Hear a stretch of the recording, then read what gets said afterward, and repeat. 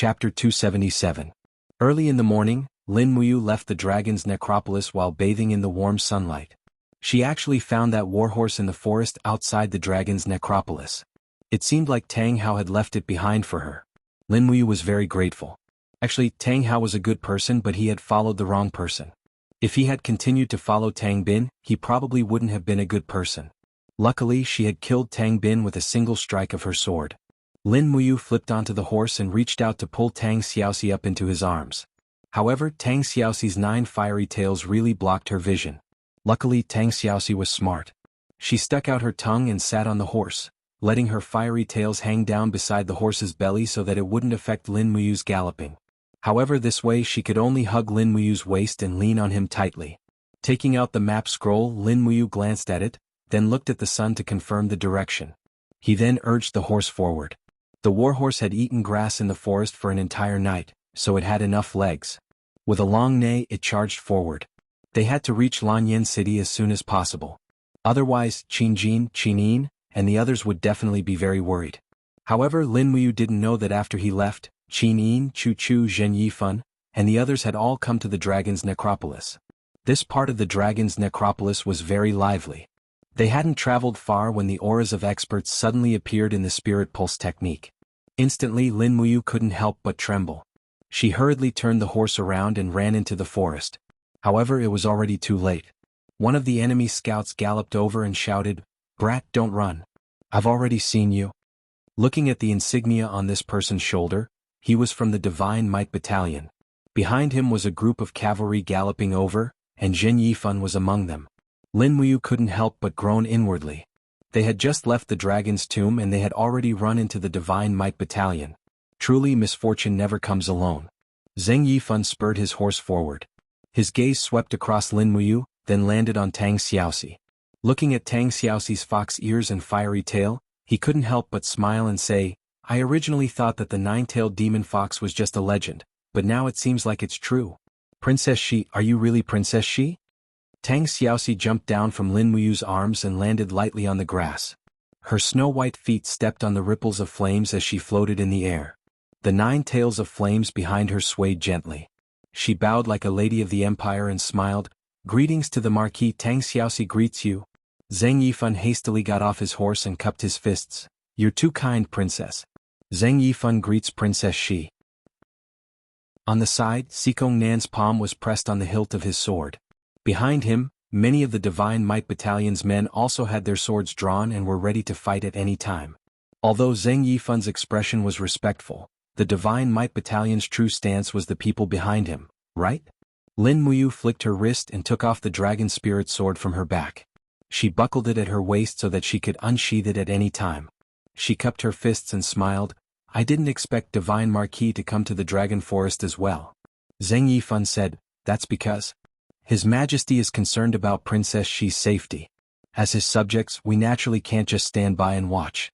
It's our lifelong wish to die for His Majesty." "What a lifelong wish." Lin Muyu laughed and said respectfully, "Divine Marquis, I found Princess Shi. Please return. I'll bring Princess Shi safely back to Lanyan City." "No, since I'm here coincidentally, why don't we protect Princess Shi back to the imperial capital?" Zheng Yifan said with a smile. "After all, it'll be safer if there are more people." "Safety my ass." Lin Muyu cursed in her heart, but she couldn't refute Zheng Yifan's words. However, she really didn't want to travel with Zheng Yifan. It was the same as sending a sheep into a tiger's mouth. At this moment, Sikong Nan suddenly raised his voice. "General Lin Muyu, I wonder if you've seen young Master Tang Bin from 7 Seas City?" "Tang Bin?" Lin Muyu's heart trembled. She shook her head without hesitation. "I haven't seen him." What a joke. If Zheng Yifan knew that she killed Tang Bin, he would definitely use this as a pretext to make a fuss.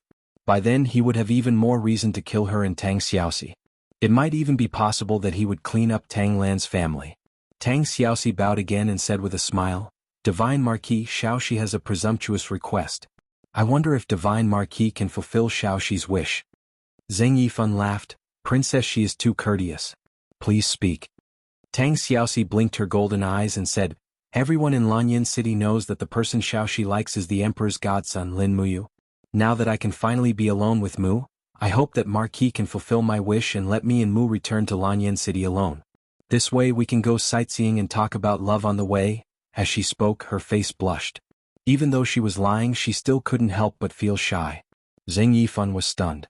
He didn't expect Tang Xiaoxi to be so straightforward.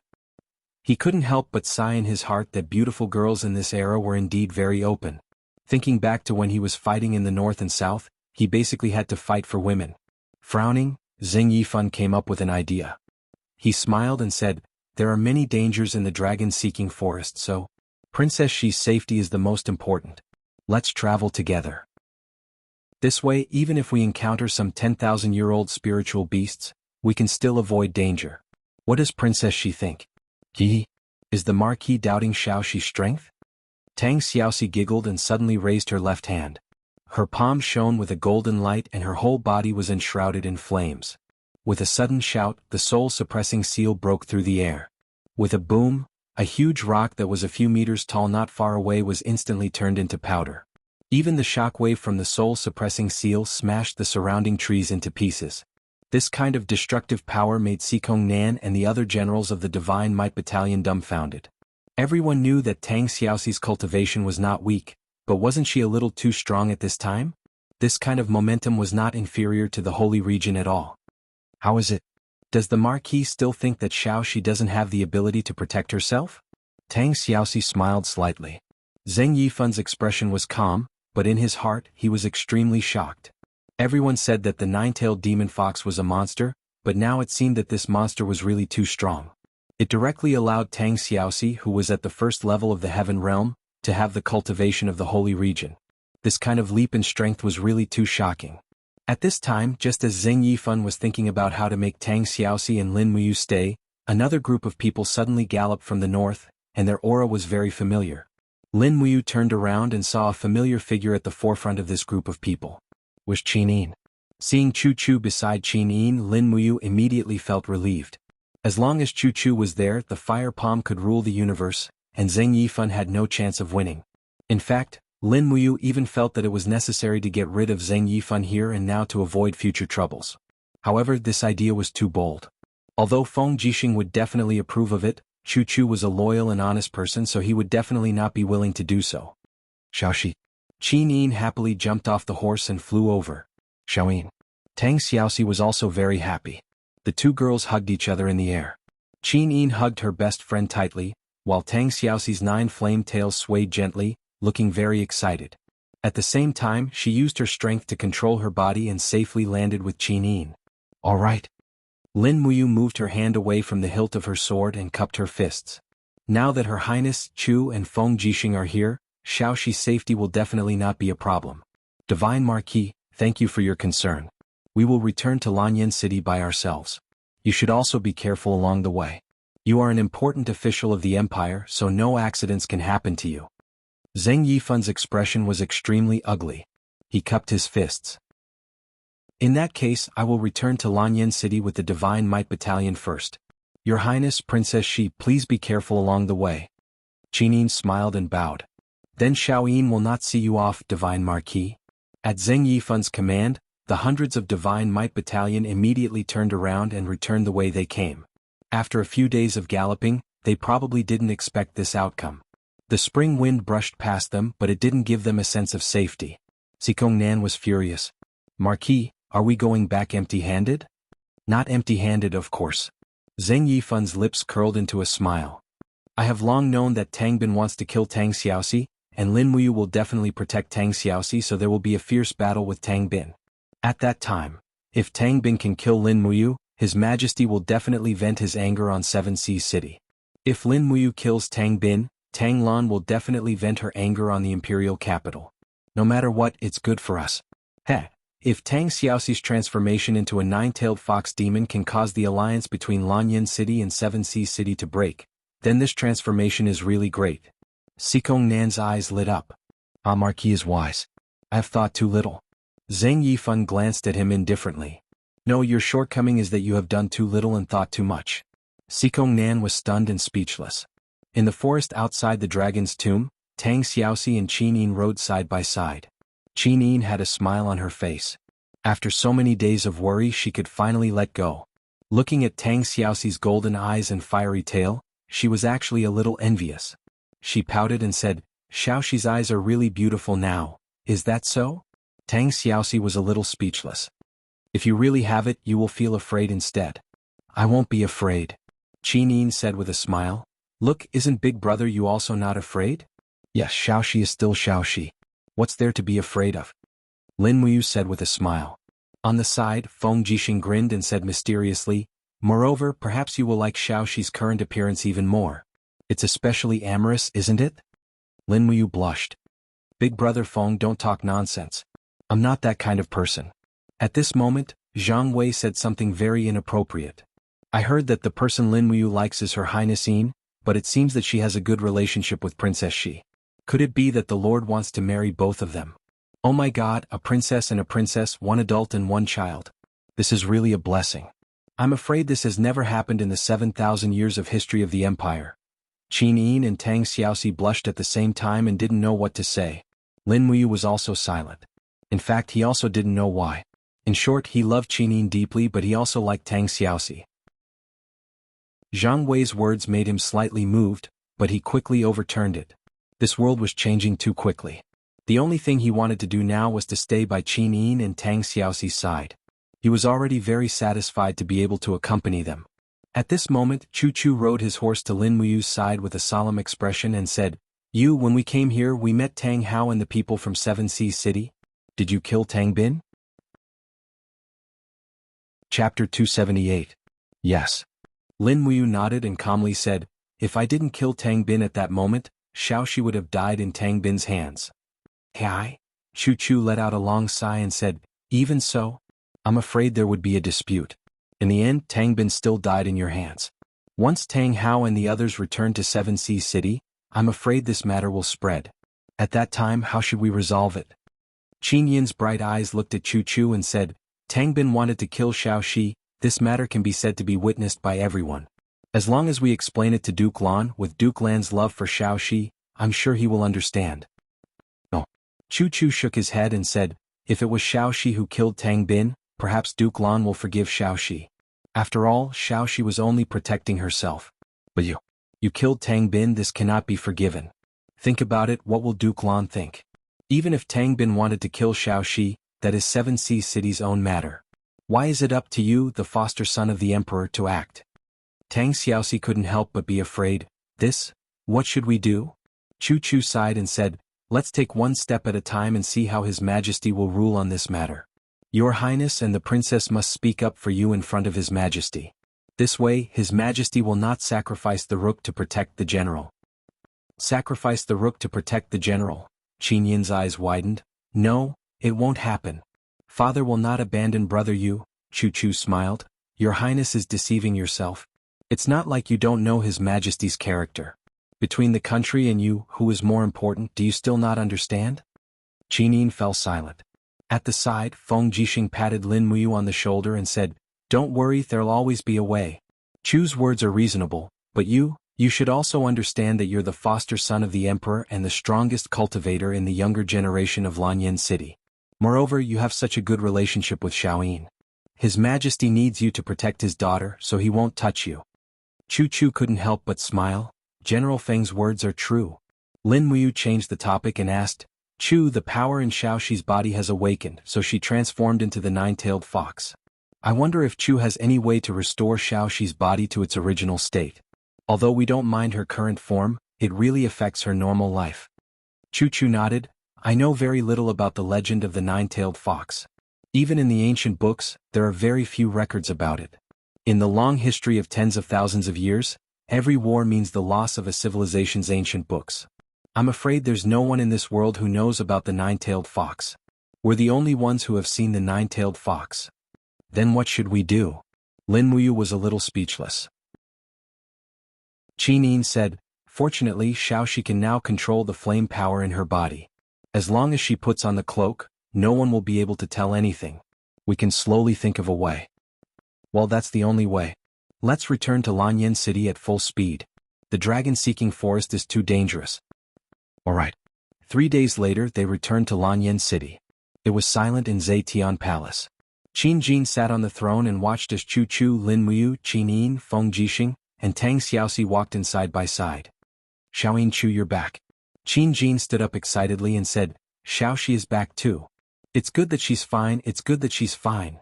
Tang Xiaoxi looked at Qin Jin with her golden eyes and bowed like a lady, saying, Thank you for your concern, your Imperial Majesty. Qin Jin looked into Tang Xiaoxi's eyes and felt a little uneasy.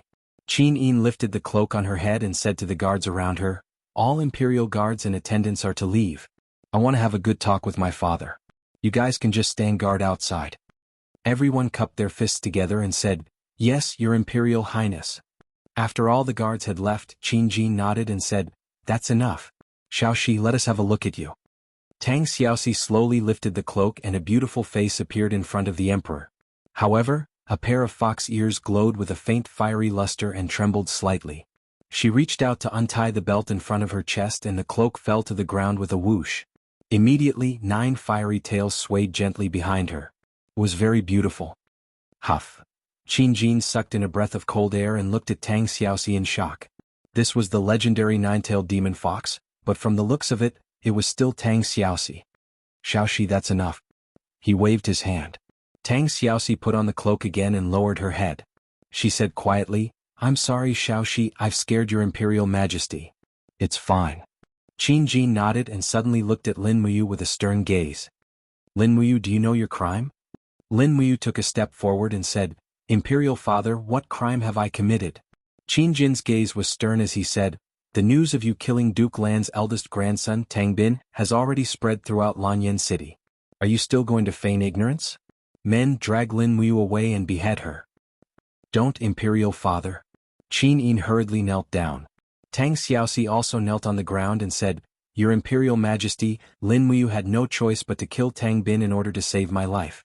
Your Imperial Majesty, please forgive her. If your Imperial Majesty blames Lin Muyu for this, then Tang Xiaoxi can only be punished for the same crime. Chu Chu cupped his fists and said, Your Imperial Majesty, Lin Muyu killed someone in order to save his life. It's pardonable and not deserving of death. This old man also thinks that your Imperial Majesty should spare Lin Muyu's life. Qin Jin said calmly, Lin Muyu, since ancient times murder must be paid with one's life. Moreover, the person you killed was Tang Bin, the first-in-line successor to 7 Seas City. If we want to punish you, do you have any objections? Lin Muyu raised his head to look at the pale-faced emperor and said, Your Imperial Majesty, please do as you wish. He was also vaguely displeased. Even though he knew that this was the emperor's way of doing things, Qin Jin had always referred to Qin Jin as his adopted son. Now that he had turned against him so mercilessly in the blink of an eye, he finally felt the coldness of the human heart. In this great hall, it was probably more about the mutual exploitation between the ruler and his official than the familial love between father and son. In the end, the emperor's adopted son was just an empty title. Looking at Lin Muyu's appearance, Qin Jin gritted his teeth and said, Fine, later, after the meeting is over, report to the Imperial prison. You will be temporarily detained in the Imperial prison to be tried again later. Yes. No matter how hard Qin Yin and Tang Xiaoxi begged, it was useless. Qin Jin had only promised not to kill Tang Bin, but he had not promised not to punish him. If he did not punish him, the special envoy from 7 Seas City in Lanyan City would probably have something to say about it. At this moment, a messenger flew in from outside. Your Imperial Majesty, urgent military news. Everyone was stunned. The country was at peace and the people were at peace. Where did this military news come from? Qin Jin raised his brows and said, Speak, where did this military news come from? The messenger said respectfully, Military news from Demon Subduing Pass in the west of Lanyan City. A day ago, a large number of demons from the west gathered at Demon Subduing Pass and may attack at any time. It is said that the demons have mobilized more than 200,000 troops this time. What? Qin Jin stood up abruptly, anger on his face. The demons of the Forest of Infinity want to cause trouble again? Do they want to relive the scene of our army sweeping through the Forest of Infinity 20 years ago? Chu Chu cupped his fists and said, Your Imperial Majesty, the demons have been lying dormant in the Forest of Infinity for decades.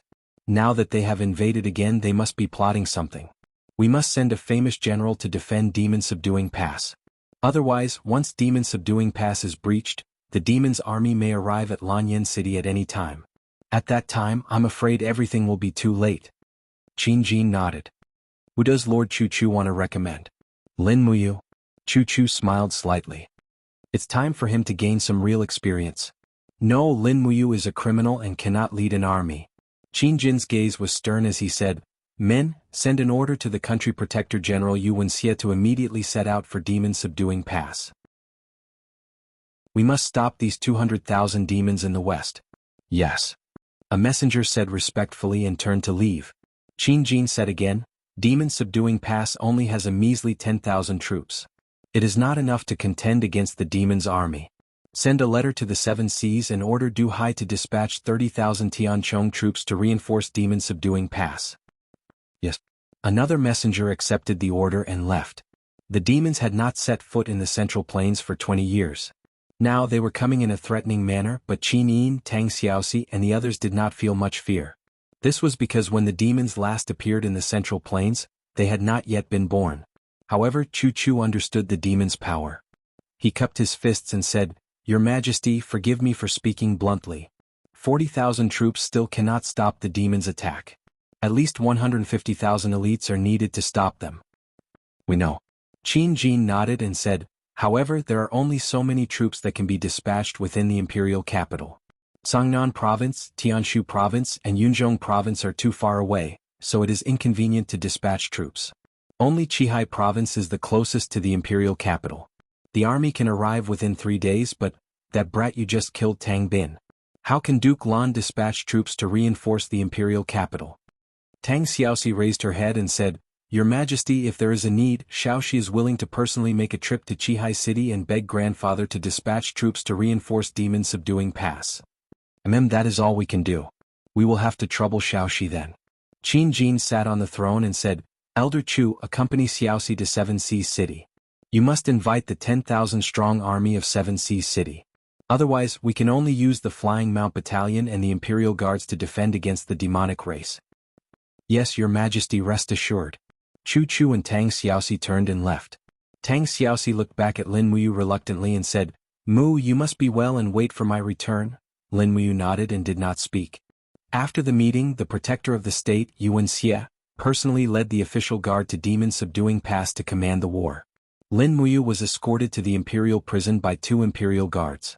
It was the first time he experienced the imperial prison of Lanyan City, so it was naturally a particularly refreshing feeling. Fortunately, the imperial prison was guarded by the imperial guard. Although Lin Muyu had been sent to the imperial prison, he still had his rank, so the prison guards were extraordinarily courteous. Moreover, at night, Qinin personally came to visit him and brought him a lot of delicious food. This treatment was not at all like being in a prison, but more like being on vacation in the imperial prison. Moreover, he was accompanied by the beautiful princess, which no one else could envy. Chapter 279. Starlight shone through the prison cell's iron window. Lin Muyu sat quietly on the bed made of straw. Streams of dark force circulated around his body. The forging dragon bone remnant scroll was constantly tempering his body. Now the strength of his bones and blood vessels had long surpassed Feng Jixing, Chu Huaying, Qin Lei and the others who were also at the second level of the heaven realm. This was the magic of the forging dragon bone remnant scroll. After circulating it for a full cycle, he slowly exhaled and looked up at the starlight outside the window. He could not help but wonder where Tang Xiaoxi and Chu Chu were now. They had traveled day and night. They should be able to reach Seven Seas City in at most 2 days, right? At this moment, the 7 luminaries demon emperor who had been dormant in the depths of Yihai for a long time suddenly spoke.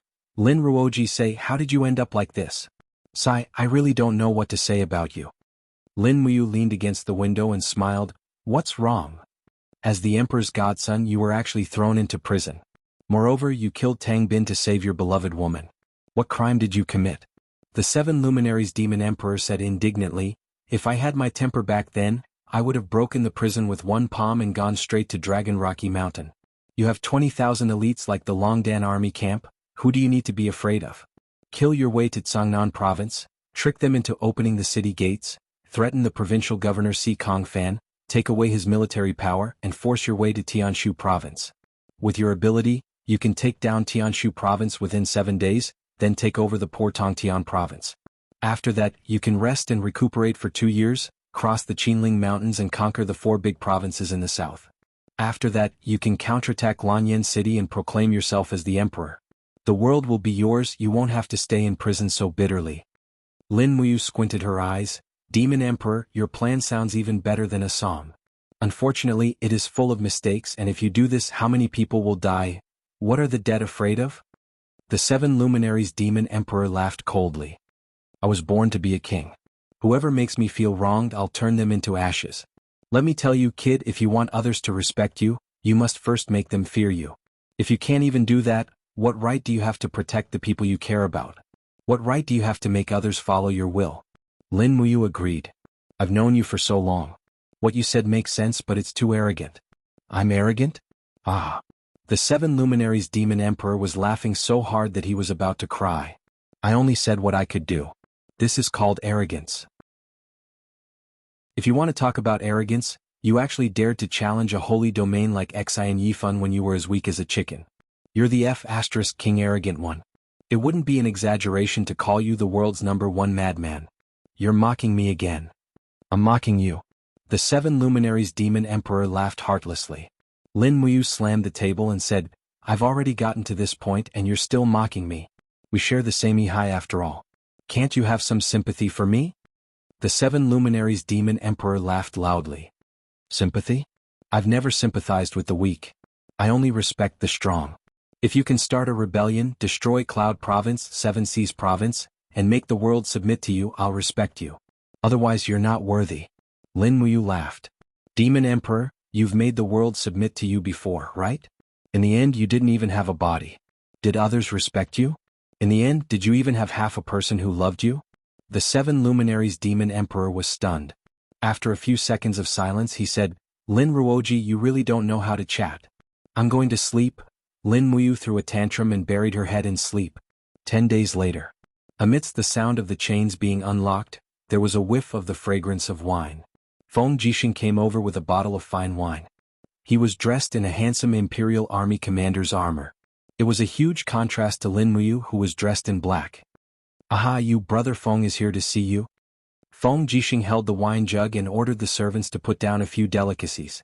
Let's have a good drink to celebrate your release from prison. Release from prison? Lin Muyu was stunned. What do you mean?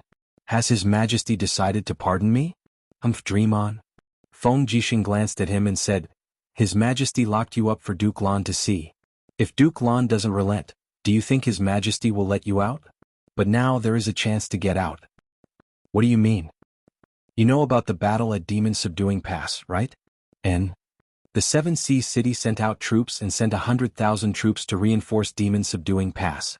His Majesty used you Wuxia as the commander, and a total of 140,000 elites were defending Demon Subduing Pass against the 200,000 monster race troops. But just 2 hours ago Yu Shu flew to Lanyan City.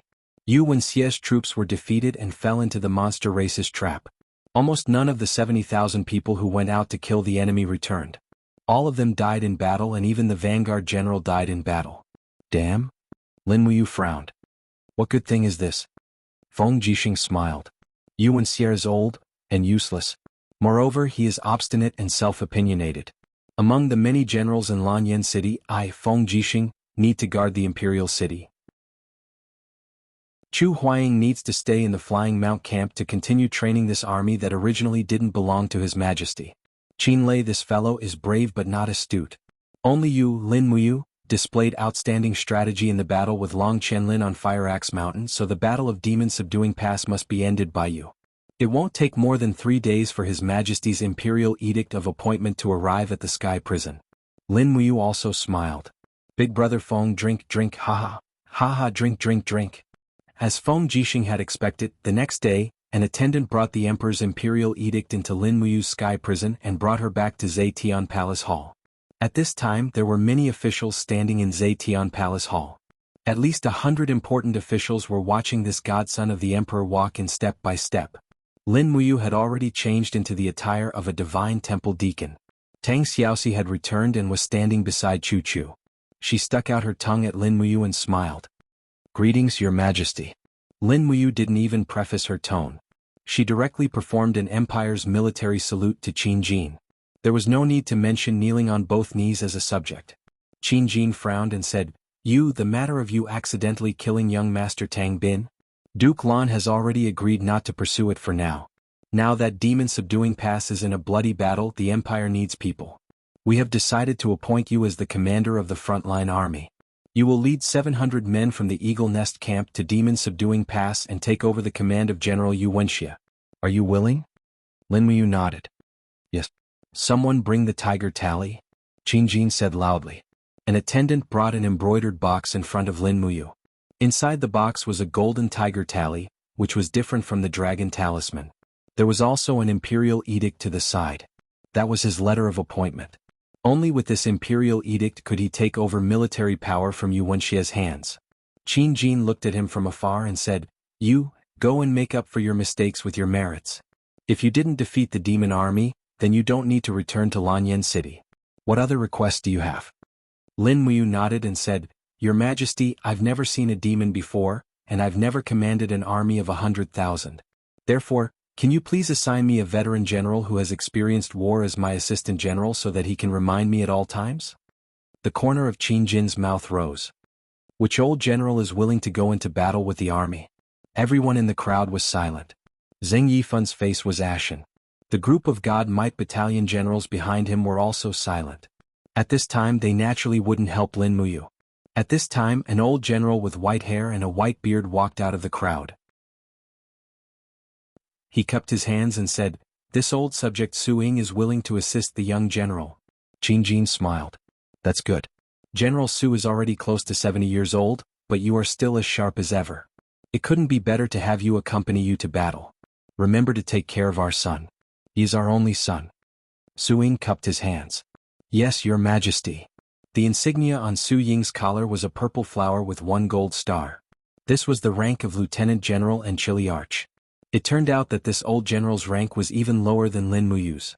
However, at this time, 2 attendants walked up and replaced Lin Muyu's insignia with 3 gold stars. This was the rank of commander. They also replaced Su Ying's insignia with 2 gold stars. This was the rank of captaincy. This was the only way to intimidate the army's morale. There wasn't much preparation. Su Ying only brought 50 of his personal guards. Lin Muyu gathered 700 people from the Eagle Nest Battalion and set off in the afternoon with the Emperor's imperial edict.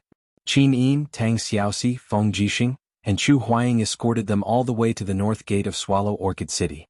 War is not child's play. Listen to General Su Ying's words. Feng Jixing patted Lin Muyu's shoulder and smiled. Lin Muyu nodded. "Yes, I will." Qin Yin's face was full of worry. She reached out to pull Lin Muyu's reins and said, "Brother Yu, legend has it that the demon race is very cruel and fierce. You must be careful." Tang Xiaoxi smiled and said, "Don't worry.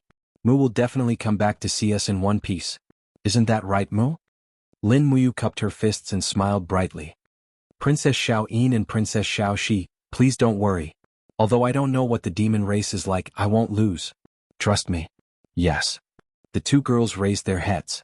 Su Ying said, "General, it's time for us to set off. The war is urgent.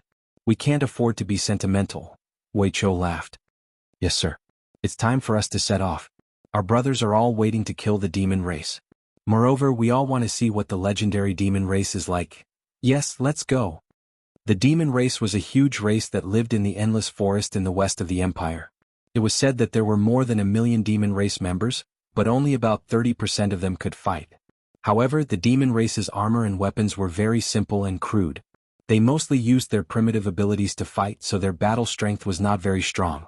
This was also the reason why Qin Jin had not mobilized the entire empire's military to fight against the demon race. The demon race had at most 300,000 soldiers, but the human army definitely had more than 1 million soldiers. Chapter 280.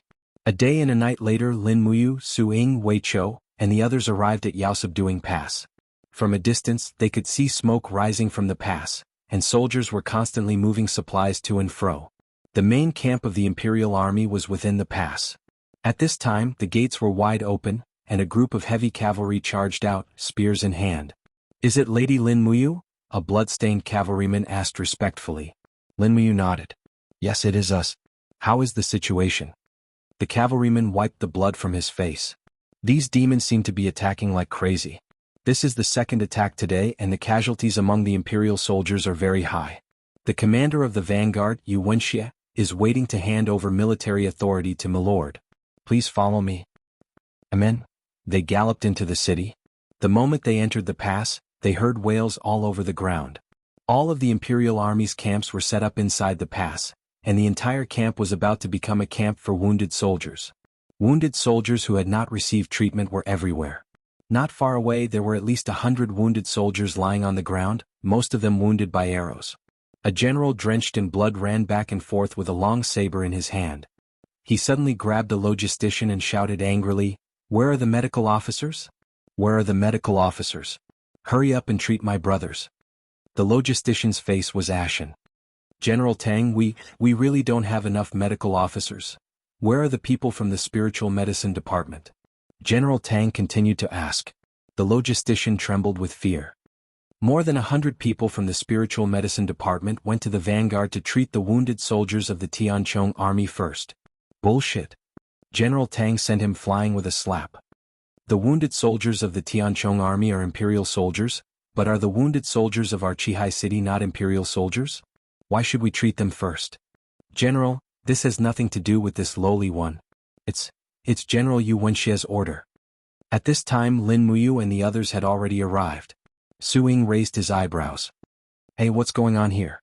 General Tang scowled and said angrily, "And who are you people?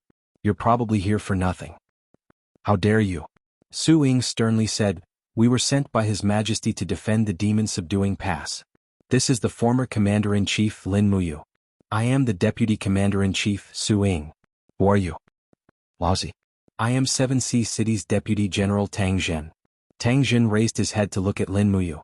Wiping the blood from the corner of his mouth, he said, "General, if you really are the Commander-in-Chief who has come to defend demon-subduing pass, please immediately order the military doctors to treat my brothers.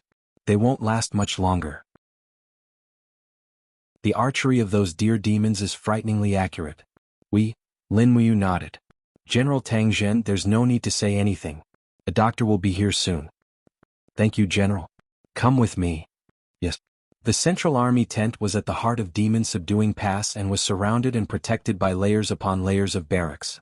This pass that could garrison 20 soldiers truly lived up to its reputation.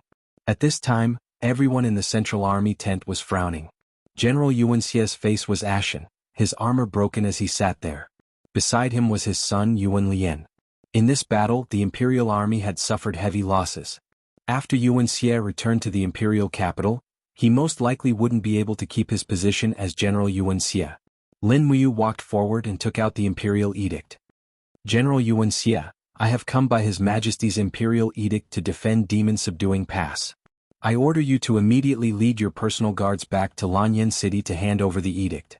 Yuanxia hurriedly stood up. His face was not as ostentatious as before. He cupped his hands and said, "Young General, we have done our best but the demons are too strong. Enough, no need to say more. His Majesty will make his own decision." "Yes." Yuanxia handed over his tiger seal to Lin Muyu. He then led a group of personal guards out of the Central Army tent. Yuan Lian, on the other hand, was still in good armor. He glared fiercely at Lin Muyu and said, "Now it's as you wish. The entire demon-subduing pass is yours. Just wait and see. Those demons will naturally teach you a lesson." Lin Muyu's gaze was ice-cold. She did not reply. Around them, a group of generals of captaincy rank sat dejectedly. Most of them were generals of 7C City. Without waiting for Lin Muyu to speak, a white-haired old general stood up and said, "Young General, Yuanxia lost because he was too proud of his achievements. Moreover, he was too distant. He actually transferred the majority of the camp's medical officers to the Tianchong Army's camp to treat the wounded soldiers.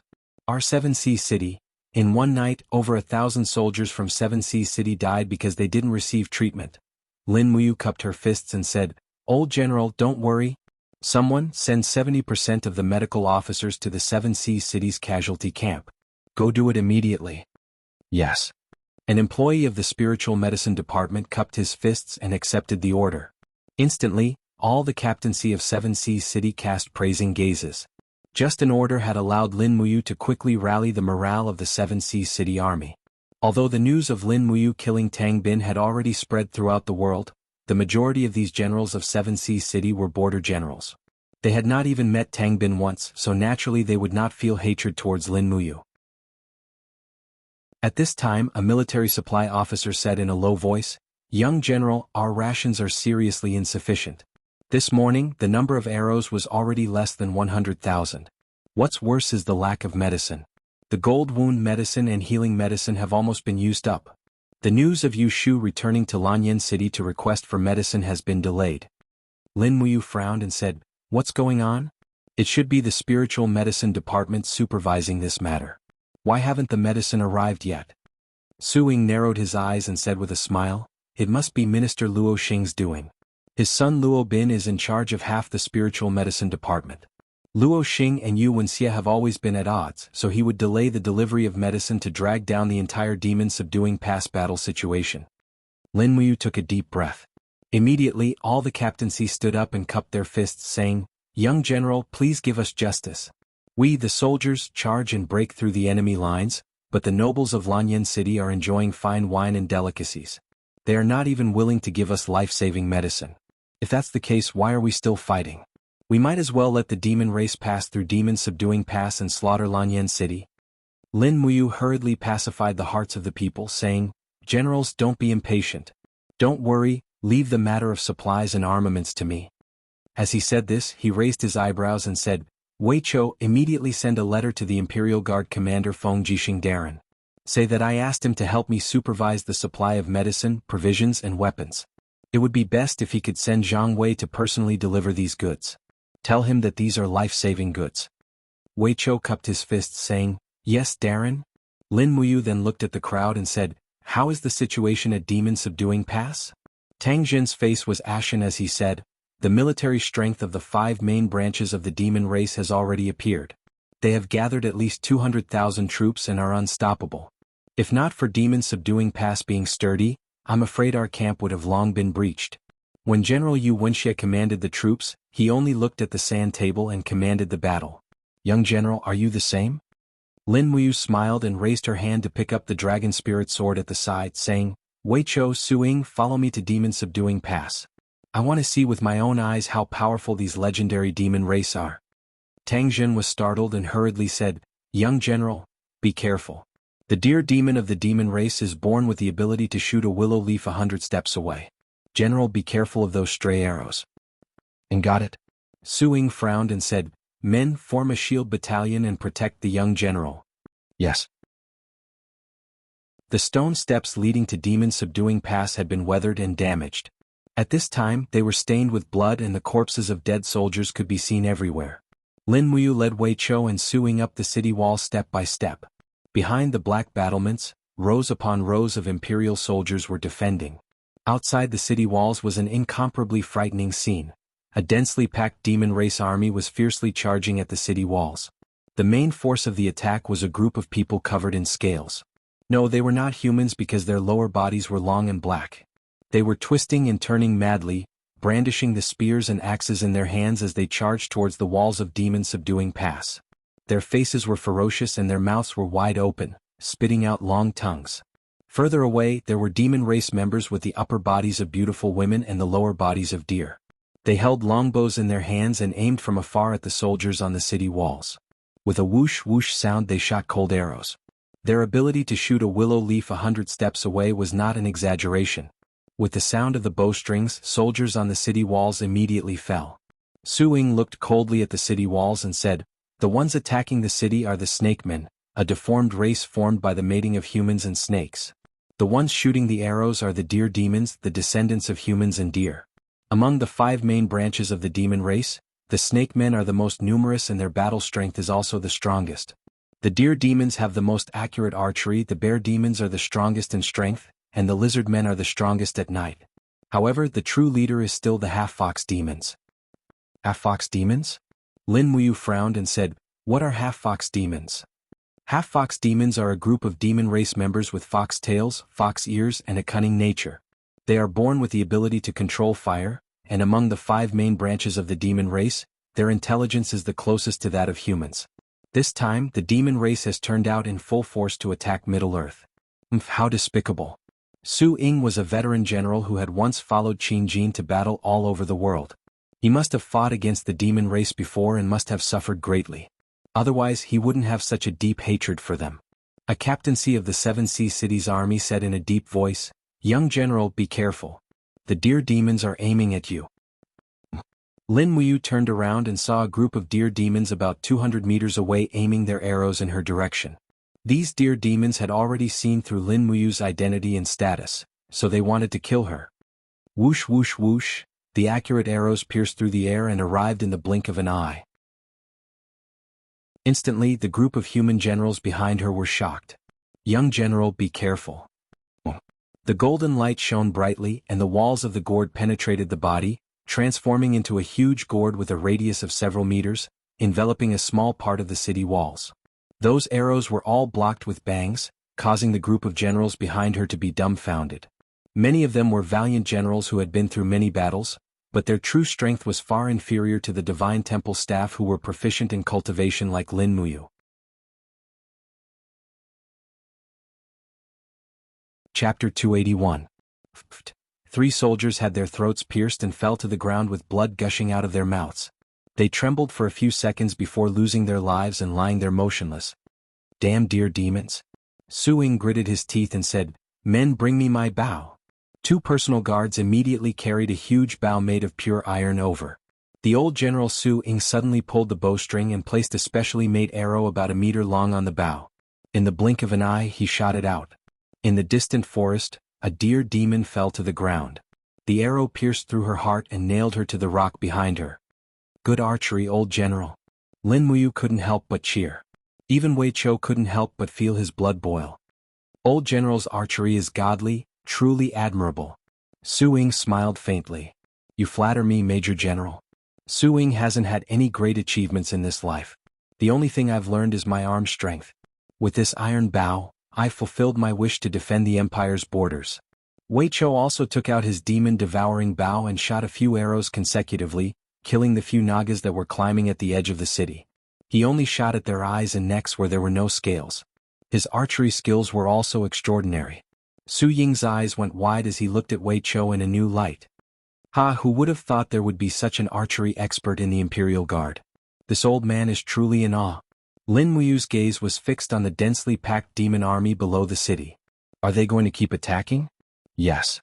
Tang Jin said, "They use the snake men as shields, but the true killing force is the deer demons. Those repulsive deer demons have extremely accurate archery skills. Half of our soldiers who died in battle were killed by their arrows. Don't we have another way? Yes, let's go out and fight." Tang Jin let out a bitter laugh, pointed to the distance and said, "Young general, look at that valley." When General Wuxia was in command, he ordered the army to leave the city to fight. It was in that valley that they were besieged by more than 150,000 demon clan soldiers. Unfortunately, not a single one of our 70,000 soldiers survived. They were all buried outside the pass. Outside the city, the Naga army was still attacking fiercely. Many of the Nagas used iron hooks on their hands and used the hooks to dig into the dilapidated outer walls of the demon-subduing pass. Step by step, they climbed up the walls until it looked like there were countless insects crawling on them. They were densely packed as they fiercely attacked the city. Wei Chou felt his scalp go numb. He said in a low voice, "Commander, if this goes on, I'm afraid the demon-subduing mountain pass won't last more than a few days." "Yes." Lin Muyu nodded and said with a heart full of worries, "Let's go back to the main camp. Send more people to guard the city. We must not lose it." "Yes, young general." Returning to the main tent, everyone sat by the sand table with frowns on their faces. Lin Muyu was also silent, fiddling with the exquisite gold ornament on the hilt of the dragon spirit sword. Tang Jin cupped his fists and said, "Young general, being so passive will only cause more and more casualties and lower morale. Does the young general have a countermeasure?" "Not at the moment." Lin Muyu shook her head and her gaze fell on Su Ying. "Old General Su has dealt with the demon clan before. You should know how weak they are, right?" Su Ying said in a low voice, "Last time, when the demon clan's army of 300,000 invaded the central plains, it was Divine Marquis Zheng Yifan who used a stratagem to lure the demon clan army into open terrain. Then he used the Empire's 200,000 heavy cavalry to cut the demon clan army into pieces. But we don't have that many heavy cavalry right now, so this method won't work." Wei Chou looked at Lin Muyu and asked, "Old General Su has already said it. Commander, what are you thinking about?" Lin Muyu frowned and said, "I'm thinking that the demon clan's losses aren't small either. What do they want from us by risking their lives like this?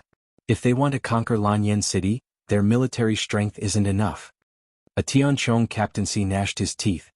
These demons aren't humans to begin with. Who cares what they want? As soldiers of the Empire, the only thing we need to do is kill them all. Lin Muyu smiled. That's true, but thanks to you and Xia, we don't have the strength to kill the hundreds of thousands of demon clan soldiers in front of us. Then what does the young general think? Suing asked. Lin Muyu lightly pressed the table and stood up. Tomorrow we'll attack with fire. Create a line of fire under the city walls and force the half-fox people out. I want to talk to their leader directly. What? The Tianchong army captaincy was dumbfounded. Young general, you want to talk to the demon clan? Aren't you afraid that they'll charge you with treason? Lin Muyu smiled. Let them be.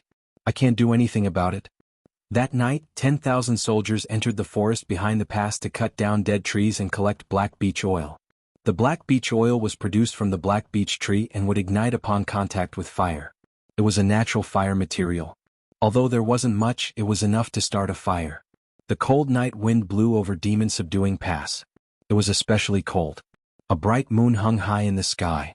The Naga army finally retreated like a receding tide, but they were replaced by a group of lizard men. There were about 10,000 of them, and their brown eyes glowed with a golden light under the moonlight. Their tongues flickered as they held a shield in one hand and a shovel in the other. They quickly arrived at the bottom of the city wall and started digging with their shovels. Damn it. Suing stroked his white beard and coldly laughed. This group of lizard men, are they trying to steal our people? Lin Muyu used the moonlight to clearly see the appearance of the lizard men. That lizard head was extremely frightening, very frightening. But how could a head like that have any intelligence? She said, the lizard men don't have this kind of intelligence. It must be the half-fox man commanding this battle. Young general, what should we do? Suing asked. How deep is the foundation of demon-subduing pass? About 20 meters. That's good. Let them dig. Tomorrow we'll fill it up with rolling stones. Yes. The night was cold. Lin Muyu wrapped her cloak tightly around herself and gazed into the distance. The western border of the empire had built a great wall. It passed through the steep mountain ridges like a long dragon. This was probably the biggest reason why the demon clan could not advance east. Demon-subduing pass was located on the flattest part of this great wall, blocking the demon clan's invasion. You guys go back. I'll continue patrolling. Lin Muyu said. Yes, young general. Su Ying, Tang Jin, Wei Chou, and the others all returned to camp. Lin Muyu carried the dragon spirit sword and walked along the pass. After walking for a few li, she arrived at the top of the mountain ridge. Looking to the west, she saw a clear light. The endless forest was like an ocean breeding this group of demon clan. In fact, from Lin Muyu's point of view, this group of demon clan was more like half-beastmen. They were neither human nor beast, which was quite pitiful. But what did this group of demon clan want to do? Looking down at the distance between the wall and the ground, which was about 30 meters, Lin Muyu muttered to herself. She took a deep breath and looked at the surrounding guards. The guards also looked at her. Young general, you want to go west? Yes. Lin Muyu nodded. Stand guard here and wait for my return. Don't act rashly. Yes. Leaping into the darkness, a faint golden light blossomed in the air. The gourd vines quickly wrapped around the city, reducing the impact that Lin Muyu received. However, jumping from a height of 30 meters was still a little scary. Her whole body rolled into the wild grass with a pah sound and her knees hurt. She stood up with a whimper, sheathed the dragon spirit sword, and strode into the forest, disappearing from the sight of the group of guards in the blink of an eye. Not long after, the main camp of the demon clan was in front of her. However, there were very few lights in the camp. This was because the snake people, lizard men, and bear men were all afraid of fire. Only the half-fox and deer demons did not have a natural fear of fire. Lin Muyu walked carefully, avoiding the camp of a group of snake people. The fierce attack during the day had also resulted in many casualties. At this moment they were receiving treatment. The treatment method was some medicinal herbs and ancient witchcraft. Lin Muyu really did not understand it. The camps of the demon clan were all over the forest, just like their way of life. Lin Muyu walked for nearly 5 kilometers and finally, there was a dim light coming from the forest in front of her. When she got closer, she realized that there were actually tents here. Tents made of gray cloth were scattered all over the forest. Rustling sounds came from not far away, and a black shadow was slowly moving in the forest. Lin Muyu could not help but nervously hold on to her long sword, feeling her way along the way. Just as he was about to get close, Lin Muyu suddenly leaped forward, and with a twist of her martial spirit, numerous gourd vines rose from the ground, and in the blink of an eye, they wrapped around the black figure. Lin Muyu pounced forward and covered the other party's mouth.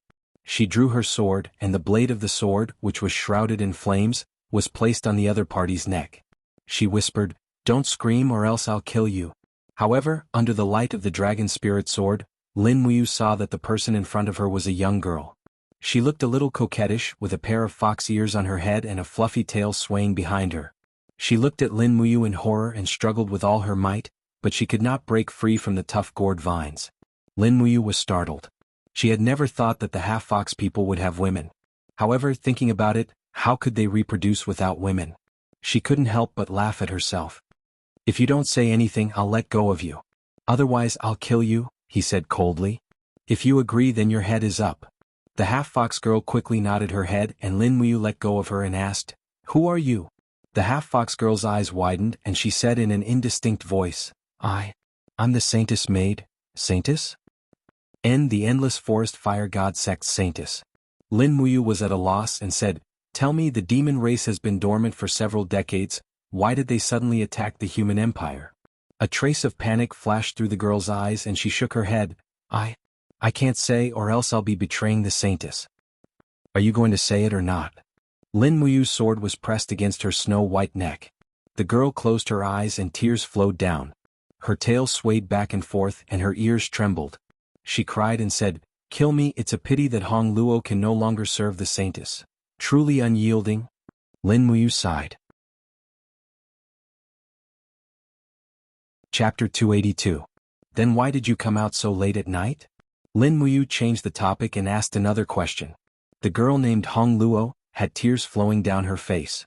She blinked her eyes at Lin Muyu and actually asked, "Who are you? Why should I tell you?" "Me." Lin Muyu smiled brightly. "Oh, I am hunting in the mountains." Hong Luo's eyes were red. "You're lying. The insignia on your collar is the insignia of a general of the Qin Empire. Moreover, there are so many stars. You must be a high-ranking official." "Who are you?" "I am the one interrogating you, not you interrogating me." Lin Muyu's eyes turned cold as she said, "Speak, why did you leave the camp and come to the wilderness?" Hong Luo didn't say anything. Tears flowed down her face, but her hands moved behind her back as if she was hiding something. Lin Muyu lightly circulated her energy and the gourd vine flipped over. The thing that Hong Luo was trying to hide in her sleeve fell onto the grass with a plop. Lin Muyu picked it up and saw that it was 2 remnant scrolls. On the top of the scrolls were the words, "Cosmic Seal." She couldn't understand the rest of the words. Lin Muyu was stunned. "What is this?" Hong Luo began to cry, "Give it back to me, give it back to me." Her voice was too loud. The voice of the Yao came from the distance. "Who is it?" "There is someone in the forest. Let's go take a look." With a pa sound, Lin Muyu knocked Hong Luo out with a clean palm strike and placed the cosmic seal into his cosmos sack. Then he picked up Hong Luo and activated the falling star steps, heading straight for the city pass. In less than 10 minutes he arrived at the place he had come from. With a low shout, the gourd vine flew up and wrapped around the stone walls, bringing him quickly to the top of the city wall. The guards were startled. With the light of the torches, they saw that Lin Muyu had returned with a young fox girl. They couldn't help but laugh. "Young general has returned from hunting?" Lin Muyu was extremely embarrassed and didn't know how to explain. She said, "Pay attention to the surroundings." "Yes, young general." When he carried Hong Luo into the central tent, Wei Chou, Su Ying, Tang Zhen, Xiahou Sang and the others had all arrived. Looking at Hong Luo lying on the bed, their gazes were all cold. Su Ying cupped his fists and said, "Young general, apart from the barracks concubines, no females are allowed in the imperial camp. This young fox girl is indeed beautiful, but young general shouldn't break the rules because of this." Lin Muyu explained somewhat awkwardly, "Old General Su, you're thinking too much. Just now, I spied on the demon race's camp and captured this young girl from the fox race. It wasn't for anything else. I just wanted to obtain some useful information from her." "If that's the case." Su Ying smiled and said, "This old man has thought too much, please forgive me, young general." "It's fine. Wake her up and interrogate her." "Yes." Wei Chou walked forward, his fingertips infused with battle qi. He lightly pressed on Hong Luo's forehead and she immediately woke up. She stared dumbfoundedly at the group of people around her, her face pale. You indiscriminately slaughter the innocent, give me back the scrolls, give me back the scrolls. What scrolls? Wei Chou was stunned. Lin Muyu took out the 2 scrolls and smiled helplessly. I don't know what's written, let's see how we interrogate her. She won't say anything and won't tell me the true reason the demon race attacked demon subduing pass. That's easy. Xiahou Sang laughed as he walked forward, his eyes full of lewdness. I haven't played with the fox race yet. Hong Luo was at a loss of what to do. Her tears fell again as she looked at Lin Muyu, crying, That human, since you kidnapped me and brought me here, you must protect me. You can't. Lin Muyu leaned on her long sword. But you won't tell me why the demon race attacked demon subduing pass. As long as you tell me, I will guarantee your safety. How about it? 2 lines of tears hung on Hong Luo's beautiful face. She closed her eyes and reached out to untie her clothes. Half of her snow-white bosom was revealed. She closed her eyes and cried, Hong Luo will never betray the saintess. You evil humans want to take away Hong Luo's chastity. Then hurry up. I'm not afraid of you. Wei Chou was stunned. Commander, what should we do? Xiahou Sang smiled. What else can we do? We'll talk after we're done? Lin Muyu coughed. Xiahou Sang, stop. Forget it. Since she would rather die than speak, then even if you took her body it would be meaningless. Go down. Xiahou Sang said unwillingly, but it can boost morale, my lord. What's the use of boosting morale? Remember, you are a soldier of the Empire. In my tent, no one is allowed to be promiscuous. Do you understand? Yes, my lord. Lin Muyu looked coldly at Hong Luo and said, I'll have to trouble you for a bit. I'll temporarily imprison you in the demon subduing pass camp. I'll decide how to deal with you after this war is over. Hong Luo looked at her in a daze, wanting to say something but hesitating. The next day, as expected, the Naga army of nearly 40,000 madly attacked the city. The fierce battle lasted for an entire morning. Both sides suffered losses, but Lin Muyu also saw through it. As long as the Imperial army did not leave the city, the demon race could do nothing to them. In terms of siege ability, the demon race was simply too inferior. They didn't even have scaling ladders and only relied on their most primitive beast instincts to attack the city. They were immediately frightened out of their wits by Lin Muyu's fire attack. It would be a wonder if this kind of army could conquer demon subduing pass. In the afternoon, a conch horn sounded in the distance. The Naga army once again retreated like the tide. About half an hour later, a man holding a white flag rode over from the distance. He was a man of the fox race. He also had fox ears and a tail, but his tail was divided into 2. He rode a fine horse and wore armor. He looked up at the city and shouted from afar, I am the envoy of the fox race. Someone who can speak. Lin Muyu turned and stood on the battlement, her cloak flying. She smiled and said, I am General Lin Muyu. Speak. The man of the fox race looked up at Lin Muyu and said, Last night you kidnapped one of our fox race women. Is this true? Yes, so what? The man of the fox race gritted his teeth. Lin Muyu, my army has decided to stop the war. Are you willing? You want to stop the war just because you want to. What do you take the Qin Empire for? Lin Muyu raised her eyebrows. Then what do you want? I want to meet the saintess of the fox race to discuss the matter of stopping the war. Okay. The man of the fox race replied without thinking. 2 hours later, a mile away from the city gate, the saintess will naturally wait for you. It depends on whether you have the guts to come. Remember to bring Hong Luo with you. Yes, I will go. Lin Muyu turned around and jumped off the battlement. She patted the mud off her knees. Wei Chou said lightly, Commander, isn't it too risky? You are going to negotiate with them alone? It doesn't matter. Just lead 100 people and follow me. Yes. The gate of the city gate slowly opened. Lin Muyu carried the dragon spirit sword and rode out of the city. At the same time, she led a horse with the fox race girl Hong Luo tied to it. As soon as she got out of the city, she smelled an extremely fishy smell. After fighting for more than 10 days, the corpses under the city gate had begun to rot. It was the beginning of spring and flies were flying everywhere. In a few days these corpses would definitely rot. If they were not buried in time, it would lead to a plague. Wei Chou, Xiahou Sang, and the others led 100 elite Imperial Army cavalrymen and followed closely behind. The old General Su Ying was sitting on top of the city gate. Looking at the figures of the young people from afar, Su Ying couldn't help but stroke his beard and smiled. The younger generation is really formidable. They are more courageous than others. A mile outside the city, after Lin Muyu dismounted with Hong Luo, a group of people slowly came from afar. After stopping in the distance, a girl wearing a fiery red long-sleeved dress got off the horse and walked over alone. Her appearance was elegant, but she was also from the fox race. Behind her were three tails that were wrapped in flames. This made Lin Muyu think of Tang Xiaoxi. However, after Tang Xiaoxi transformed into a nine-tailed demon fox, she was much more beautiful and imposing than this saintess. Saintess, it's all because of Hong Luo's carelessness. Hong Luo cried from afar. Are you alright, Hong Luo? The saintess frowned and asked. I'm fine. It's just that the dossier was taken away by this person. What? The dossier was taken away? The saintess gritted her teeth. Lin Muyu let go of her hand, letting Hong Luo go back. She raised her hand to pull out the dragon spirit sword and propped it on the ground. She said, You're the saintess of the Skyblaze sect, right? Now can you tell me why your demon race attacked the human race's territory? Isn't it good that everything was peaceful before? Is it good? The saintess's eyes were filled with killing intent. She said, You sent an army to hunt down our nine-tailed fairy fox, and this is called peaceful? Nine-tailed fairy fox? Lin Muyu was startled. It's the nine-tailed demon fox, isn't it?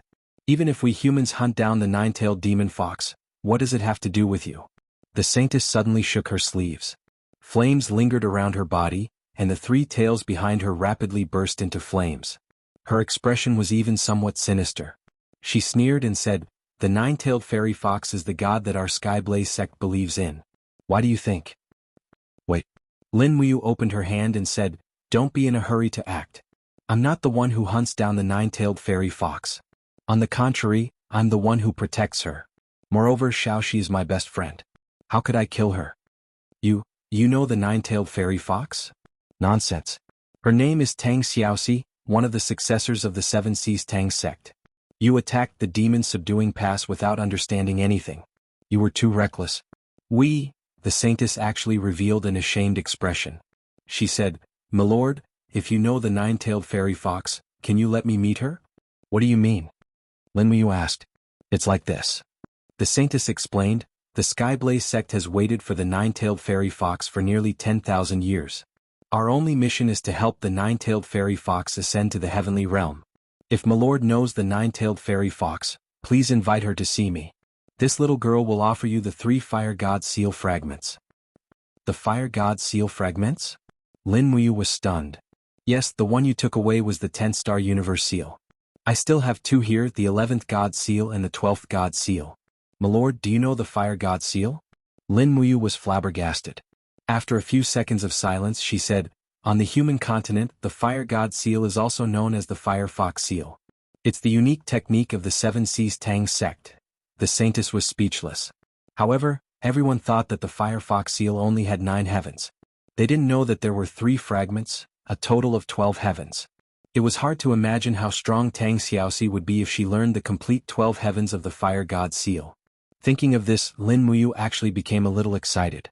The nine-tailed fairy fox was not a demon but a god. Tang Xiaoxi's transformation was not a demon, but an immortal transformation. Chapter 283. The saintess smiled and looked deeply at Lin Muyu. She said, Looking at your imperial rank, you are already the commander of an army. It is really fortunate for the queen to have a friend like you. I only hope that you can bring the queen to the Forest of Infinity. The entire demon race will be grateful to you. Lin Muyu was a little vigilant. She smiled and said, Xiaoxi is your queen? I am a simple person. I think you are eagerly looking forward to Xiaoxi going to the Forest of Infinity. You must need her to do something for the demon race, right? The saintess was slightly stunned, as if her thoughts had been seen through. At this moment, in the crowd behind the saintess, a snake man general carrying a battle axe rushed over. His scaly face was full of anger. He shouted, hashtag at hashtag yen hashtag at and hashtag 22 hashtag yen yen hashtag asterisk %%. She didn't understand a word, but it was obviously not good. Lin Muyu raised her eyebrows. Her palm was already pressed on the hilt of her sword. She said coldly, Do you want to attack me? If you are not afraid of death, then come and try. The Naga general let out a furious roar and brandished his axe, creating a gust of wind. General Helion. The saintess hurriedly turned around and glared at the Snake Man General. Her pretty face was full of anger. She said, "This human lord is a close friend of the queen. What? Do you want to destroy the future of the entire demon race?" Monty. The Snake Man General slowly put down his battle axe and stood behind the saintess. However, with a hissing sound he spat out his tongue at Lin Muyu. The corners of his mouth were full of a grin. It seemed that as long as Lin Muyu was a little careless, she would be swallowed by him. The saintess turned around and smiled again. She said, "Lady Lin Muyu, our request is actually very simple. The nine-tailed fairy fox is a spiritual creature formed by the spiritual energy of the nine heavens. As long as it cultivates to the godly state, it can ascend to the heaven realm. For hundreds of thousands of years, the demon race has been revered as a god by the nine-tailed fairy fox. But now, the demon race continues to decline, and even our rebirth pool has begun to dry up. If this continues, I'm afraid that in another few thousand years, the demon race will disappear from the mainland." Lin Muyu narrowed her eyes and smiled. "So, when the nine-tailed fox spirit appeared on the mainland, you saw hope. She must have something that the demon clan needs, right?" The saintess was startled. "Yes." Lin Muyu frowned and turned to leave. "Then we have nothing to talk about. Pack up and prepare for battle." "Wait, lady." The saintess hurriedly took a few steps forward and said, "Once the nine-tailed fairy fox appears, she will be the queen of our demon race. All we need is a drop of her blood. As long as the nine-tailed fairy fox's blood is a drop, the rebirth pool will be able to regain its divine power and allow our demon race to continue to thrive." Lin Muyu stopped and asked, "Then what can Xiaoxi get?" The saintess smiled. "In the back mountain of the demon race's main altar, there is a spring called the Fountain of Immortality. Although it doesn't have the effect of immortality, it has an even more magical effect. As long as you bathe in the Fountain of Immortality once, it can suppress the divine power in Her Highness' body and allow her to restore her original body. In the future she will be able to change as she pleases. Could it be that, isn't that enough? Moreover, as long as Her Highness is willing to enter the Endless Forest once, you can take the 11th and 12th level of the Fire God's seal from this servant." Lin Muyu's heart moved. She narrowed her eyes at the three-tailed fox saintess and said, "If you let Xiaoxi enter the Endless Forest, who knows if the Nagas, bearmen and lizard men behind you will ambush and harm her? Why should I believe you?" "This?" The saintess bit her lip, her face full of helplessness. "You humans are always so suspicious. Then lady, please speak. As long as your request isn't too outrageous, this servant will naturally do my best to fulfill it." Lin Muyu raised her brows and said, "That's good. I will invite Xiaoxi to the Demon Suppression Pass. What you have to do is also very simple. I want you to hand over 30,000 Fox Clan troops and 20,000 Tree Demon troops. Let them put down their weapons and enter the Demon Suppression Pass to be guarded by my troops. Only then will Xiaoxi leave the city and enter the Endless Forest. After she has really shed her 9 tails, I will naturally let these 50,000 captives go." The saintess looked at her in shock, her body trembling slightly. 30,000 Fox Clan troops. 20,000 Tree Demon troops. This is the most elite force of our demon clan. Lady, if you go back on your word, I'm afraid our entire demon clan will be exterminated by the humans." Lin Muyu took a deep breath and looked deeply at her. "Saintess, please believe me. The weight of Xiaoxi in my heart will definitely surpass your measly 50,000 demon clan troops. I will accompany her into the Endless Forest. Is that enough?" The saintess thought for a moment and bit her lip. "Lady, is this just a deal? The Xiaoxi you speak of is our queen. As long as she gives the order, we are willing to do anything. This is the loyalty of our demon clan. Do you understand this kind of loyalty?" "I understand." The corners of Lin Muyu's mouth rose. She smiled and said, "But there is no trust without reason in this world. If you can convince me with just a few words, it can only mean that I'm stupid.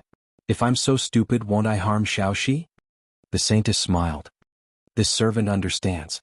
Then please immediately invite Her Highness to Demon Subduing Pass. Our hundreds of thousands of demon clan members will wait here for Her Highness' arrival." Lin Muyu nodded. But at this moment, a rider galloped out from the pass. It was Tang Jin. He held a war flag in his hand and his face was full of smiles. He said loudly, "Young General, Commander Feng Jixing has led 10,000 troops to Demon Subduing Pass with provisions, equipment and medicine. Moreover, Her Highness Qin Yin and Princess Tang Xiaoxi have also come with them. They have already entered the pass." "Good." Lin Muyu was overjoyed. Tang Xiaoxi had actually come with Qinin. This was even better. She turned to the saintess and said, "Good, go and organize your troops. In a moment I will open the gates. Have your 50,000 troops put down their weapons and enter the city as prisoners. Then I will take Xiaoxi out of the city and into the endless forest to fulfill your wish." The saintess looked at Lin Muyu excitedly and said, "That? Can you let this servant see Her Highness the Queen first?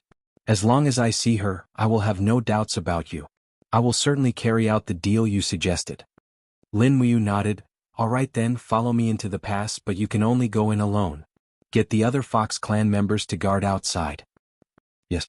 The saintess turned around and used an incomprehensible language to speak to the Naga and Fox clan generals behind her. Immediately, the Naga general angrily shouted in the Naga language. A handsome Fox clan general cupped his fists and said, "Saintess, you mustn't do this. How can we trust this human so easily? Humans are always cunning. Saintess, have you forgotten how Zheng Yifan deceived the trust of the previous generation's saintess and started a war that almost wiped out the demon clan's army?" The saintess slowly nodded. "I know, but Her Highness the Queen is in their hands. I have no choice but to take the risk. Don't worry, I believe in this Lord Lin Muyu. Moreover, I have no other choice. For the future of the demon clan I can only take this risk." The Fox clan general held a scimitar and urged his horse forward. He said, "Saintess, this general will follow you." Lin Muyu raised her hand and said, "No. Only the saintess can come with me alone." Impolite to the extreme. A murderous intent flashed across the Fox clan general's face. The scimitar in his hand carried a sliver of Do Chi as it rapidly attacked. 3 saber lights appeared in front of Lin Muyu's chest. This saber technique was very cunning, vicious, and shocking. Lin Muyu's counterattack was even faster. Her long sword and scabbard made 2 clanging sounds in the air to block the other party's attack. Suddenly her arm shook and the blade was unsheathed. A revolving force gathered around the blade. Sword absorption technique. Swoosh. The Fox clan general's scimitar was sucked downwards. Just as he was about to fall off his horse, Lin Muyu suddenly raised her hand and heavily slapped him, forcing him and his horse back several steps. The chi in his body was in a mess, and he would not be able to attack for a short period of time. "You." The Fox clan general gritted his teeth. He had never imagined that there would be such an expert in the human army.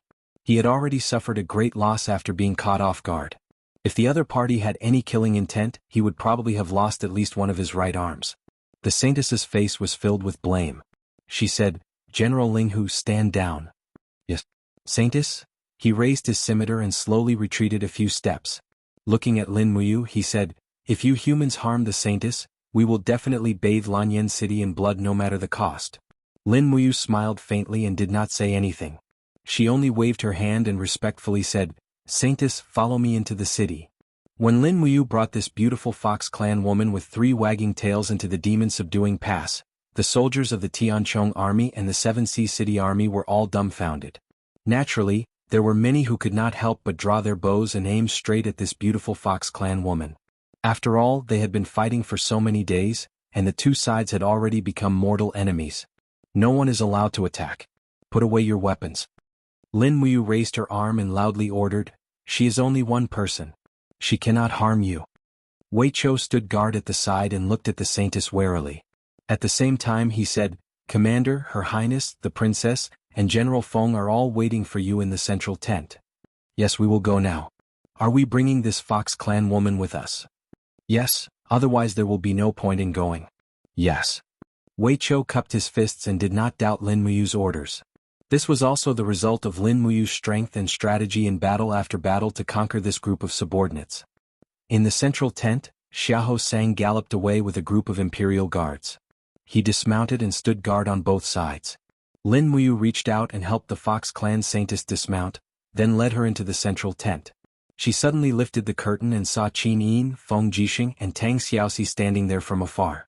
Tang Xiaoxi was wearing a thick leather robe to hide her 9 tails. After Lin Muyu entered the central tent, she immediately said, "Wei Chou, take some people and stand guard outside. Do not let anyone in." "Yes, Commander." Tang Xiaoxi was already in front of her. There was a refreshing smile in her golden eyes. "Mu Xiaoyin and I have come to see you." "Oh, who is this woman?" Seeing the saintess and Lin Muyu walking side by side, the beautiful princess was immediately filled with jealousy. "Mu, you flirtatious radish. You have only left Lanyan City for a few days and you have already hooked up with such a woman? Sob Xiaoyin, your life is so bitter, Qinin. She was actually speechless. At this moment, the saintess walked forward and knelt on both knees. She piously said in a low voice, I am the 29th generation Fox Clan saintess, Linghu Yen. I pay my respects to your highness. Chapter 284. Linghu Yen, who are you? Tang Xiaoxi was stunned. She stood there with her mouth wide open, not knowing what to say. Linghu Yen raised her head, her face full of smiles. Perhaps it was due to her excitement, but the three tails behind her swayed gently. She said, You are a nine-tailed fairy fox and I am a three-tailed fox. We are originally of the same bloodline. Your nine-tailed body is a gift from the heavens, and it is also a gift from the heavens to our Fox Clan's king. Lin Muyu explained from the side, Generally speaking, Xiaoxi, it is not a bad thing for you to transform into a nine-tailed fairy fox. You are fated to be the supreme ruler of the demon clan. I helped you make a deal with them. Xiaoxi, as long as you agree to give them a drop of blood, then you can become the ruler of the entire demon clan. Moreover, you can also obtain 3 incomplete cultivation scrolls of the Firefox seal, which are the 10th, 11th and 12th heavens, the Cosmic Star seal, the Divine Punishment seal and the God-Slaying seal. What? Tang Xiaoxi was even more shocked. Isn't the Firefox seal only 9 heavens? Then, there are 3 heavens. Heavens? This is something that even grandfather doesn't know about. Qinin, on the other hand, had a worried look on her face as she stepped forward and held Lin Muyu's hand. She stood on tiptoe and whispered in his ear, Big brother Ayu, those who are not of our clan are definitely not of the same mind. Could the Fox clan be lying to us? Xiaoxi's safety is the most important thing. Big brother Ayu, you mustn't let Xiaoxi take risks. Lin Muyu nodded and patted Qin Yin's shoulder. Don't worry, Xiaoyin. I know what I'm doing. Tang Xiaoxi thought silently for a while and said, The Cosmic Star seal, the Divine Punishment seal, and the God-Slaying seal couldn't be lying to me to go to the Fox clan, right? Although I don't look like a human right now, I have a human heart. Lin Muyu held back her laughter and said, I know these can't convince you. Then there's one more thing. After entering the Endless Forest, there's an immortal spring in the mountain behind the demon clan's headquarters. As long as Xiaoxi bathes in the spring, you can transform into your current form, allowing you to return to your human form, and from now on, you can freely return to your nine-tailed form. Are you willing? For Tang Xiaoxi, this was the most important thing. After all, she had been a human for 20 years, and now she had suddenly turned into a nine-tailed demon fox. This change was too difficult for her to accept. Moreover, how could she continue to live a normal life in this form? In order to hide her 9 tails, she had to wear this thick robe for many days. She could no longer wear the beautiful clothes of the empire. All right then. She nodded in agreement. Saintess Linghu Yen was overjoyed. She hurriedly knelt down again and said, Many thanks for your highness' gift. The demon clan can rise again. This is great. We don't have to be bullied anymore. Lin Muyu raised her eyebrows and said, If Xiaoxi becomes your queen, you must also make an alliance with the humans. You can't suddenly launch a large-scale attack like this time. Linghu Yen smiled and said, Of course. However, the demon clan is willing to coexist peacefully with the humans. I'm afraid that the humans are not willing to live in peace with the demon clan. Once the human army crosses the demon-subduing pass and invades the Endless Forest, the demon clan will fight to the death to protect their homeland. You can rest assured. Lin Muyu waved her hand and introduced, This is Her Highness Qinin, the future queen of the empire. We can conclude this peace treaty now. From now on, the humans won't advance westward, and the demon clan won't be able to cross the demon-subduing pass. What do you think? Linghu Yen said respectfully, Yes, the demon clan won't lightly attack. Please rest assured, Your Highness.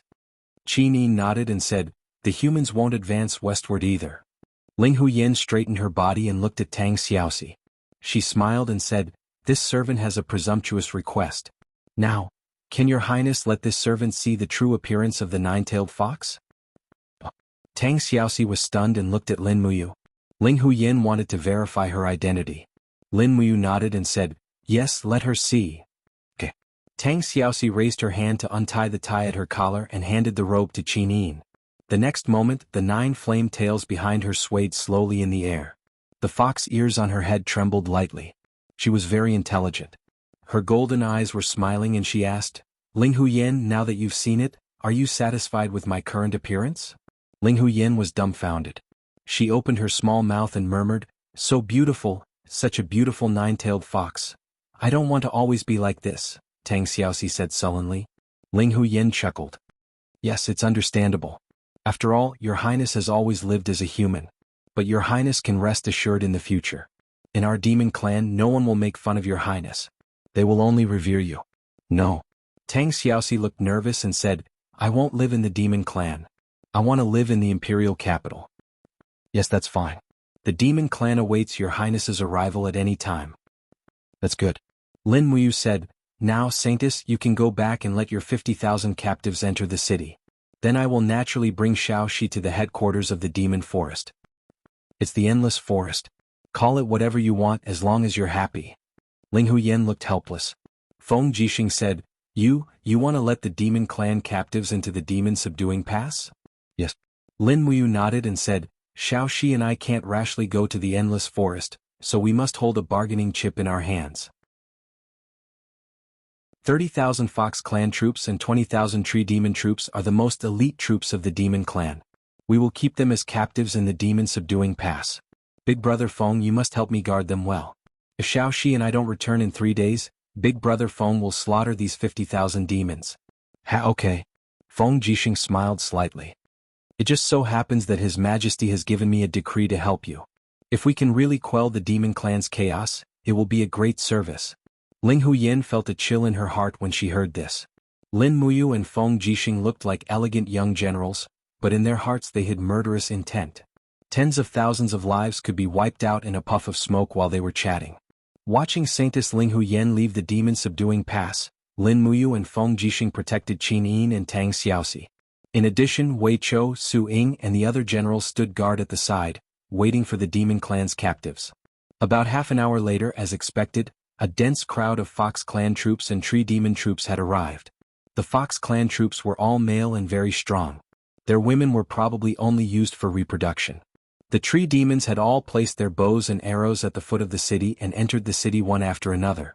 There was a captive camp in the demon subduing pass, a camp made of steel. After entering, one could not leave without a key. Moreover, it was enough to imprison 50,000 captives, so it was relatively safe. After more than an hour, all 50,000 captives had entered the cages, sitting there quietly. When Lin Muyu brought Tang Xiaoxi and Qin Yin to patrol, a group of Fox clan members looked at Tang Xiaoxi's golden eyes, their faces full of worship. They all knelt on the ground and said in unison, Your Highness Qin Yin smiled slightly, the Empire has another highness. Tang Xiaoxi held back her laughter. Xiaoyin, don't make fun of me. Do you think I want to? I actually want to be a normal human. Who would have thought that there would be another me living in my body? Lin Muyu said, Fortune and misfortune go hand in hand, so it might not be a bad thing. Well, at least it's a good thing now. Xiaoxi, you alone managed to quell the chaos of the demon clan. This is a great merit. You don't know, but if it weren't for you, I'm afraid we would have had to sacrifice the lives of at least 100,000 soldiers in order to exterminate the entire demon clan. That was a great price to pay. Feng Jixing smiled at the side and said, Are you sure that we can exterminate the demon clan with just 100,000 soldiers? Lin Muyu smiled slightly, yes. Good boy, you're really arrogant, but I like it. Feng Jixing quickly walked over to Saintess Ling Huyan's side and said with a smile, Beauty Ling Hu, does your Fox clan have many Fox clan beauties? Ling Huyan was taken aback. I wonder why the general is asking about this. There's no deeper meaning. Feng Jixing smiled and said, Look, as a commander, I'm almost 30 years old, but I'm still alone. If the Holy Maiden doesn't mind, can you introduce me to 2 or 3 beauties from the Fox race? Qin Yin giggled, My great General Feng, you still want 2 or 3? Lin Muyu also smiled, Big Brother Feng is really greedy. 2 of us is enough. Which 2? Feng Jixing said with a teasing smile, The 2 or 3 I want are all Fox clan girls. You want to? Humph, 2 highnesses. Who's the greedy one? Immediately, Qin Yin and Tang Xiaoxi blushed and pretended not to understand anything. Ling Huyen held back her laughter and said, General Feng, if you want to marry a Fox clan girl, then come with us. As long as you like her, I can help you decide. Feng Jixing was speechless and said with a smile, Then forget it. I'll stay at Suppressing Demon Pass to protect Her Highness Yin. Those Nagas outside the city are all fierce and want nothing more than to tear us Empire soldiers into pieces. I won't take the risk. Well then let's set off, Your Highness? Your Highness. Ling Huyen looked at Tang Xiaoxi and Lin Muyu. Lin Muyu mounted her horse, prepared to set off. At this moment, a group of generals suddenly came over. It was Tang Zhen and the other captaincy of Seven Seas City. Princess Shi. Tang Zhen cupped his fists and said, "This subordinate has a request." Tang Xiaoxi blinked and said, "Speak." Tang Zhen's expression was solemn and his eyes were filled with sorrow. 5 days ago, General Wuxia underestimated the enemy and advanced rashly. 60,000 of our Seven Seas City brothers went out to meet him and died tragically in the Guanxi Valley.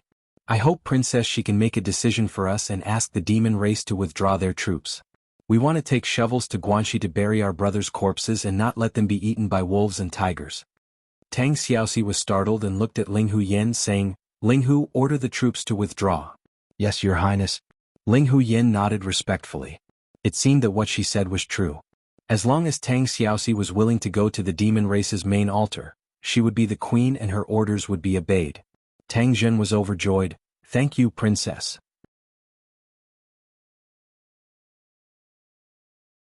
Chapter 285. At dusk, Lin Muyu and Tang Xiaoxi followed Saintess Ling Huyen out of the demon-subduing pass, following the main road into the depths of the endless forest. There were corpses everywhere along the way. This was the road that the Seven Seas Army had fought on a few days ago.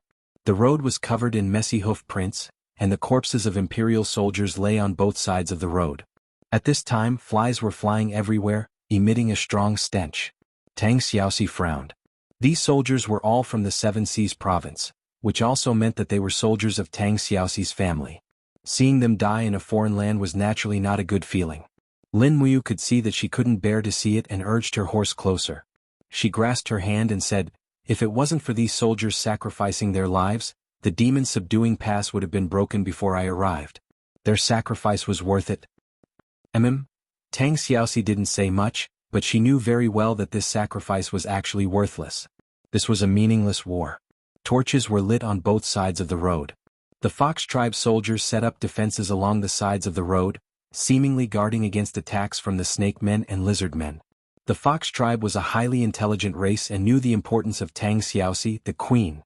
However, the snake men and lizard men were no different from wild beasts. They wouldn't buy it. As expected, snake men soldiers appeared on both sides of the road not far away. They held battle axes and spears, glaring fiercely at Tang Xiaoxi and Lin Muyu. Tang Xiaoxi was fine. Although she was wearing human clothing, the dancing 9 flame tails behind her were enough to prove that she was of the demon race. Lin Muyu, on the other hand, was a genuine human. The 3 golden stars on her collar shone with a frightening luster under the light of the flames. This was equivalent to telling the other races that she was a high-ranking human general. Rustle. Her palm moved lightly and grasped the hilt of her sword. Lin Muyu looked around with a cautious expression, the golden light within her body ready to summon the golden gourd to battle at any time. Ling Huyen saw clearly and said with a smile, "Don't worry, young general. Without my orders, these snake men won't attack you." "Yes." Lin Muyu turned her head and looked into the distance.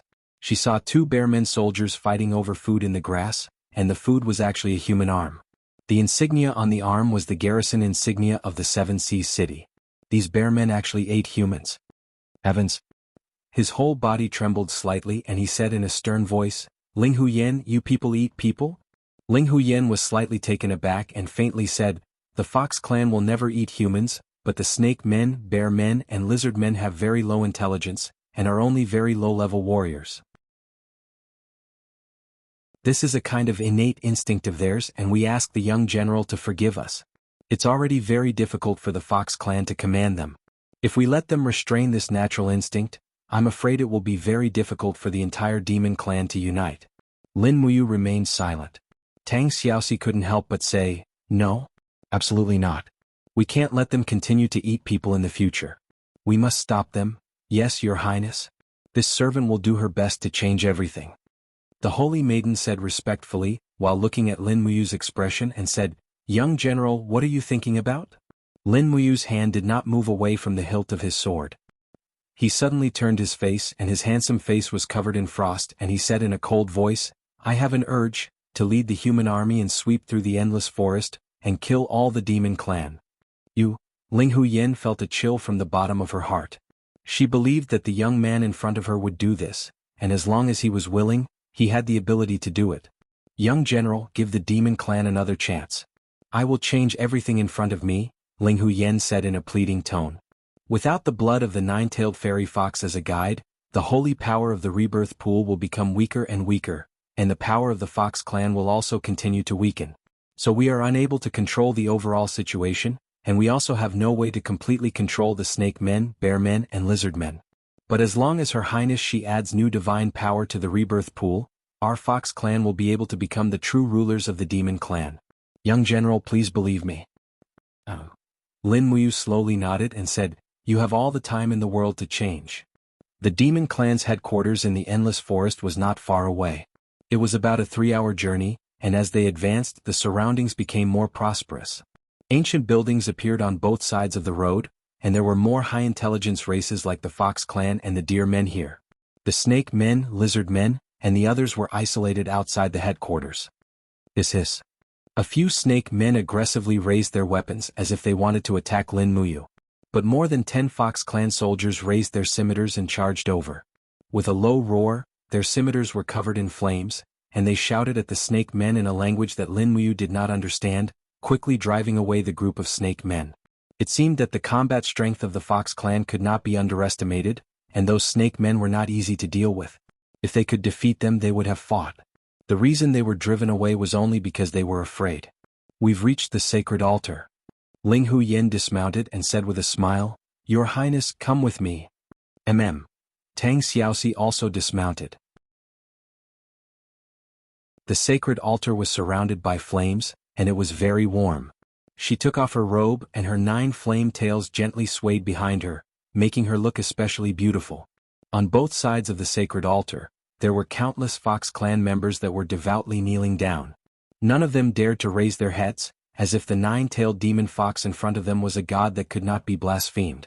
In the pool of rebirth, the lake was sparkling under the moonlight. Ling Huyen respectfully said, This is the pool of rebirth. Your Highness, as long as a drop of your blood falls into the pool of rebirth, we will be able to save our Fox clan's imminent defeat. Tang Xiaoxi had a feeling of joy from the bottom of her heart as if she had returned to her hometown, which made her more convinced that what Ling Huyen said was true. This place indeed had an innate connection with her, and the pool of rebirth in front of her seemed to have lived in some reincarnation of another life. Tang Xiaoxi involuntarily stepped into the pool of rebirth. Her feet were surrounded by flames, and when she stepped on the water, she did not fall into it. Ripples appeared under her feet, which was magnificent and magnificent. Under the moonlight, Tang Xiaoxi took out the dagger at her waist, and gently cut her finger. Suddenly a few drops of blood fell into the pool. What? The blood splashed on the surface of the water, and instantly turned into a raging flame, which surged towards the whole pool of rebirth. The divine power was dense, and the sky was full of thunder and lightning, as if it was confirming an ancient legend. The next moment, the whole pool of rebirth blossomed with golden light, which soared into the sky. Tang Xiaoxi just stood quietly on the water, bathing in the golden splendor of the sky. Her whole body was filled with a refreshing feeling, and it seemed that she was enjoying it very much. Even Ling Huyen knelt down, and her beautiful eyes were filled with excitement and joy. The pool of rebirth has recovered. Great, the pool of rebirth has recovered, great. After about 10 minutes, all the divine power seeped into the pool. Tang Xiaoxi turned back to Lin Muyu and said with a smile, Well, let's go to the Fountain of Immortality. Ling Huyen, take us to the Fountain of Immortality. Yes, Your Highness. Ling Huyen looked respectful and took the two to the back of the mountain, which was not too far away. Not long after, a clear spring appeared in front of them, and it was covered with a faint mist. It was actually a hot spring? We're here. Ling Huyen said with a light smile, The Fountain of Immortality is a holy land, and also a forbidden area of the Forest of Infinity. Ordinary Fox clan is not qualified to bathe here. Your Highness, please, this servant will go outside to guard you. Lin Muyu sat on a rock beside her and said, Then I'll guard here. Ling Huyen burst into laughter. In this case, won't the general see Your Highness's body? Tang Xiaoxi's pretty face blushed and said, Ling Huyen, you go down. It's fine, it's not like he hasn't seen. Lin Muyu also blushed. Look at you guys as if I'm that kind of person. You're not that kind of person? Tang Xiaoxi tilted her head and said with a smile. I'm doing this to protect you. Someone continued to quibble. Tang Xiaoxi turned her back and took off her clothes one by one. The mist lingered around her and it was hard to see her clearly. Not long after, the beautiful girl's naked body appeared in the moonlight under the lingering mist. Her snow-white and smooth skin was very enchanting, and the 9 flame tails gently swayed in the air, making the already stunning Tang Xiaoxi even more alluring. Stepping on the pebbles and entering the spring, a silky smooth feeling wrapped around her body, and Tang Xiaoxi couldn't help but moan with pleasure. Lin Muyu lay on a rock and looked up at the stars in the sky. He really didn't want to peep at a beauty bathing, but this place was in the inner circle of the Fox clan, and it was really too unsafe. He had to protect Tang Xiaoxi at all times. After nearly half an hour, Tang Xiaoxi also lay in the spring and soaked for half an hour. Moo moo, she shouted with a smile. What's wrong? Lin Muyu raised his head and said with a smile, don't tell me you want someone to scrub your back? In any case, I'm still a royal guard and I have to pay to scrub your back. Nope. Tang Xiaoxi stood up and said with an ecstatic smile, Moo, look at me. Under the moonlight, the girl's graceful figure was lingering in the mist. The 9 tails behind Tang Xiaoxi had disappeared, and her eyes had changed from golden to beautiful black. She looked at Lin Muyu with a smile and said excitedly, look at me, I've changed back. Lin Muyu was stunned and couldn't help but look down and said, and after not seeing you for a few months, you've developed quite a bit. Ah, you scoundrel. Tang Xiaoxi pouted and hurriedly sat back in the spring and said, all right, turn around, I'll put on my clothes. Okay. A few minutes later, Tang Xiaoxi had already put on a young girl's outfit in the capital, and looked at him with a smile. How do you feel now? Can you still change back to the 9 tails? Lin Muyu asked with a smile. After becoming a 9-tailed fox demon, your strength has doubled. You need this kind of power. Yes. Tang Xiaoxi smiled slightly, and her beautiful eyes were quickly covered with a layer of gold. The light behind her soared, and the 9 golden flame tails danced quietly. She said with a smile, do you have any questions? Yes. Lin Muyu pondered for a moment. I really want to know if there's a hole at the back of your shirt. Otherwise, how could the 9 tails extend out? If there's a hole, when you return to your human form, will you be able to see everything at the back? Tang Xiaoxi blushed and didn't know how to answer.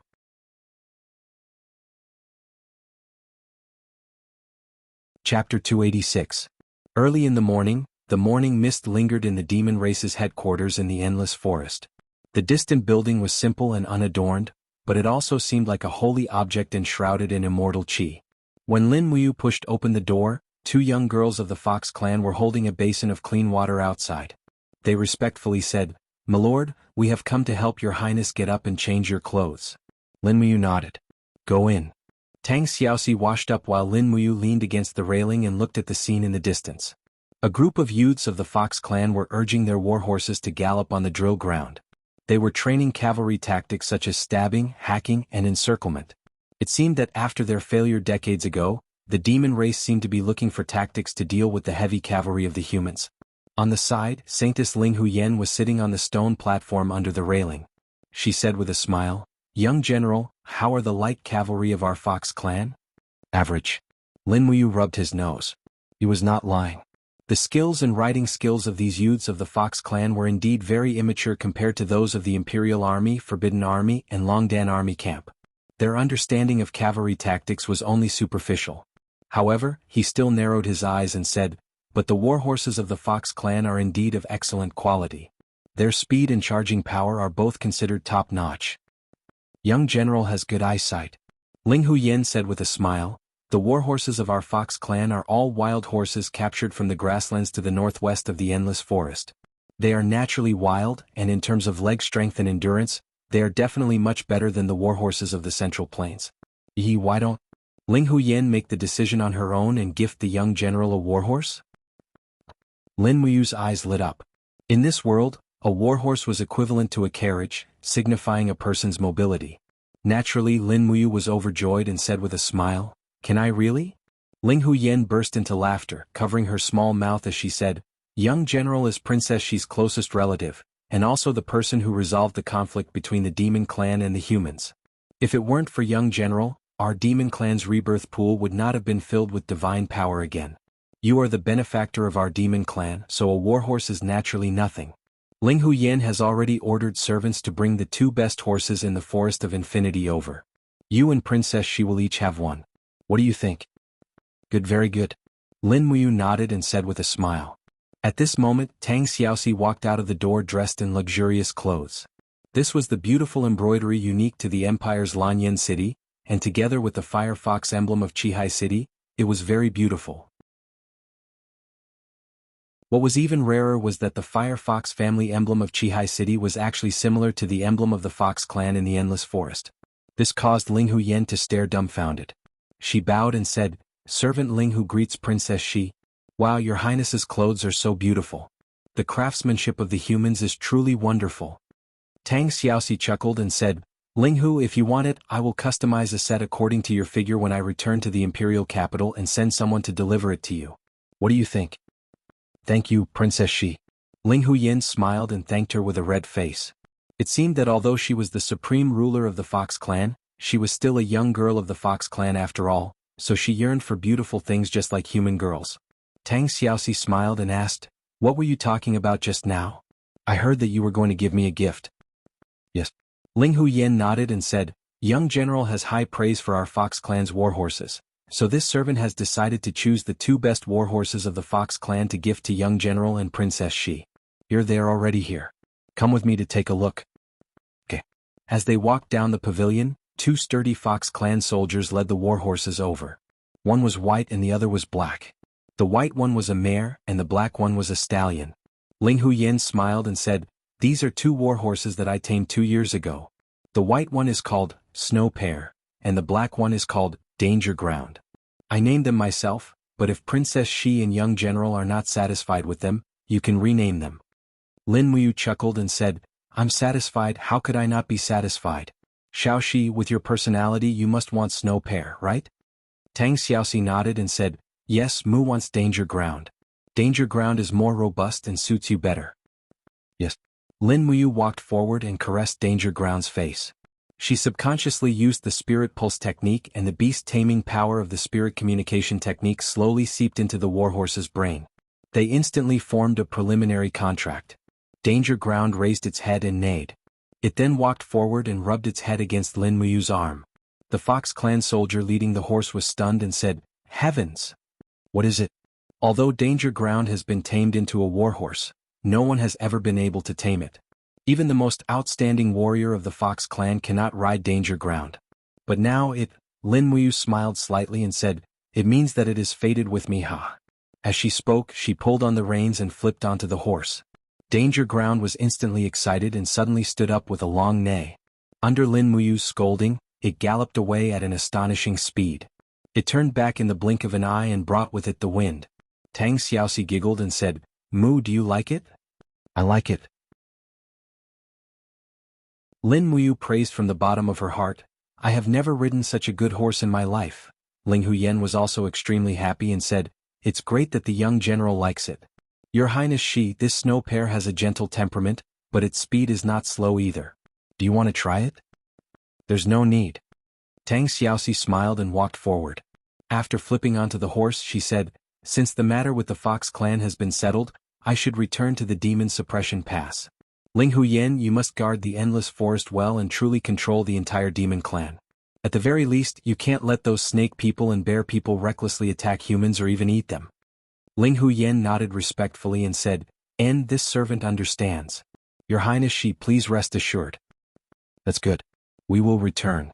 "Yes, this servant will escort your Highness back." In the early morning, after a simple breakfast, the Fox clan sent out a total of 300 guards to escort Lin Muyu and Tang Xiaoxi back to the Demon Suppression Pass. They really did not have any more troops because the main force of the Fox clan had all been captured and imprisoned in the camp of the Demon Suppression Pass along with tens of thousands of deer demons. After Lin Muyu used the power of the Conquest chapter to communicate with the warhorse, she did not need to lead the horse at all. She could control the warhorse's movements with just her consciousness. This greatly improved her horsemanship skills. She knew what kind of speed she could achieve in a dangerous situation, so she could fight on the horse without any distractions. After leaving the Fox clan's canyon, the corpses of the human soldiers on both sides of the road had already been cleaned and buried. It was probably the work of the human army led by Tang Zhen. However, there were still some snake people, lizard men, and other demon clans that harbored evil intentions on both sides of the road. Their eyes did not show any signs of humanity, only their desire and greed for food. Hiss hiss. A snake person stared at Lin Muyu, and the long halberd in his hand also seemed to be ready to attack. Lin Muyu glanced at him out of the corner of her eye. Her eyes were filled with a strong killing intent, and the snake person actually understood her gaze. Suddenly, the snake person was so frightened that he let go of the hand holding the long halberd. With a ding, the long halberd fell to the ground. He curled up his body and bent down in the direction of Lin Muyu, as if he was submitting to her. This was the law of nature, the survival of the fittest. The powerful aura that Lin Muyu exuded was enough to intimidate this snake person. However, after walking for a short distance, Lin Muyu's spiritual pulse technique suddenly appeared in the dense aura of experts. Many of them were in the human realm and earth realm. They were all in the forest on the side, less than 500 meters away from each other. Xiaoxi, Linghu, you two go first. I suddenly have to go to the forest over there to solve the problem. Lin Muyu pretended to be embarrassed. Linghu Yen chuckled. Young general is really interesting. Tang Xiaoxi was a little speechless. Mu, sometimes I really don't know what to say about you. I told you to drink less soup in the morning, but you just can't help it. That's because the Fox Clan soup is so delicious. Okay, I'm going. I'll catch up with you in a while. Okay. Lin Muyu pulled the reins and Danger Ground flew out like a wisp of smoke, galloping into the forest in the blink of an eye. As expected, a group of 7 Sea City soldiers were squatting there with bows and spears in their hands. There were even many people holding shields and leading war horses. There were at least 10,000 people, and they looked like they were ready to attack at any time. Who are you? A Chiliarch shouted in a low voice. Lin Muyu spurred her horse into a cauliflower field, and her face was livid. Are you crazy? What do you want to do? It's young general, the group of soldiers saluted respectfully. Greetings, young general. In the crowd, Tang Jin held a steel saber and looked at Lin Muyu with a pale face. Young general, how did you find out we were lying in ambush here? You don't need to know that. I only have one question. What do you want to do here? Tang Jin, answer me. Lin Muyu said coldly. Tang Jin saluted with some apprehension, but he couldn't hide the hatred on his face. Young general, our 7 Sea Cities army of 70,000 died in this barren land. They were all the sons of our children's fathers and mothers, and they died in battle here just like that. When we came here to collect the corpses, we found that many of their corpses were incomplete. They were actually eaten by those Nagas as food. Young general, if we don't take revenge for this, we're not human. Tang Zhen. Lin Muyu said sternly. Are you trying to put me and Princess Shi in an inhumane and unjust situation? We've just negotiated peace with the demon race and you want to start another war. Can you bear this responsibility? Tang Zhen was also an unyielding man. He raised his steel saber and said, Young general, I will bear the consequences of my own actions. The 10,000 soldiers of 7 Sea City behind me are willing to fight for hatred. Even if we all die here, at least we have a clear conscience. If the demonic beasts are not eliminated, there will be no true peace in the world. Lin Muyu gritted her teeth. Fine, now Tang Xiaoxi is in their hands. If you launch a surprise attack, Tang Xiaoxi will definitely die. You killed Tang Xiaoxi for hatred. Is this your clear conscience? Tang Jin was speechless. Lin Muyu dismounted and reached out to pat Tang Jin's shoulder. Brother, I also hate the cruelty of these Nagas. I also hate that so many Imperial soldiers died in vain. But this is the price of war. Give up. Follow me back to Demon Subduing Pass. Cancel this surprise attack. This is my military order as the commander of the frontline army. Tang Jin lowered his gaze. After a while, he nodded and said, Yes, your subordinate obeys. Brothers, retreat.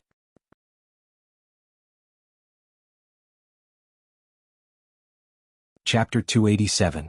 In the Demon Subduing Pass, Qinyin stood on the gate, looking at the troops in the distance with her beautiful eyes. Finally, Lin Muyu and Tang Xiaoxi came back. Looking from afar, Tang Xiaoxi's fox ears had disappeared and were replaced by human ears. This made Qinyin extremely excited. She said with a smile, General Feng Xiaoxi has returned to her original appearance. Feng Jixing nodded and smiled.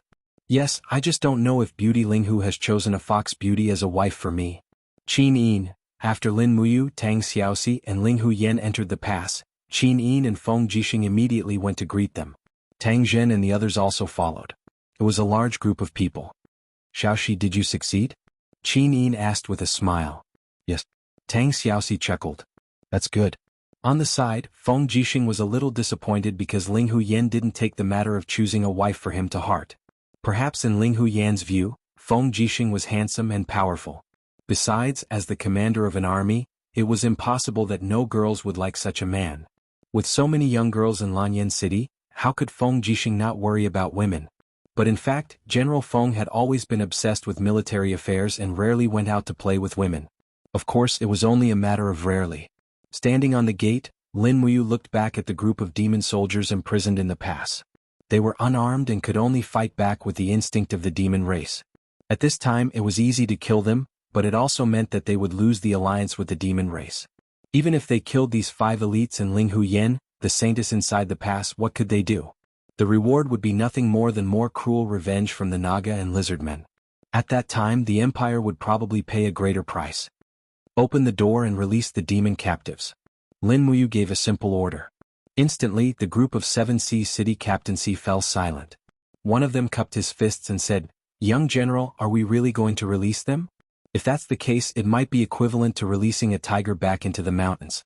Lin Muyu furrowed her brows and said, "The demons and humans have already formed an alliance. There's no need for us to waste more manpower and resources here. The Empire's treasury has always been empty, and we can't afford to waste more resources here." "But young General," he wanted to say more, but Lin Muyu turned to Su Ying and asked, "Old General Su, what do you think?" Su Ying's eyes flickered with the light of wisdom. He cupped his fists and said with a smile, "This old general will listen to young General. Young General is the supreme commander of Demon Suppressing Pass. Young General's military orders are like a mountain, no one dares to disobey." When he said this, the group of 7 Seas City captaincy immediately didn't know what to say. Lin Muyu raised her hand and loudly ordered, "Open the gate and release the demon captives." To the side, Feng Jixing saw this and couldn't help but cast a look of approval. Meanwhile, Qin Yin followed behind Lin Muyu with a smile, looking like a little sister. If not for the fact that she was dressed as an imperial princess, others might really think that she was Lin Muyu's little sister. With the sound of iron chains twisting, the heavy iron gate slowly rose, and the gates of the cages opened one after another. The next moment, Ling Huyan appeared below the gate and said with a smile, "Brave warriors of the demon race, we are going home." The group of demon soldiers cheered and leapt as they left. Lin Muyu stood at the gate and cupped her fists to Ling Huyan, who was riding on horseback, saying, "Saintess, we will meet again. Since we have already formed an alliance, the imperial soldiers of Demon Suppressing Pass will not cross this gate. I also hope that the demon race will not offend you and will not repeatedly provoke and invade the borders of the Empire." Ling Huyan bowed on horseback and said with a smile, "Rest assured, young General. Ling Hu understands." As she spoke, she respectfully bowed to Tang Xiaoxi and said, "Your Highness, this servant is returning to the Forest of Infinity. The Forest of Infinity welcomes your Highness home at any time. The hundreds of thousands of demon soldiers in the Forest of Infinity are at your Highness Shi's disposal at any time." Tang Xiaoxi smiled and nodded. "Go, Ling Huyan." "Yes." Ling Huyan turned around, pulled the reins and slowly left with the group of captives. Lin Muyu took a deep breath. The chaos of the demon race had finally been settled. Feng Jixing slapped Lin Muyu's shoulder and said with a smile, "Good lad, the chaos has been settled. The problem that Wuxia couldn't solve even after losing 70,000 soldiers was solved by you without shedding a single drop of blood. This time, when you return to Lanyan City, you will definitely make a great contribution. His Majesty will definitely reward you well." Lin Muyu laughed bitterly. "Reward me? I'll thank the heavens if he doesn't lock me up in prison." "Ha ha ha." Feng Jixing laughed heartily. "All right, now that the chaos has been settled, you can come back with us to the imperial capital to hand in your orders. His Majesty has already ordered me to leave the Imperial Guard's Chiliarch, Sun Kailan, to guard the demon-subduing pass. Look, it's him." Behind Feng Jixing, a bearded general of about 40 years old cupped his fists and said, "This general obeys. I will definitely guard the demon-subduing pass." Lin Muyu smiled and stepped forward to pat his shoulder. "General Sun, guard this place well. Remember, the humans and the demon race have already formed an alliance. We must never provoke them. The only thing you have to do is to guard the pass and never take a step further. Even if the demon race provokes you, you must endure it." Do you understand? Sun Kailan said respectfully, this general has learned his lesson. Rest assured, young general. This general knows what to do. That's good. Brother Feng, Xiaoyin and Xiao Shi, let's return to Lanyan City. All right. After lunch they set out on their way back. There were still many wounded soldiers groaning miserably in the barracks below the city. Fortunately, the spiritual medicine department had sent over a lot of medicine, so there were basically no more casualties. However, Wuxia had lost 7 imperial warriors in the battle at the Demon Subduing Pass and killed no more than 5 of the enemy. This kind of crushing defeat was extremely rare after Qin Jin's ascension to the throne. Presumably, Wuxia's position as the protector of the nation could no longer be maintained. Along the way, all living things on Earth were recovering, flowers were blooming in the warmth of spring, and rape flowers were blooming all over the ground. Tang Xiaoxi had returned to her original self, and everyone was in a good mood. However, when Feng Jixing talked about his experiences in the dragon-seeking forest, he learned about Elder Jing. So Sima Jing was killed by you? Feng Jixing muttered to himself. Sima Jing followed Duke Lan on expeditions for many years and was one of Duke Lan's most capable and trusted subordinates. He was also one of the soldiers of the river subduing army personally conferred by His Majesty. Who would have thought? Lin Muyu grabbed the reins of Jedi and said, I didn't want to kill him at first, but this Elder Jing was too overbearing. Moreover, I overheard his conversation with Tang Bin. When they first entered the dragon-seeking forest, he already had the intention to kill Xiao Shi. To the side, Tang Xiaoxi's body trembled slightly. Her eyes were slightly red as she said, I. Qinin gently held her hand and comforted her. Xiao Shi doesn't need to blame yourself. This isn't your fault. Feng Jixing sighed. The Seven Seas province is vast and populous, and the Seven Seas city is one of the 7 great cities of the empire. To be honest, this temptation is too great, and it's normal that Tang Bin couldn't resist it. However, now that the legend of Xiao Shi's 9-tailed fox has been solved, she has obtained a new identity, Her Royal Highness of the Endless Forest, controlling an army of over 100,000 demons. This matter definitely can't be hidden. Duke Lan will soon find out about this. At that time, I'm afraid that Duke Lan will hand over the inheritance of the Seven Seas city to Xiao Shi without hesitation, right? Qinin chuckled. Congratulations, Xiao Shi. This is a blessing in disguise. From now on, the scepter of the Seven Seas province should be under Xiao Shi's control. Tang Xiaoxi's expression was a little sad. Even so, it's just a scepter stained with the blood of my loved ones. Lin Muyu looked up at the willow catkins floating in the sky and said with a smile, this is how the world is. Xiao Shi, you should try to accept it as soon as possible. By the way, Brother Feng, I met a group of very strange wandering mercenaries on my way to the dragon's tomb. Strange mercenaries? Feng Jixing laughed. Mercenaries are mercenaries. They're all people who can eat, drink, gamble, smoke, cheat and steal. What's so strange about it? Lin Muyu said, they recognized that I'm from the holy sanctum, but still wanted to attack me. Moreover, this group of mercenaries is very strong and they've basically stepped into the human realm. Logically speaking, such a group of people doesn't need to be wandering mercenaries at all. They can have a foothold anywhere. Moreover, the swordsmanship they use is very strange. I've never seen it in Lanyan City. Feng Jixing was stunned. What kind of strange swordsmanship?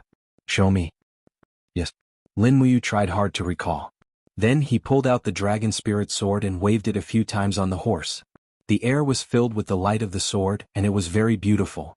After a few seconds, he sheathed the sword and said with a frown, that's it. The swordsmanship is very strange and I still remember it clearly. Feng Jixing's body trembled and he said, this is Lingnan swordsmanship. Lingnan swordsmanship. Lin Muyu was stunned. Swordsmanship from Lingnan? So, this group of wandering mercenaries is from Lingnan? It's not what you think. Feng Jixing frowned and said, as everyone knows, the Qinling Mountains divide the empire's territory into 2 parts. There are a total of 8 provinces in the north and 4 in the south. Every winter, the mountains are sealed by heavy snow, and the Qinling Mountains cannot be crossed. So, the north and the south are almost isolated from each other. The most prosperous province in Lingnan is the Lingnan province, which is the fief of the Southern Guardian King Qin Yi. The Southern Guardian King created a set of military swordsmanship called the Lingnan swordsmanship. Every soldier in the Lingnan army will practice the Lingnan swordsmanship. The crux of the problem lies here. How could a group of wandering mercenaries from the Lingnan province know how to use the Lingnan swordsmanship? Lin Muyu couldn't help but feel a chill run down her spine. Brother Feng, you mean to say that this group of wandering mercenaries is actually from the Lingnan Empire's army? Yes. Feng Jixing nodded. For the past year I always felt that a storm was coming.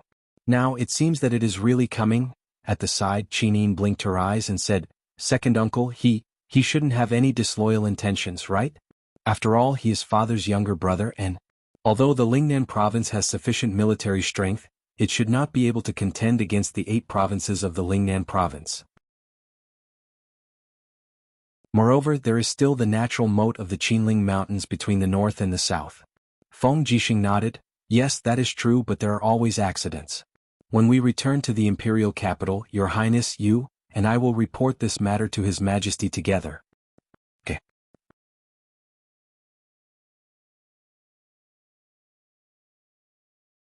Chapter 288. Late at night, the interior of the Zetian Palace was brightly lit. The palace maids had lit up the Crane Palace lanterns. The light from the lanterns gathered together and swayed with a gust of wind. After dismissing a few officials, Qin Jin left behind only Qin Yin, Tang Xiaoxi, Feng Jixing, Lin Muyu, Qin Lei, Chu Huaying, and the other people close to him. He asked with a serious expression, "You is what General Feng said true? Are those mercenaries skilled in the Lingnan sword style?" Lin Muyu nodded. Yes, what General Feng said is true. Qin Jin muttered, Who do you think these wandering mercenaries are after? The dragon forest is filled with danger. These wandering mercenaries would not barge in without a purpose. In fact, there is no need to guess.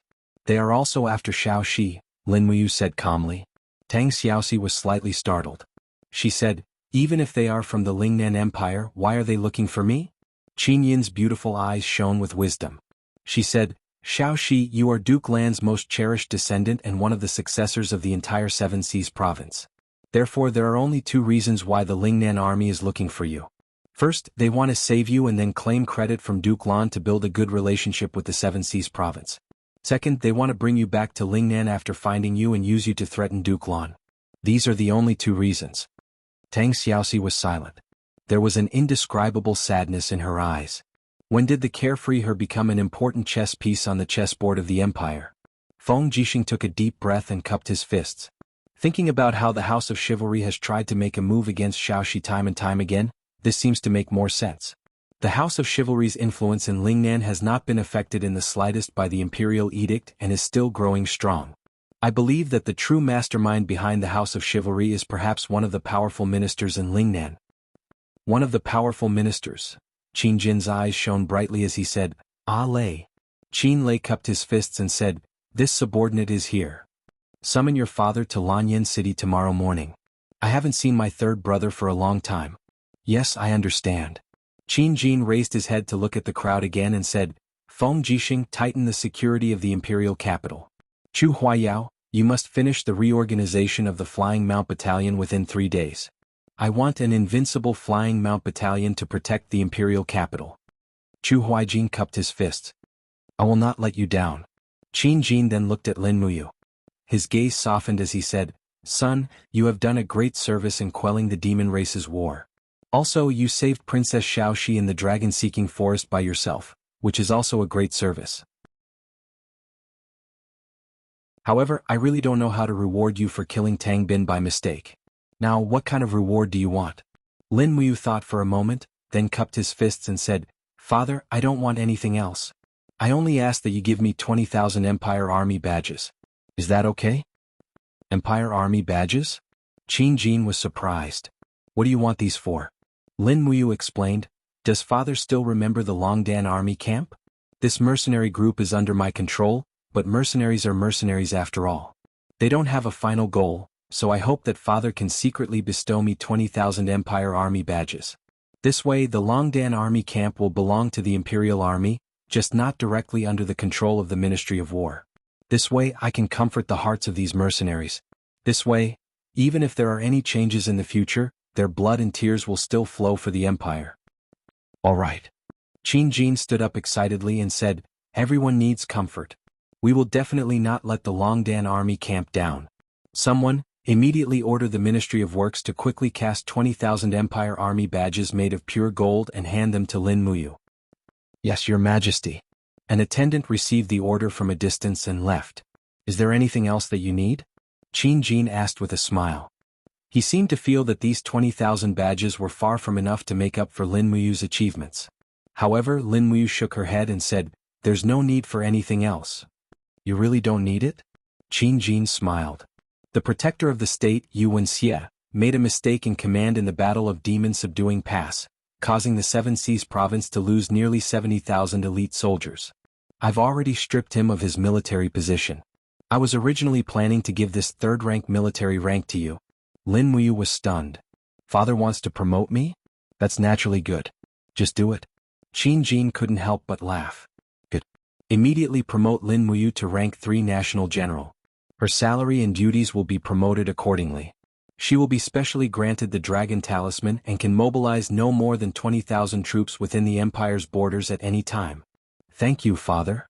Lin Muyu sincerely expressed his thanks. This time the power in his hands was even greater. Qin Jin had adopted him as his son without any title or other rewards, so many people didn't even care about him as a prince. But now that he had been promoted to rank 3 national general, it was likely that those people would no longer be able to not look up to him. Suddenly, the words of the 7 luminaries demon emperor echoed in his heart. If you want others to respect you, you must first make them fear you. These words really made sense. In the middle of the night, he sent Tang Xiaoxi back to the duke's mansion. Tang Xiaoxi had just obtained 3 fire god seal fragments, so she naturally had to cultivate well. As for Lin Muyu, he returned to the Holy Temple to rest. After all, the Holy Temple was his home. As for the national general, the seals had already been placed in the Cosmos sack. Qin Jin wanted to build a new residence for him in the imperial capital, but he probably wouldn't be able to move in for the time being. The next day, when Lin Muyu attended the morning court as the national general, a shocking piece of news arrived. A little earlier, Zheng Yifan had sent a memorial to Qin Jin, requesting to retire and return to his hometown. In the end, Qin Jin had agreed. At the same time that everyone was attending court, the Divine Marquis residence was already packing their luggage and preparing to move back to their hometown in Tianshu province. At this point, Lanyan City could be considered to have truly changed. The conservative forces led by Zheng Yifan had gradually lost their pillar of support, while Lin Muyu, Chu Huaying, Zhang Wei and the others who had been groomed by Qin Jin all held military power. The world of Lanyan City had truly become the world of the Qin family. In the main hall, Prince Jining, Qin Jin, placed his hand on the hilt of his sword and said with a smile, "Royal brother, I wonder why you have summoned me here this time? Could it be that you want me to go fishing with you again?" Qin Jin couldn't help but burst into laughter. Third brother must be joking. Recently, I have been busy with government affairs and have no time to go fishing. However, there is indeed a matter that requires both of us to complete and we really want to go fishing. Oh, what do you mean? Qin Jin asked with a smile. As Prince Jining, Qin Jin didn't hold any military power. On the day Qin Jin ascended to the throne, Qin Jin had handed over all military power and no longer meddled in government affairs. Therefore he had a good reputation as Prince Jining in Lanyan City. Not fighting was the best strategy. Qin Jin nodded and muttered, "Third brother, how long has it been since you last saw your second brother?" "Second brother?" Qin Kuang smiled. "About 5 years." "Yes, it's been 5 years in the blink of an eye." Qin Jin sighed and said, "It's been 5 years since the 3 of us have gathered together. Now that spring is in full bloom, I plan to let Xiao Yin oversee the country for a month and meet up with you, second brother, to go fishing at Fairy Lake in Dubi province. We can relive the joy of childhood. What do you think, third brother?" Qin Jin was overjoyed and said with a smile, "I'm so happy that Imperial Brother has this idea. As long as Imperial Brother issues an Imperial Edict, the 3 of us will be able to reunite at Fairy Lake. No, I have to go back and tidy up the fine wine in the residence. We can fish and enjoy the wine at the same time. That's the joy of brothers?" Qin Jin laughed and said, "Yes, then let's do it this way. Xiao Yin has grown up, and it's time for her to gain some experience. I will be leaving the capital for a month. During this month, all the state affairs will be handed over to Her Highness. I hope that all the officials can do their best to assist my daughter. I'm afraid the Qin Empire will have to rely on all of you in the future." The officials all knelt on the ground. "Rest assured, Your Majesty. We will do our best to assist Her Highness Yin." "Yes." Qin Jin nodded and said, "Third brother, then write a letter and send it to Lingnan with my imperial edict. Once second brother's reply is received, we will head to Dubhe province together." "Yes, Your Majesty." At this moment, Feng Jixing cupped his fists and said, "Your Majesty, shall I lead the Imperial Guards to Dubhe Province with you as guards?" "No." Qin Jin waved his hand and said, "The Imperial Guards have the heavy responsibility of protecting the capital. They are not allowed to leave Lanyan City." Qin Lei said, "Then this general will lead the Imperial Guards to protect her." "No." Qin Jin smiled slightly and said, "The Imperial Guards have to protect Xiao Yin and are not allowed to leave without permission." Qin Jin was stunned. "Then what army does Imperial Brother plan to bring to Dubhe Province? There will be bandits running amok along the way and it's not very safe. How can we go without enough troops?" Qin Jin smiled. "I will transfer 50,000 elite soldiers from the Tianchong army, and 40,000 soldiers from the Longquan army to guard the Imperial Mausoleum. When we pass through Tsangnan Province, I will ask Si Kongfan for another 10,000 elite soldiers. 100,000 elite soldiers will follow us to Dubhe Province. That should be enough, right?" "Enough, enough." Qin Jin was extremely excited and said with a smile, "Back then the three of us brothers would fish, play chess, ride and shoot every day. Now that we are old, if we can relive the happiness of our childhood once again, it would be enough even if we die." "Haha, third brother, you are a straightforward person, but your words are really inauspicious." After the discussion, Qin Jin asked Lin Muyu to stay and accompany him and Qin Yin for lunch. At noon, Qin Jin, the emperor of the empire, once again put on an apron and began to cook lunch. Every time he cooked, he would do it himself and did not need anyone's help. From cutting the vegetables to lighting the fire and cooking, he did it all by himself. As for Lin Muyu and Qin Yin, their task was to wait at the side for the meal to be served. "Imperial Father, are you really going to Dubhe Province to fish?" Lin Muyu asked. Qin Jin smiled. "Yes, we three brothers of the Qin clan have not gathered for a long time." However, Qin Yin had a worried look on her face. What if second uncle really has the intention to be disloyal? That is a matter between brothers, so let it be settled between brothers. There is no need to use weapons, Qin Jin said with a slight smile. Lin Muyu asked, "What if the Prince of Jinan, Qin Yi, does not accept Imperial Father's invitation?" The knife in Qin Jin's hand that was cutting vegetables suddenly tightened, and with a pa sound, it was hammered into the wooden board. He said indifferently, "Then it will give me a good reason to send troops to Lingnan.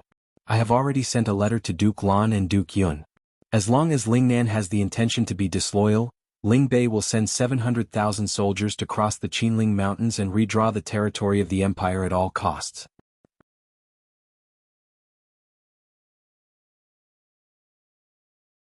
Chapter 289. In the afternoon, Lin Muyu made a trip to the Longdan Army Camp's post house in Lanyan City.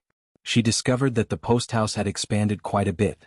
It had swallowed up a pharmacy on the side, flattened the houses, and built a small drill ground in the imperial capital where every inch of land was worth its weight in gold. When Lin Muyu walked through the door, she could see the figures of dozens of cavalrymen practicing their battle techniques from afar. The person in charge of the post house was the tiger-level commander Luo Jian. After not seeing him for a long time, he had actually cultivated from the first level of the Earth realm to the second level. His cultivation had greatly increased, and the charm in his eyes had become more reserved. "My lord." Luo Jian brought Lin Muyu into the depths of the post house and said with a smile, "Deputy Commander Luo, you asked me to tell you that the Longdan Army Camp currently has more than 20,000 elite soldiers. Moreover, they are all well-trained and well-equipped. In addition, the Dragon Rocky village at the foot of the mountain is constantly being moved here to settle down. The total population has already exceeded 100,000. Lin Muyu nodded. "The houses should have long since been insufficient, right?" "Yes, but they are constantly being expanded. In addition, Lord Luo Yu has sent 5 patrol teams to patrol the village around the clock. The security of this Dragon Rocky village is not inferior to that of Lanyan City." "That's good. Do you have any other requests?" "Yes." Luo Jian touched his nose and smiled. "Lord Luo Yu wants more white diamond arrows, so she sent me to transport 100,000 arrows to the imperial capital. There were a total of 10 carts, but when we passed through the north gate of Lanyan City, we were stopped by the imperial guards. They believed that this batch of steel arrows was more than what a martial artist could carry. They thought that our Longdan army camp had crossed the line and smuggled military supplies." "Damn," Lin Muyu grinned. "In a while take my ribbon seal and ask for the things back. After the Imperial Guards see my ribbon seal they will definitely let us go. Even if His Majesty has given his permission, they will not stop us." "Yes. There is one more thing." What is it, guild leader? I've applied to His Majesty and asked the Ministry of Works to forge 20,000 badges of the Imperium for the Longdan army camp.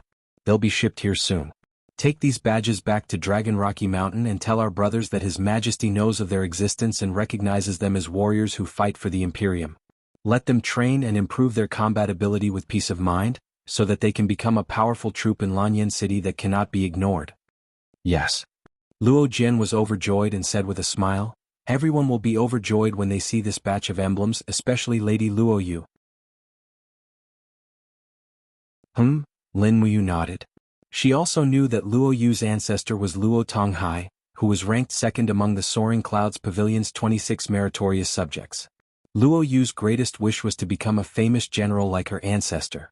Joining the Empire's army was the first step, but it was also a very precious first step.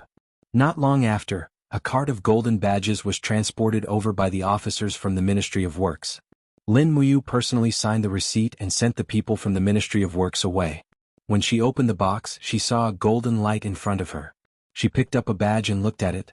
The people from the Ministry of Works were indeed skilled and ingenious. This badge was not much different from the Imperial Army's common military badge. The golden purple flower was very dazzling, but there was a small engraving of the words Longdan Army Camp at the bottom of the badge. This was truly an honor that no other army had ever had. Luo Jian was grinning from ear to ear. He picked up a badge and buckled it on his armor. He said with a smile, in this case, the Imperial Guards will no longer obstruct our movements when we enter and leave the Imperial capital. Yes. Right at this time, the sound of wheels turning could be heard from outside. The arrows from the 10 carriages were about to arrive. Lin Muyu immediately leapt up her horse and said, send all these arrows to the temple. Yes. They returned to the temple and had an early dinner. Then they started working in the head deacon's office. The temple guards carried bundles of arrows in and piled them in front of Lin Muyu. There were too many of them and it was really a headache. In the blink of an eye, there was a mountain of arrows in front of him. He could not help but feel his scalp go numb. However, when he thought about the power of the white diamond arrowheads, he obediently refined them. These white diamond arrowheads were deadly weapons and they could also protect him. No matter how much effort he put in, it would be worth it. He took out the treasure refining cauldron and took out 4 white diamond crystals at the same time. He quickly refined them and extracted the essence of the white diamond crystals and plated them on the steel arrowheads. This was a boring and tedious task and it was also very exhausting. After an entire night, he had only smelted 20,000 white diamond arrowheads. There was still a lot of work left. *CK. Looking at the mountain of arrows, Lin Muyu slowly collapsed on the office chair, panting heavily. The combat energy in her body was almost drained by the treasure refining cauldron. She needed to rest and rely on the golden gourd martial spirit to absorb the spiritual energy from the heaven and earth to replenish her depleted combat energy. In an instant, the golden gourd turned into a faint golden light that enveloped Lin Muyu's body, as if it was plated with a layer of gold. Indeed, after stepping into the second sky of the heavenly realm, the green gourd martial spirit had undergone a huge change. In the words of Lei Hong and Chu Chu, it was impossible to accurately determine whether the golden gourd martial spirit was a 10th grade martial spirit. However, the essence of its power was at least equivalent to a 3rd grade martial spirit. It was not inferior to Feng Jixing's violet electric flame wolf. This was enough to explain everything. Slowly sinking her spiritual sense into Yi, she saw a stretch of emerald green. This time she did not know what kind of spiritual fruit the 7 luminaries demon emperor had planted in the sea. Lin Muyu slowly landed on the ground. The emerald green was made of vines that grew very vigorously. On the vines there were large and moist fruits that looked like melons. She plucked one and bit down. The juice instantly burst out. So sweet and fragrant. Hey, where did this thief come from? The voice of the 7 luminaries demon emperor came from behind. Without turning her head, Lin Muyu laughed and said, Demon Emperor, you completely treat my Yi as your own personal property. You plant melons and beans whenever you want. You're too arrogant. You didn't even ask for my permission. Look at what you're saying. Didn't we already sign a contract? The 7 luminaries demon emperor raised his eyebrows. Behind him was a blood-red cloak that fluttered in the wind. His dark red hair was tied behind his head, forming an exquisite braid. He looked very handsome. Perhaps it was because of the spiritual farm, but the 7 luminaries demon emperor's spiritual personality was becoming more and more complete. His spiritual body was almost completely reconstructed. He once again became the invincible Seven Luminaries Demon Emperor. Lin Muyu couldn't help but be startled. She said, "Looks like your spiritual soul is becoming more and more powerful." The Seven Luminaries Demon Emperor smiled slightly. "That's right. My spiritual soul has already recovered by at least 70%. It will soon form a complete God Emperor's spiritual soul." "Lin Ruoji, are you jealous?" "Jealous my ass." Although Lin Muyu was extremely jealous, she still had an arrogant look on her face. She said, "Even if your spiritual soul is completely restored, you still don't have a body." Sigh. The Seven Luminaries Demon Emperor smiled faintly and said, "Lin Muyu, I, the Seven Luminaries Demon Emperor, have traveled the heaven realm, the purgatory, and the human realm for hundreds of thousands of years.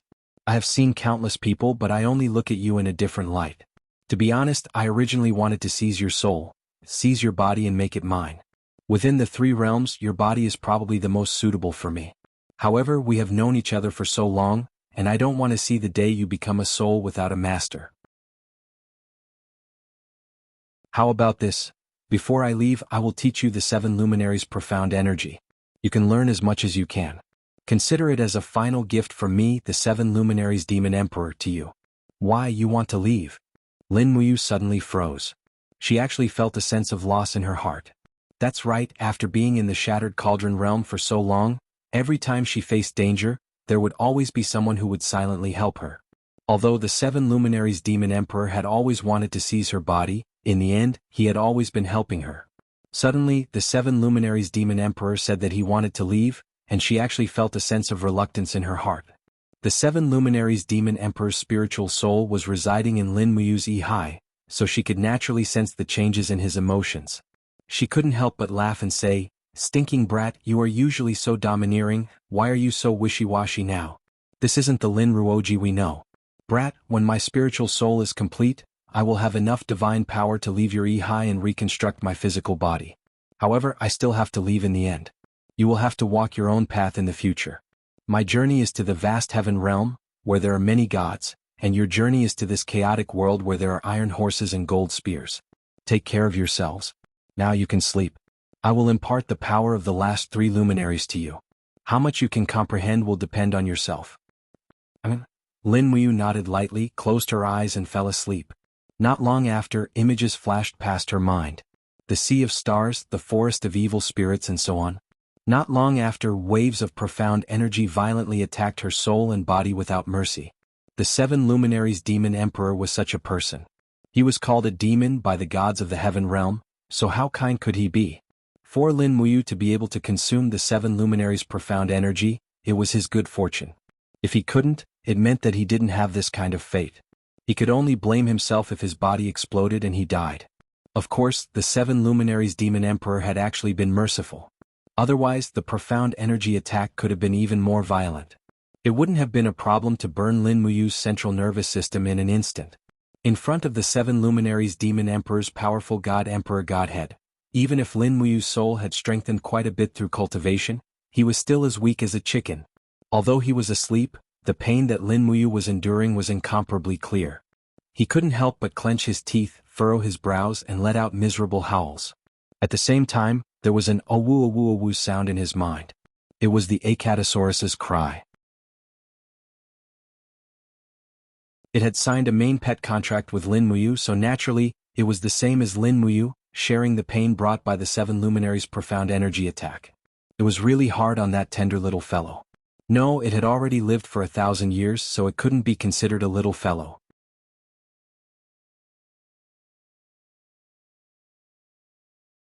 Chapter 290. Spring had arrived in the Qinling Mountains. The snowy peaks quickly melted, revealing the endless green peaks below. The south of the Qinling Mountains was a fertile land where the people of the southern ridge lived. 1,000 miles to the south, there were 3 misty peaks that pierced through the clouds. One could faintly see spirit cranes flying among them. These spirit cranes had lived for more than 10,000 years. They were the crystallization of the spirit of heaven and earth. These spirit cranes were born kind and would never take the initiative to attack humans. This was also the reason why these 3 peaks were called sacred peaks. Between the steep ancient path, a group of people was slowly walking. This group of people was clustered around an old man in a white robe. This white robe was embroidered with golden purple flowers, and the hem was decorated with small purple gems. This old man looked to be around 60 years old. His eyes were faintly glowing as he lightly breathed. On the side, a person in military attire cupped his fists and said, "Your Highness, is that person really worth our effort?" "Yes." The head that was called Your Highness said, "He may be the only god in the mortal world. As long as we can win his support, great things can be expected. General Jiao, you will know when you see him. The last time I saw him was 20 years ago, but after so many years, his every move seems to be right in front of me." Jiao was startled and said with a smile, "A person that can make the Southern Guardian King cross thousands of mountains and rivers to come to this barren land must be extraordinary. This subordinate will wait and see. Later when you see him you must be respectful. Don't talk nonsense." "Yes." About 2 hours later the Southern Guardian King Jiao and the others finally reached the top of the mountain. On the top of the mountain, there was a golden palace that pierced through the clouds. It was like the palace of a god that had fallen into the mortal world. Outside the palace, several servants in plain clothes were waving brooms and sweeping the fallen leaves on the ground. When the Southern Guardian King and the others came close, they raised their heads and asked, "What are you all doing?" The Southern Guardian King respectfully cupped his fists and said, "The Southern Guardian King Qin Yi greets the Celestial Supreme Luo Lan. I hope the Celestial Supreme can grant me an audience." The servant smiled and said, "Your Highness, please go back. The Celestial Supreme has not seen anyone in the mortal world for many years."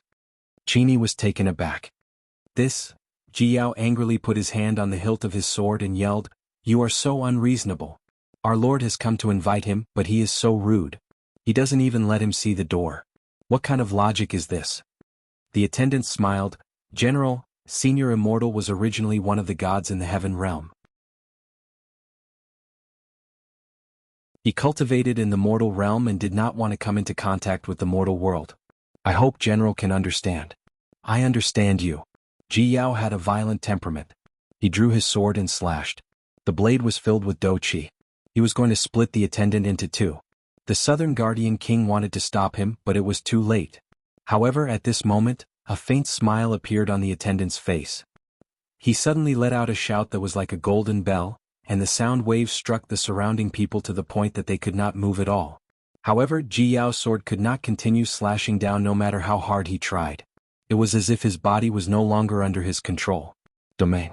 This was the power of a domain. This unassuming sweeper was actually a sanctuary powerhouse. Jiao was dumbfounded. Qin Yi hurriedly cupped his fists and said, "My subordinate does not know the proper etiquette, please forgive him. Qin Yi only wants to see Senior Immortal once and listen to a few words of advice from Senior Immortal. This trip will not be in vain." The waiter sighed. "Since that's the case, come with me. But you're alone." "Yes." Qin Yi tidied up his sleeves and followed the attendant into the golden hall. He saw that the hall was filled with gold and jade, and there were a few towering trees planted there. These trees did not wither in the winter and were still green, which was amazing. Qin Yi was very respectful, and followed the attendant all the way to the end of the hall. After opening the hall door, a tyrannical Qi immediately hit him in the face. Although Qin Yi had the Qin family's bloodline like Qin Jin, he had not comprehended the god-binding chains.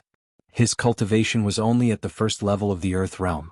He was pushed back several steps and fell to the ground. Only then did he slowly crawl up and kneel on the ground. He walked into the hall and said sincerely, "Southern Guardian King Qin Yi greets Senior Immortal Luo Lan." Inside the hall, an old man with white hair and beard sat on a throne. His divine aura was restrained and he wore a white robe. There were more than 10 people sitting on both sides of him. Each of them seemed to have an imposing manner. "Your Highness Southern Guardian King, we meet again." Luo Lan opened her eyes and smiled at Qin Yi. Qin Yi hurriedly knelt down and cupped his fists saying, "Yes. To be able to see Senior Immortal again, Qin Yi's death is enough." "Tell me, why have you come here?" Luo Lan asked. Qin Yi said in a low voice, "In this world, Qin Jin has ascended to the throne and used powerful officials. The warlords of North Ridge have already established a separatist regime. They have levied taxes and plundered innocent women to make them their concubines. The heavens are angry and the people resent them. They have caused many lives to be torn apart. The emperor is so cruel and inhumane that the heavens and earth mourn. Qin Yi is untalented, but I am willing to unite the vassals of South Ridge and overthrow the emperor. I want people to be benevolent and all lives are equal. I want to build a country of righteousness and harmony and give the people a chance to live an equal life. So, Qin Yi is bold enough to ask Senior Immortal to come out of seclusion and pacify the world for me. How dare you? A big man with a curly beard on Luolan's right shouted, Qin Yi, who do you think you are? How dare you try to order Senior Immortal? You are too arrogant. Qin Yi hurriedly knelt down again. Senior Immortal, if not for me, please do it for the people of the world. Luolan smiled slightly, raised his palm and pushed lightly. Immediately, an invisible force quickly helped Qin Yi up. Then Luolan stood up and stepped out, but with a chi-la sound he stepped into a crack in space. In the next second, his figure appeared at the entrance of the hall 100 meters away. Looking at the vast clouds in the sky, Luolan said lightly, King of South Subduing, do you really want to fight for the people of the world? Qin Yi turned around and said humbly, yes, after obtaining the world, Qin Yi will never call himself emperor. Is that so? Luolan smiled and said, Qin Yi, do you know why I, Luolan, am unwilling to ascend to the heaven realm after 10,000 years? What? Because. Luolan narrowed his eyes and said, because the gods of the heavens cannot tolerate the gods of the lower realm. Instead of being reduced to the bottom in the heaven realm, it is better to live freely and happily in the human realm. What do you think? Senior Immortal is wise. Qin Yi. Yes. Luolan's gaze seemed to pierce through Qin Yi's heart. She said lightly, I don't care if you are doing this for the people of the world, and I don't care if you ascend to the throne after obtaining the world, but if you want me to help you, you must promise me one thing. Senior Immortal, please say it. Qin Yi was a little excited. Luolan smiled and said, after you obtain the world, you must rebuild the shrine and worship me, Luolan. In addition, you must take out 20% of the annual tax revenue from the national treasury and offer it to me. As long as you fulfill these two conditions, I will leave the mountain and help you obtain the world. Qin Yi's eyelids trembled a little. 20% of the nation's tax revenue, Luolan was really demanding an exorbitant price. However, the temptation of a God-state expert was too great. Qin Yi couldn't resist it and immediately cupped his fists and said, Qin Yi agrees. When can Celestial Venerable follow Qin Yi down the mountain? Luolan waved her hand, anytime. At the same time, the 7 Saint Realm Masters under me can also be ordered. Qin Yi nodded, yes, thank you Senior Immortal Luolan. Luolan smiled and looked up at the vast mist in the sky again. What is the heavenly Tao? It's just a matter of power. Everyone in the Saint Peak, listen up, follow me to the north of the mountain and kill that greedy emperor. Yes, Senior Immortal. Qin Yi bowed to the ground, but he could not help but have a smug smile on his face. Flap, flap, flap. The messenger bird flapped its white wings and gently landed on the greenhouse of the spiritual medicine department. It hopped to Chu Yao's hand. Chu Yao could not help but smile. She hugged the messenger bird and took out the scroll inside the tube. She opened it and saw Chu Huayin's handwriting. The Valkyrie wood has been found. Brother will carve it for you within a month. Chu Yao couldn't help but giggle and muttered to herself, Big brother is really serious. On the side, a female alchemist smiled and said, Deacon Chu Yao, your brother is now the commander of the Flying Mount Camp. Your elder brother, Chu Huayin, is now the commander of the Flying Mount Battalion. I heard that the Flying Mount Battalion has set up a camp outside the northern forest of the imperial capital and conducts drills every day. As a commander, he must be extremely busy with military affairs. You actually asked him to carve some exquisite pearl for you. This younger sister is really annoying. You're asking for a beating, Chu Yao waved her fist and said with a smile. You don't know, but there is a legend in my hometown, Silver Fir City. Using the sturdy Valkyrie wood to make exquisite pearls and carving the appearance of the person you care about around the pearls, it can bless them and keep them safe. The female alchemist smiled. Then tell me what kind of appearance is carved on this exquisite pearl? Chu Yao's face turned red. There are 4 people in total. One is me, one is my brother, one is Sister Jinxiang, and the last one. Who is the last one? The female alchemist jokingly said, Let me guess, it must be a Deacon Lin from the Holy Temple opposite our spiritual medicine division. I heard that he is also a general who protects the nation, a high-ranking official. Chu Yao laughed and scolded, I taught you to refine medicine every day but you're not good at it. You actually know so much about these trivial matters. You is even busier than my brother, and he hasn't come to the spiritual medicine division to see me for many days. You can go to the spiritual medicine division to see him. I'm a girl, I have to be reserved. Oh, our Deacon Chu Yao is actually so reserved, hee hee. Stupid girl, I'll teach you first. After fooling around for a while, Chu Yao's expression suddenly darkened. Xiaolan, should we make a trip to the Divine Marquis's residence and visit Sister Jinxiang? The alchemist named Xiaolan nodded. Yes, I heard that the Divine Marquis Zheng Yifan moved his family to Tianshu province, but Jinxiang insisted on not following the Divine Marquis back. She even threatened to kill herself, so the Divine Marquis left a few generals in the Divine Marquis's residence to protect Jinxiang. Unfortunately, Lord Chu Huayin promised that he would never see Jinxiang again. Why can't two people who love each other be together? Chu Yao sat there absent-mindedly, pursing her red lips. Maybe they don't want to leave, they just want to watch over each other in Lanyan City. Xiaolan.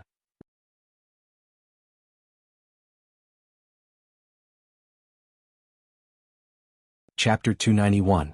10 days passed in the blink of an eye.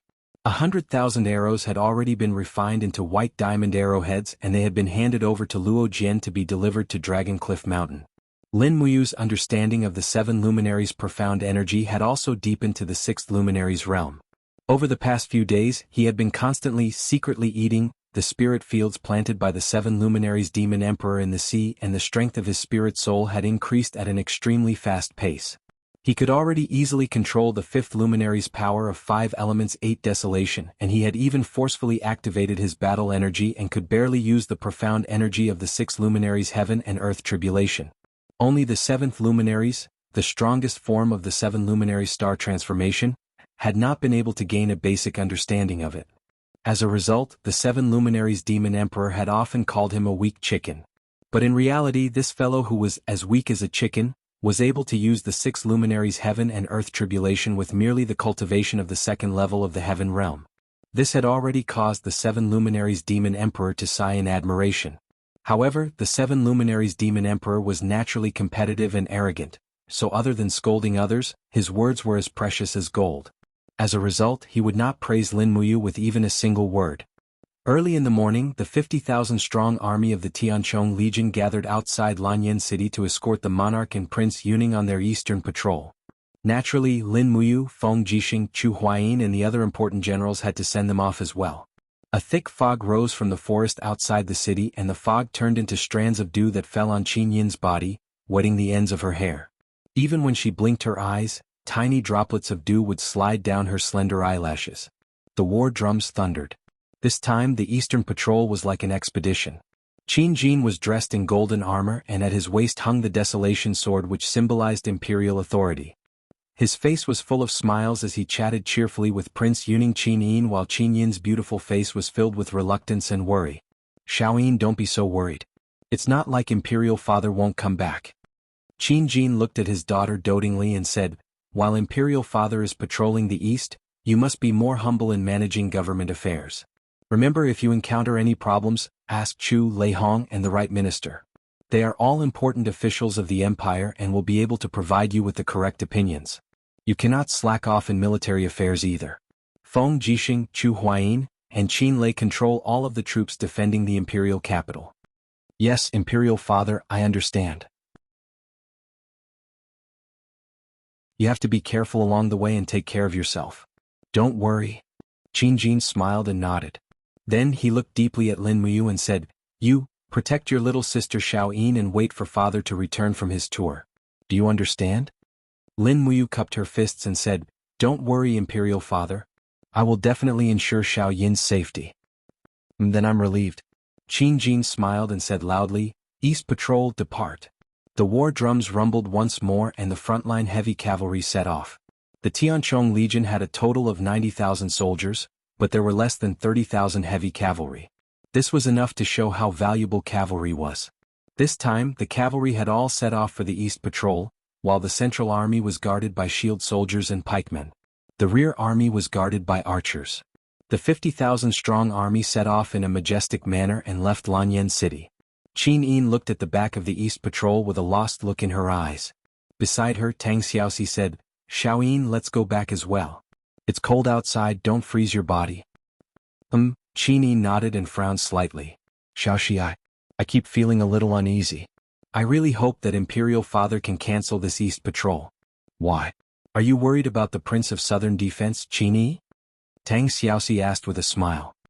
Qini nodded and said, Imperial Uncle Qini has not come to the capital to see Imperial Father for many years. Moreover, I heard that he is actively training soldiers in Lingnan. 10 years ago there were already 200,000 soldiers in Lingnan, but who knows how many there are now. The secret agents that the capital sent to Lingnan reported that there are at least 500,000 soldiers in Lingnan. 500,000. Tang Xiaoxi chuckled. Don't worry. Don't forget that these 500,000 soldiers may not be loyal to the Prince of Southern Defense. After all, there are still people like Earl Xiang, Lord Manning, and General Lin Yu. Moreover, there are military camps of the Empire every 10 miles to the north of the Qinling Mountains. As long as the soldiers of Lingnan leave the pass to the north, they will be discovered immediately. It can be said that if the Prince of Southern Defense really wants to rebel, he has no chance of winning. I hope so. Qinin still looked worried. She turned to look at Lin Muyu, only to find that he was holding a black ball in his hand and chatting with Chu Huayin. Brother Chu, is this the legendary Linglong Pearl? Yes, what's wrong? Isn't it small and exquisite? Chu Huayin glared. Damn, it's about the size of a duck egg. Do you dare to say that it's very exquisite? Lin Muyu also widened her eyes. What's more, what's that thing carved on it? It looks like a big yellow dog. You gave Big Sis Chu Yao's birthday present this thing? Chu Huayin glared and said, Yao asked me to carve characters on all 4 sides of the Linglong Pearl. It just so happens that the character on this side is you. This is what you look like, not a big yellow dog. You. Lin Muyu continued to widen her eyes. It's obviously a big dog with a big tail. How can you say that it looks like me? Brother Chu, we can't be so unreasonable. Brother Feng, do you think this looks like me? Feng Jixing grabbed the reins and raised his head to drink the wine in the gourd. After stretching his head to take a look, he said, Hey, Chu Huayin's carving skills are indeed extraordinary. Who else could it be if it wasn't you? You don't blame me. Who asked Chu Huayin to treat me to this pot of wine? Lin Muyu glared at him and said, You're the most unprincipled person in our group. Qinin was speechless for a while. She coughed and said, The military police battalion has already announced countless times that we are not allowed to drink during missions. General Feng, as the commander of the Imperial Guards, you are drinking during a mission. What should you do? With a pa sound, Feng Jixing threw the gourd in his hand to the ground, causing the smell of wine to splatter all over the place. He looked extremely angry. Who stuffed this gourd into my hand and lied to me that it was water? There's no trust between people at all. This is simply shameless. Tang Xiaoxi was speechless. I wonder who is the shameless one? A few days later at night, Lin Muyu was still facing the sky full of starlight. She stood alone in the inner hall of the sacred hall and looked up at the stars. The dark force in her palms surged, but she could not transform the power of the stars. It was as if the 7 glorious stars' transformation was isolated from her body. Sigh. He held his breath for a while, but his battle energy quickly dissipated. He let out a long sigh and was slightly disappointed. In his Yi-Hai, the voice of the 7 luminaries Demon Emperor came. The 7 glorious stars transformation is an absolute art that I spent a whole 3,000 years to comprehend. Do you think it's that easy to learn? The power of the stars is the most mysterious power in the universe. An ordinary human body cannot withstand it at all. You are just a mortal now, so don't be discouraged. Take your time. Lin Muyu said, Demon Emperor, how do you feel as a god? God. The 7 luminaries Demon Emperor was stunned. He smiled and said, What can I feel? I'm just invincible. Everyone is afraid of me, respects me, and obeys my orders. Other than that, it's loneliness, endless loneliness. Loneliness? Lin Muyu smiled. Speaking of which, I'm also lonely now. The 7 luminaries Demon Emperor could not help but laugh. You're lonely because you miss women. I'm lonely because I'm invincible. Don't you think it's shameful? Who said that? I don't miss women. Bah, I'm living in your Yi-Hai. Do you think I don't know what you're thinking? The 7 luminaries Demon Emperor laughed mockingly. Weak chicken, I know your heart is filled with Her Highness Qinin. And, to be honest, Qinin is a rare beauty. This emperor has roamed the universe for hundreds of thousands of years and has not seen many women who are as beautiful as her. It's rare that an ugly dog like Qini could have such a beautiful descendant. If I were you, I would go to Zetian Palace and sleep with the princess while the emperor is not at home. Lin Muyu glared. That's why you're called the Demon Emperor. Everyone wants to beat you up. Haha brat, it's fine if you don't call me teacher, but you actually dare to mock me. Is there a disciple like you? If I knew this would happen, I would have taught you the 7 luminaries mantra in reverse. That way you'd be better off dead than alive, hee hee. Lin Muyu could not help but feel a chill in her heart. Don't scare me. Speaking of which, Demon Emperor, I've been feeling uneasy for the past few days. I don't know what's going on. Could it be an ominous sign? The 7 luminaries Demon Emperor smiled faintly. An ominous sign? Don't forget you have a strand of my divine power in your body. Since you're feeling uneasy, it's definitely not as simple as an omen. It's more likely that something is really going to happen. Your divine power is stronger than mine. You should be able to sense that something is going to happen, right? No, I'll be confused if I'm too concerned. What happens on this mainland has nothing to do with me. It doesn't matter who lives or dies, so I won't feel uneasy.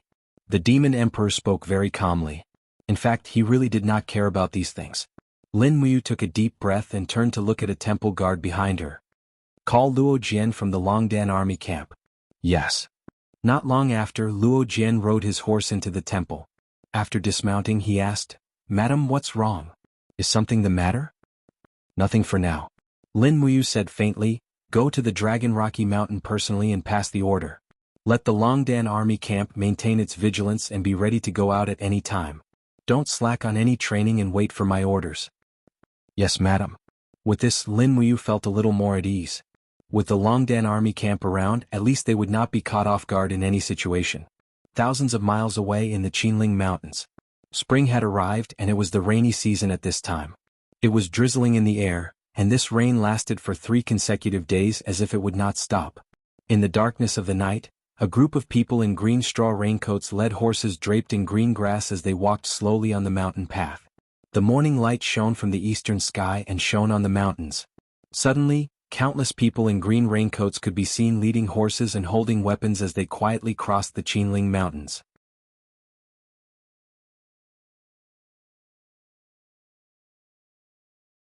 Chapter 292. Thud, thud, thud. The sound of horse hooves could be heard hurriedly. The messenger quickly entered the Flying Mount camp in the north of the city and presented the letter to him. Commander, a letter from Lady Lin Muyu from the Divine Temple. Oh, a letter from you? Chu Huayin smiled and opened the letter. There was a line of words written on it that wasn't very nice. Recently I've been feeling uneasy. I'm afraid that there will be changes in the empire. As the commander of the Flying Mount camp, Elder Brother should send more scouts to patrol around the North Ridge province to maintain vigilance in the capital. Sincerely you.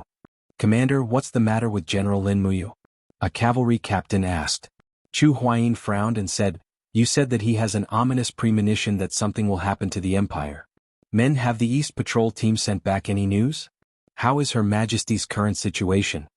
A deputy general cupped his fists and said, we just sent back a letter last night.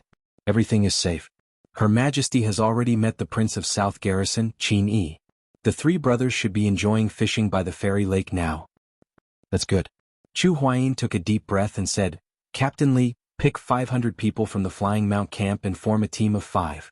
Bring dry rations and divide them into 100 teams to patrol around the Earthstar Province, North Ridge Province and Sangnan Province. Once there are any abnormal movements, immediately report to me by messenger bird. I'll leave this matter to you. You must do a good job. Yes, Lord Commander. The cavalry captain cupped his fists and immediately turned to leave. Chu Huayin frowned under the light of the oil lamp. He looked up at the generals and said, have there been any replies to the letters sent to the Seven Seas Province and Cloud Province? Have Duke Lan and Duke Yun agreed to send troops to make up for the emptiness of the capital's military forces? A cavalry captain stepped forward and said respectfully, Duke Yun has replied. He said that he is currently preparing for the rations and war horses. In a few days he will send 30,000 cavalry to the capital to protect Her Highness Yin. There's still no news from Duke Lan's side. He's probably still brooding over young General Lin Muyu killing Tang Bin. Chu Huaijin gently punched the table and said, Tang Lan, don't forget that Shaoxi is still in Lanyan City. If something happens in Lanyan City, can Shaoxi stay out of it? The cavalry commandant said, Commander, should we inform Commander Feng Jixing about this patrol? Yes. Chu Huaimian nodded and said, I'll personally make a trip to the Imperial Army's encampment tomorrow morning. The Imperial capital's defenses are too weak at the moment. There are only 50,000 soldiers. If anything happens, I'm afraid these 50,000 soldiers won't be able to defend the massive Lanyan city. At the side, a military officer laughed and said, Lord Commander, you don't have to worry so much. The Empire is at peace. Moreover, His Highness, the Prince of Jinnan, and His Majesty are on patrol at Fairy Lake. What other changes can there be when the North and the South are together? Chu Huaimian looked at him deeply and said, Lin Muyu, have you seen this person before? I haven't. Then you can get to know him. Yu's actions are always unexpected. His predictions are most likely not wrong. No, I have to go to the Imperial Army's encampment now. Bring 500 soldiers with me. Yes. In the Imperial Army's encampment under the yellow light, Feng Jixing was wrapped in a blanket. He was holding Xiang Wentian's 7 Victorious Tactics scroll and reading it carefully. He sneezed frequently and his face was pale. Lord Commander, Commander Chu of the Flying Mount Battalion requests an audience, a guard outside the tent said respectfully. Let him in. Watch the tea. Yes. When Chu Huaimian entered the tent with 2 cavalry commandants, he couldn't help but be stunned. Feng Jixing, are you sick? It's just a cold. It's just a minor illness. Feng Jixing smiled and said, I will circulate my energy to force the cold poison out of my body. You have such good skills, why do you need a medical officer? Chu Huaimian sat down and moved the brazier in front of Feng Jixing. He said, with your cultivation, Feng Jixing, it's not easy for you to catch a cold. Old Chu, you didn't come to the Imperial Army's encampment so late just to treat me to a drink, right? Of course not. Chu Huaimian sat down and said, these days, His Majesty has gone to Tianshu province, and His Highness is in charge. Feng Jixing, don't you feel a little uneasy? Yes. Feng Jixing said seriously, the price of the Yinhua wine in the winery is high, the women in the Yihong brothel are getting uglier, the glutinous rice in the capital's rice shop is always mixed with sticky rice, and those bastards in the Ministry of Revenue are always late in paying the army. I can't live like this anymore, I feel uneasy every day. *CK. Chu Huaimian stood up. Be serious or I'll leave. Feng Jixing laughed. Alright, I won't joke around anymore. Tell me what's the matter. Chu Huaimian said, in the past 7 days the Fire Sparrow Division in Lanyan City has not received a single case regarding the bandits in the Qinling Mountains. The hunters near the Qinling Mountains are complaining that all the prey in the mountains suddenly disappeared without a trace, as if they had all been killed.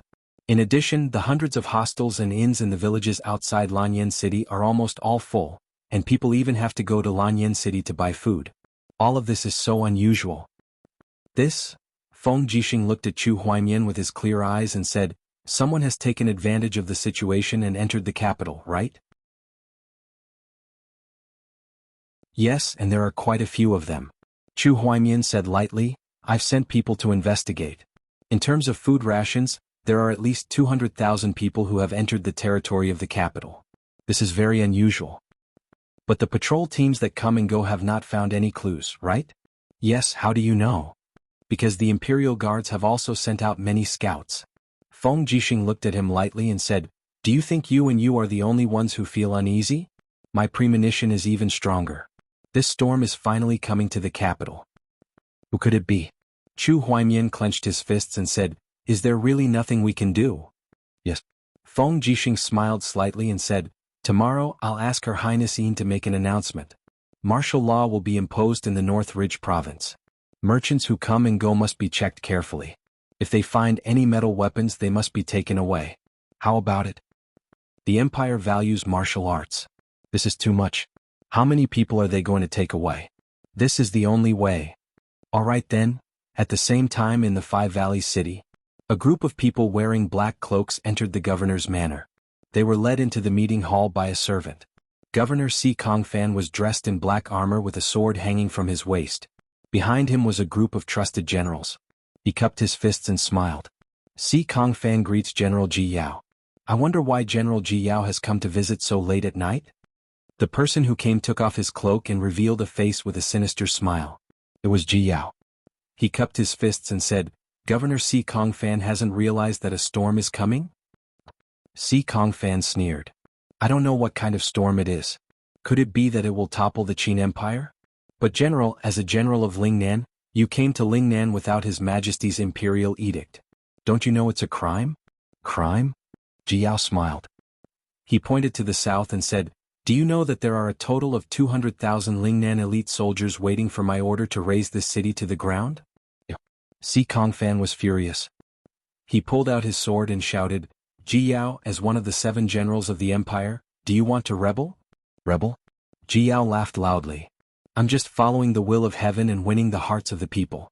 Qin Jin, this fatuous ruler, doesn't know how to govern a country. He only knows how to write poems and cook. How can such a fatuous ruler be the ruler of this continent? Si Kongfan, listen to me. The 4 provinces of Lingnan have formed an alliance to overthrow the monarchy and build a brand new Iha country. We don't believe in the supremacy of the monarchy. Instead, we believe in humanity and equality. Although you are one of the lackeys of the empire, you are still a famous general. If you surrender, you will still be the master of Five Valleys City. Otherwise, don't blame us for being merciless. You're courting death. Si Kongfan brandished his sword and slashed at Ji Yao. But just as the blade was about to land on Ji Yao's head, his body suddenly froze as an invisible wave of air blew past him. Behind Ji Yao, 2 black-robed experts had sinister smiles on their faces. They were both Saint Realm experts. Stubborn. You're courting death. Ji Yao laughed loudly. The sword on his waist flashed and the poor Si Kongfan's head fell to the ground. The group of generals behind him were dumbfounded. Ji Yao picked up Si Kongfan's head and said in a low voice, Everyone has the right to punish the lackeys of the empire. Behind me are 2 venerables with the cultivation of the realm of the Holy Realm. If you don't want to die, then obediently surrender to me. I can still guarantee that your son won't die. The group of generals put down their swords. Their faces were ashen. This was no longer a simple mutiny. It was a rebellion, a national rebellion. Early in the morning, on the southern city wall of Five Valleys City, the guards were drowsy. An old soldier sat under the city wall, smoking a pipe. He squinted his eyes and looked into the distance. He said, You lazy little bastards. How dare you sleep while on duty? Is your strength all on the belly of a whore? It was drizzling in the air. The veteran pulled down his straw hat to cover his smoking pipe. He looked into the distance with blurred eyes. Suddenly he seemed to have an illusion. The green forest seemed to be moving slowly. He squinted his eyes and looked carefully again. That's right. It was really moving. He quickly clapped his hands and said, Lier go Zhang Quan Dan Lu Min Zhao Ritian, wake up. Quick, if you sleep again I will kill you. A few soldiers pulled the brim of their hats and stood up. They grumbled, Old man, what are you doing? Why are you screaming like a ghost? The old soldier pointed at the city wall. His arm was trembling. He said, Look, is that forest moving? A few young soldiers looked into the distance. They couldn't help but tremble. Their faces were pale. They said, No, it's not the forest moving. It's the people in green cloaks. They are approaching the city. Oh my God, beat the drums. Yes. At this moment, a Chiliarch walked up to the city wall with a long spear. He said calmly, There's no need to beat the drums. Go down and open the city gate to welcome our distinguished guests. Distinguished guests? The old soldier was dumbfounded. General Zhao, welcome what distinguished guests? The brave soldiers of Lingnan Iha country. I'm committing treason, the long saber flashed. The old soldier immediately fell into a pool of blood. The Chiliarch's face was vicious. Go and open the city gate. Yes. The group of soldiers trembled.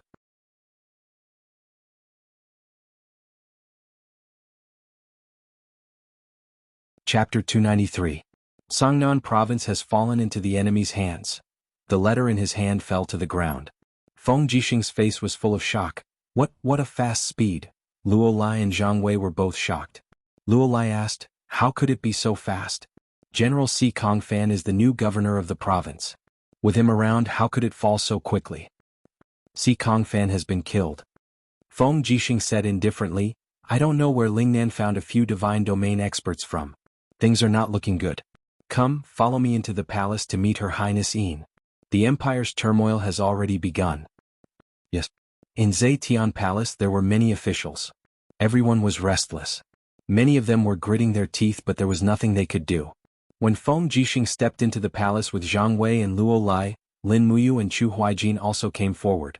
Chu Huaijin said, General Feng also received the news of Songnan province's fall? Yes, what did Her Highness say? There is no statement yet.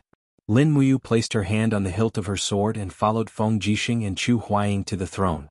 She raised her head and saw that Qin Yin was already walking over with an exquisite cloak draped over her shoulders. Her silk skirt trailed behind her as two maids followed behind her respectfully. "Brother Yu, has Cangnan province really fallen?" Qin Yin asked anxiously. "Yes." Lin Muyu cupped her fists and said, "I received the letter not long ago. According to the report from the spies I arranged in Cangnan province, the scale of the rebellion in Lingnan is very large. They used more than 300,000 men and horses. Jinan Wang Qin Yi conferred Ji Yao the title of Marshal, Lin Yu and Long Qianlin as generals. They have already occupied Five Valley City. At most 5 days they will reach the capital." Qin Yin had a helpless look on her face. Imperial father is still in Tianshu province." Chu Huaijin cupped his fists. His face was full of sadness as he said, "Your Highness, please forgive me for overstepping my bounds. I'm afraid His Majesty is already in danger." "Impossible." Qin Yin shook her head and said resolutely, "Father has brought many experts from the Imperial Guards, and he has also taken 3 experts from the third heaven of the Heaven Realm as guards from Dubhe province. With 100,000 soldiers accompanying him, it's impossible for anything to happen." Chu Huaijin looked up at Qin Yin and said lightly, "According to reliable information, Qin Yin has invited Luo Lan, a godly state expert who lives in seclusion on the sacred peak. Luo Lan also has several sanctuary experts under her command. If I'm not wrong, Luo Lan has disguised herself as Qin Yi's personal guard. No matter how many experts your majesty has around you, how could they be a match for a divine venerable one?" I. Tears instantly filled her eyes. Qin Yin stood there silently and murmured, "Imperial father will be fine. Imperial father will be fine." Lin Muyu stepped forward and gently hugged Qin Yin. Now he was Qin Yin's only support. He whispered in Qin Yin's ear, "Xiao Yin, the Prince of Jinan has committed treason. Everyone is panicking. You are the only one who can support the overall situation. Be strong. Imperial father may be fine, but before that you must guard Lanyan City." "Okay." Qin Yin quietly wiped away her tears. Lin Muyu took a few steps back, but he still stood among the officials. At this time Minister Luo Xing cupped his fists and said, "Your Highness, the Prince of Jinan, Qin Yi's act of treason is really stupid. As the saying goes, his words are not justified.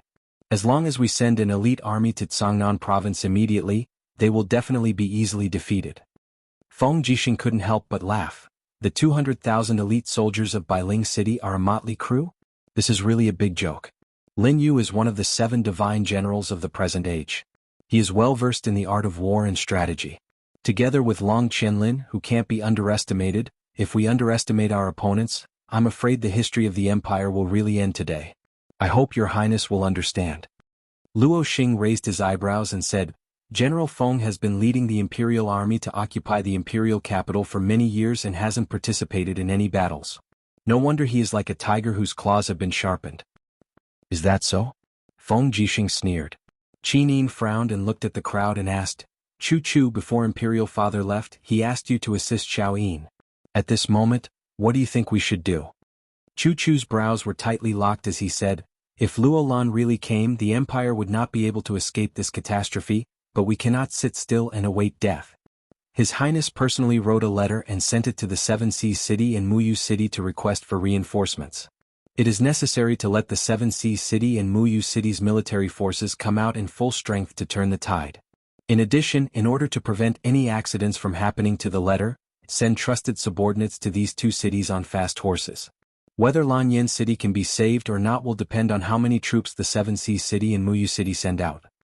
Someone bring a pen and paper." Qin Yin's eyes flickered as she looked at the ministers and said, "Who is willing to go to Muyun City for me and ask grandfather to send out troops?"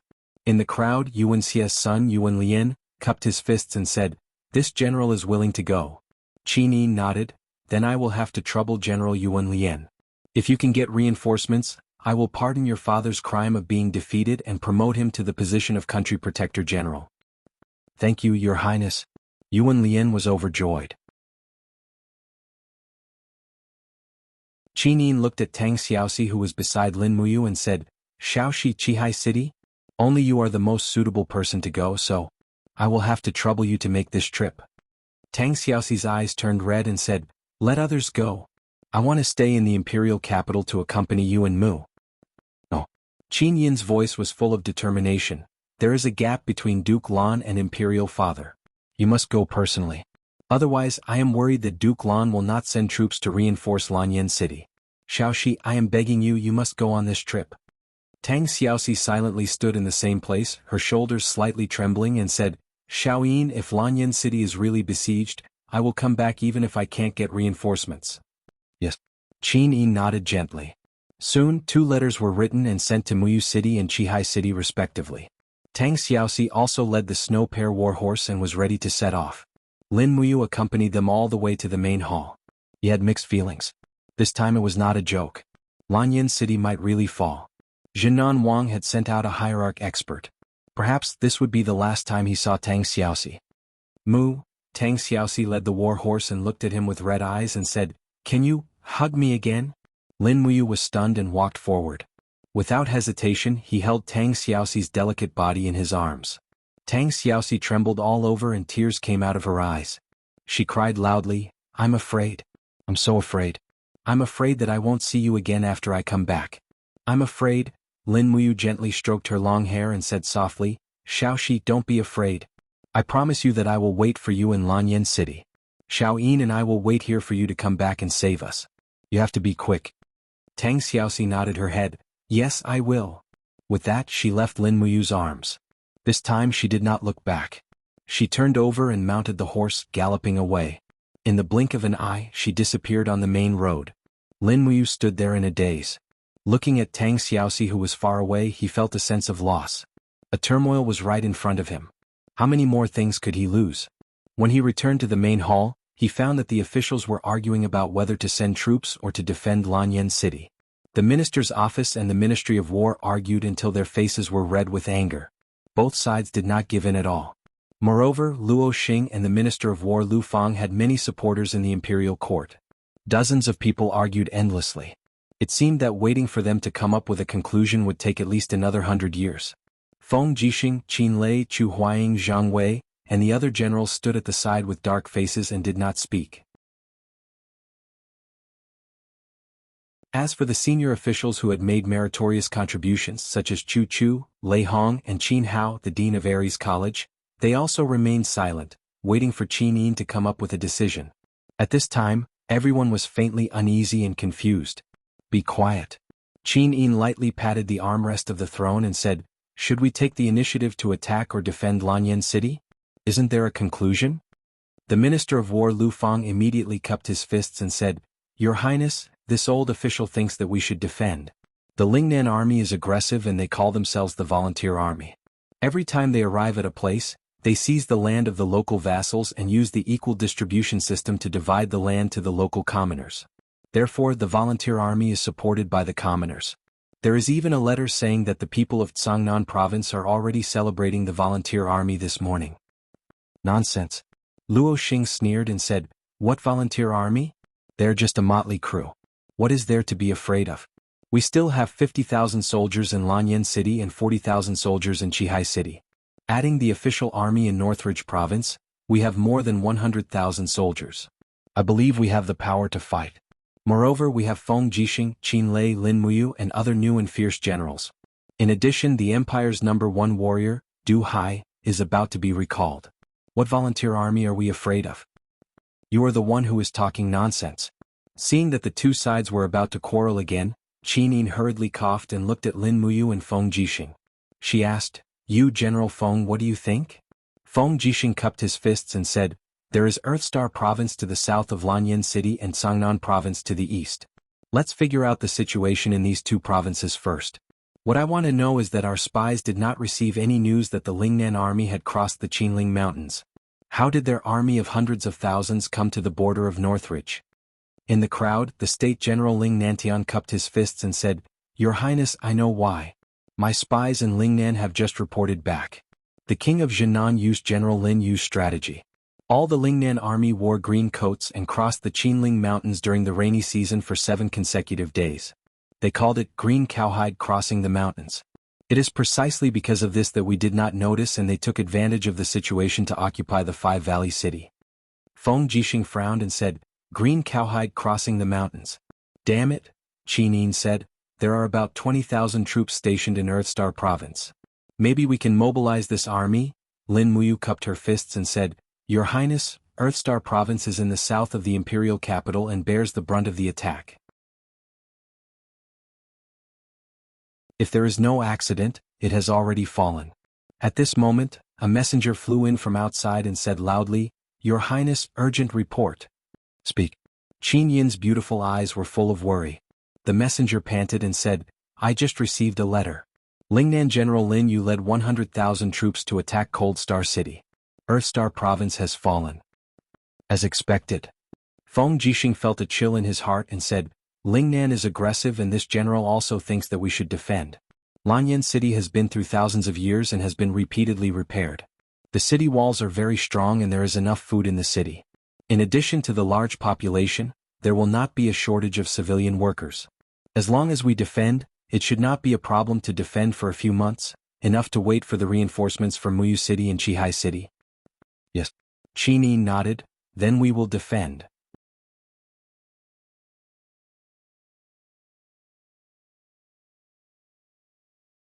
Chapter 294. His Highness has announced that all citizens are to enter the city immediately. The city gates will be closed after sunset. Without His Highness's order, the city gates will not be opened until the crisis is over. Zhang Wei stood on the city walls with a long saber in his hand, shouting at the citizens below the city. Lin Muyu, Feng Jixing and Chu Huaimiao stood at the side, helplessness written all over their faces. As a general of the empire, it's a disgrace to not come out and defend the city. Feng Jixing clenched his fists, his face full of anger. Chu Huaimiao said, The enemy is strong while we are weak. This can't be helped. I just don't know when Qihai City and Muyu City will be willing to send out their troops. As long as they send out their troops, we will definitely be able to defeat the so-called volunteer army. Feng Jixing looked at Lin Muyu and asked, Do you want to summon your Longdan army camp to Lanyan City as well? No need. Lin Muyu shook her head and said, I have already sent someone to the Longdan army camp to inform them to defend the city like us. Dragon Rocky Mountain is easy to defend but hard to attack. 1,000,000 soldiers won't be able to take it down in a short period of time. Leaving the Longdan army camp on Dragon Rocky Mountain can be used as a surprise attack. If there is a need, the Longdan army camp can also cooperate with us. Feng Jixing clapped his hands and chuckled, That's good. I have seen use Longdan army camp. Their combat power is terrifying, and their equipment is the best in the empire. To be honest, if there are less than 150,000 volunteers surrounding the city, we can open the city gates and fight. Our chances of winning are more than 70%. What if there are more than 200,000? Chu Huaimiao asked with a smile. Feng Jixing's expression darkened. Then we can only defend and not go out. The disparity in military strength is too great. Going out of the city is just suicide. Moreover, the other party has a godly state master and nearly 10 sanctuary masters. Lin Muyu stretched out her hand to sweep away the dust on the battlements, and the place that her palm touched was icy cold. She could not help but feel a chill in her heart as she said, One do not know how is His Majesty's situation at Fairy Lake. There is actually no news at all. He had brought so many letters with him, could it be that he could not even send one back? Feng Jixing frowned. I hope His Majesty can turn misfortune into blessing. But to turn misfortune into fortune, if it was a great misfortune, how could it be resolved? Late at night, Chu Huaying rode into the darkness of Tongtian Street. Not long after, he stopped in front of the Divine Marquis residence. After he dismounted, he looked at the lonely iron gates and hesitated for a moment before he walked forward and gently knocked. Who is it? A guard's voice came from inside. Commander of the Flying Mount Battalion, Chu Huaying greets Miss Jinxiang. The guard immediately sneered. So it's the famous General Chu Huaying. Didn't you say that you would not see my miss anymore? Yes, I will not see her. I only hope that Miss can talk to me through the door. Humph, wait a moment. Thank you. Not long after, Jinxiang's gentle voice came from the other side of the iron gates. Lord Chu, why are you visiting so late at night? Chu Huaying cupped his fists and said, Miss, Songnan Province and Earthstar Province have fallen one after another. Lanyan City is isolated and has lost. Miss Jinxiang is the daughter of the Divine Marquis. Ji Yao and Lin Yu were once Divine Marquis Zheng Yifun's subordinates. I believe they will not make things difficult for you. Miss, please leave the city immediately and look for the Divine Marquis in Tianshu Province. Jinxiang smiled. Lord Chu, I know what I am doing. Thank you for your concern. I will decide whether to stay or leave. Chu Huaying was anxious. He gritted his teeth and said, Jinxiang, you must leave now. The Lingnan army will arrive at the city at any time. If you don't leave now, I'm afraid you won't have another chance. Huaying. Jinxiang called out softly. Didn't you say that you want to see me in the pugilistic world? If I leave now, we won't be able to see each other anymore. Go, I won't leave. If my husband dies on the battlefield, I'm willing to follow him. Chu Huaying's body trembled. His eyes were bloodshot. Jinxiang, are you crazy? There was no more sound from inside the door. Chu Huaying stood outside the door for more than 2 hours. Then he led his horse away. In the early morning of the next day, the 30,000 Imperial Guards and the 17,000 soldiers of the Flying Mount Battalion had all entered Lanyan City and settled in the barracks around the 4 gates, making Lanyan City suddenly lively. However, all the people closed their doors and windows and lived in fear. They didn't know what would be waiting for them in the next moment, whether it would be death or a new life. Early in the morning, there was another heavy fog that shrouded Lanyan City. Wisps of dew slowly flowed down from Lin Muyu's armor. He stood guard on the north wall of Lanyan City. He didn't sleep a wink the whole night and looked rather tired. You go and sleep for a while. Feng Jixing frowned. Look at how haggard you look. If Her Highness saw you like this, I don't know how distressed she would be. Lin Muyu smiled and shook her head. I can't sleep. Brother Feng, can you sleep? I can't. Feng Jixing smiled bitterly and said, this might be our last battle. You still haven't received the letter from Fairy Lake? No, not even a single one. Sigh. Lin Muyu sighed. She pulled out the dragon spirit sword and gently wiped the dew on the blade with a white cloth. Brother Feng, are you afraid? Afraid? Feng Jixing smiled. What's there to be afraid of? I'm a soldier of the Empire. It's my honor to die in battle for the Empire. Moreover, heroes emerge in troubled times. Don't you think this is also a chance for us? I don't think so. Lin Muyu shook her head. I'm very afraid. I am afraid of losing all the people and things I care about. I am afraid of losing Xiaoyin, Xiaoxi and all of you. If I can choose, I would rather choose obscurity than to choose glory forged with blood. Perhaps what you said is right. Feng Jixing continued to sit beside Lin Muyu. He took out a wine gourd and gulped down a mouthful of strong wine. But this is life. The more you want to escape from this war, the more you can't escape it. You hate killing, but you must face everything in front of you. In this battle, our hands will be stained with blood. Just wait and see. Right at this moment, suddenly, a pa-pa sound came from the sky. A messenger bird rapidly landed on Feng Jixing's shoulder. He hurriedly took out the letter tube and swept his gaze across. His face was filled with astonishment as he said, so fast. The volunteer army's advance heavy cavalry is already less than 300 miles away from Lanyan City. They will arrive before sunset today. Damn it, Lin Muyu sheathed her sword and lightly said, are they so eager to destroy Lanyan City? Feng Jixing looked indifferent. Zhang Wei passed down the order. The whole city is on alert. Prepare for war in the afternoon. In addition, has the Tianchong army of 7 Seas City returned? Zhang Wei nodded. They will arrive in 2 hours. That's good. Not long after, the sound of hooves could be heard in the fog. A commander came to the city with a long saber. It was the Empire's #1 warrior, Du Hai. Behind him were densely packed soldiers with shields. They were all infantrymen of the Tianchong army. In addition, there was an endless stream of rations. Open the gate. Du Hai shouted. Feng Jixing stood on the city wall and shouted, General Du Hai, how many people did you bring back? Du Hai raised his head to take a look and said with a smile, so it's Commander Feng.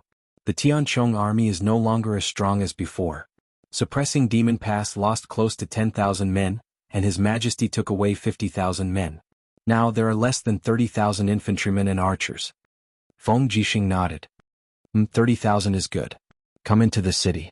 The Flying Mount camp will guard the south gate, the Imperial army will guard the north and east gates, and the Tianchong army will guard the west gate. What does General think? Thank you. I will lead my brothers to the west gate. Du Hai was a candid man.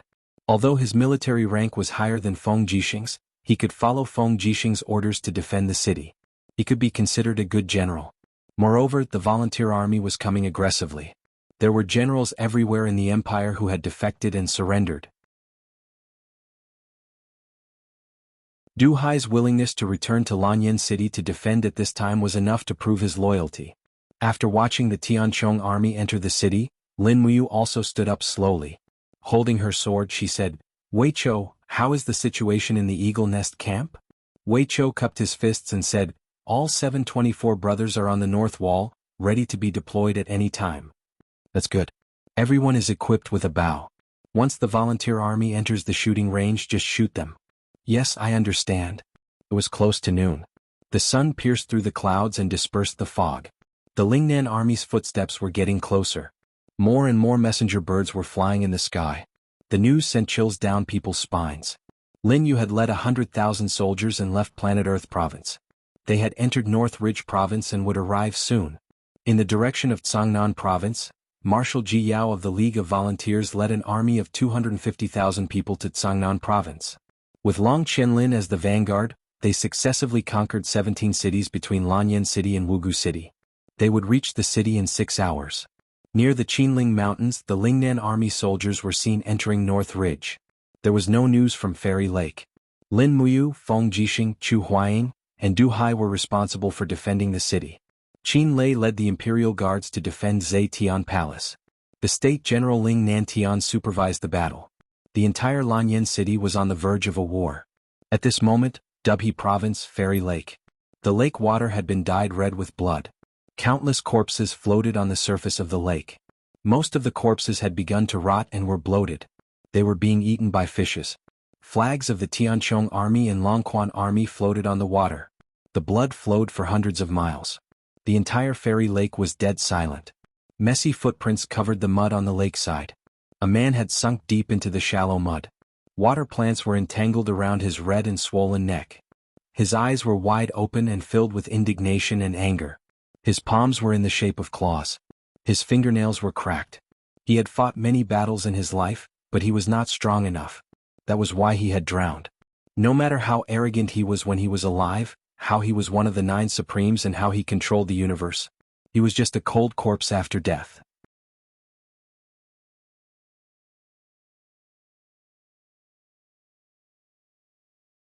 Chapter 295.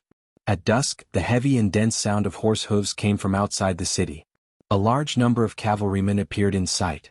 They held up the banner of the volunteer army and wore blood-red armor. They stopped about a kilometer away from Lanyan City and started to get into formation. The cavalrymen were at the front and the infantry at the back. They also started to light torches, forming a dense mass. In the blink of an eye, night fell. The torches outside the city formed a sea that spread all the way to the direction of the dragon-seeking forest. The overwhelming number of soldiers was very frightening. "Oh my!" Zhang Wei felt his scalp go numb. He said, "The women of Lingnan are really fertile. They actually gave birth to so many beasts. Damn it, how long will it take for me to kill them all?" Wei Chou frowned. "What are they waiting for?" "Waiting for the supply troops." Feng Jixing said indifferently, "The ladders and catapults move slowly. They will only arrive here tomorrow. They are waiting. This night will be very difficult." "Why is it difficult?" Zhang Wei asked. Feng Jixing smiled. "The commander of the front line is Long Qianlin. He is well versed in the art of war and naturally knows the power of psychological warfare. Just wait, they will be here soon." "Yes." Torches were also raised on the city walls. It was a beautiful scene. Not long after, the Lingnan army parted. An envoy holding a white flag came to the city. He was a lean guy.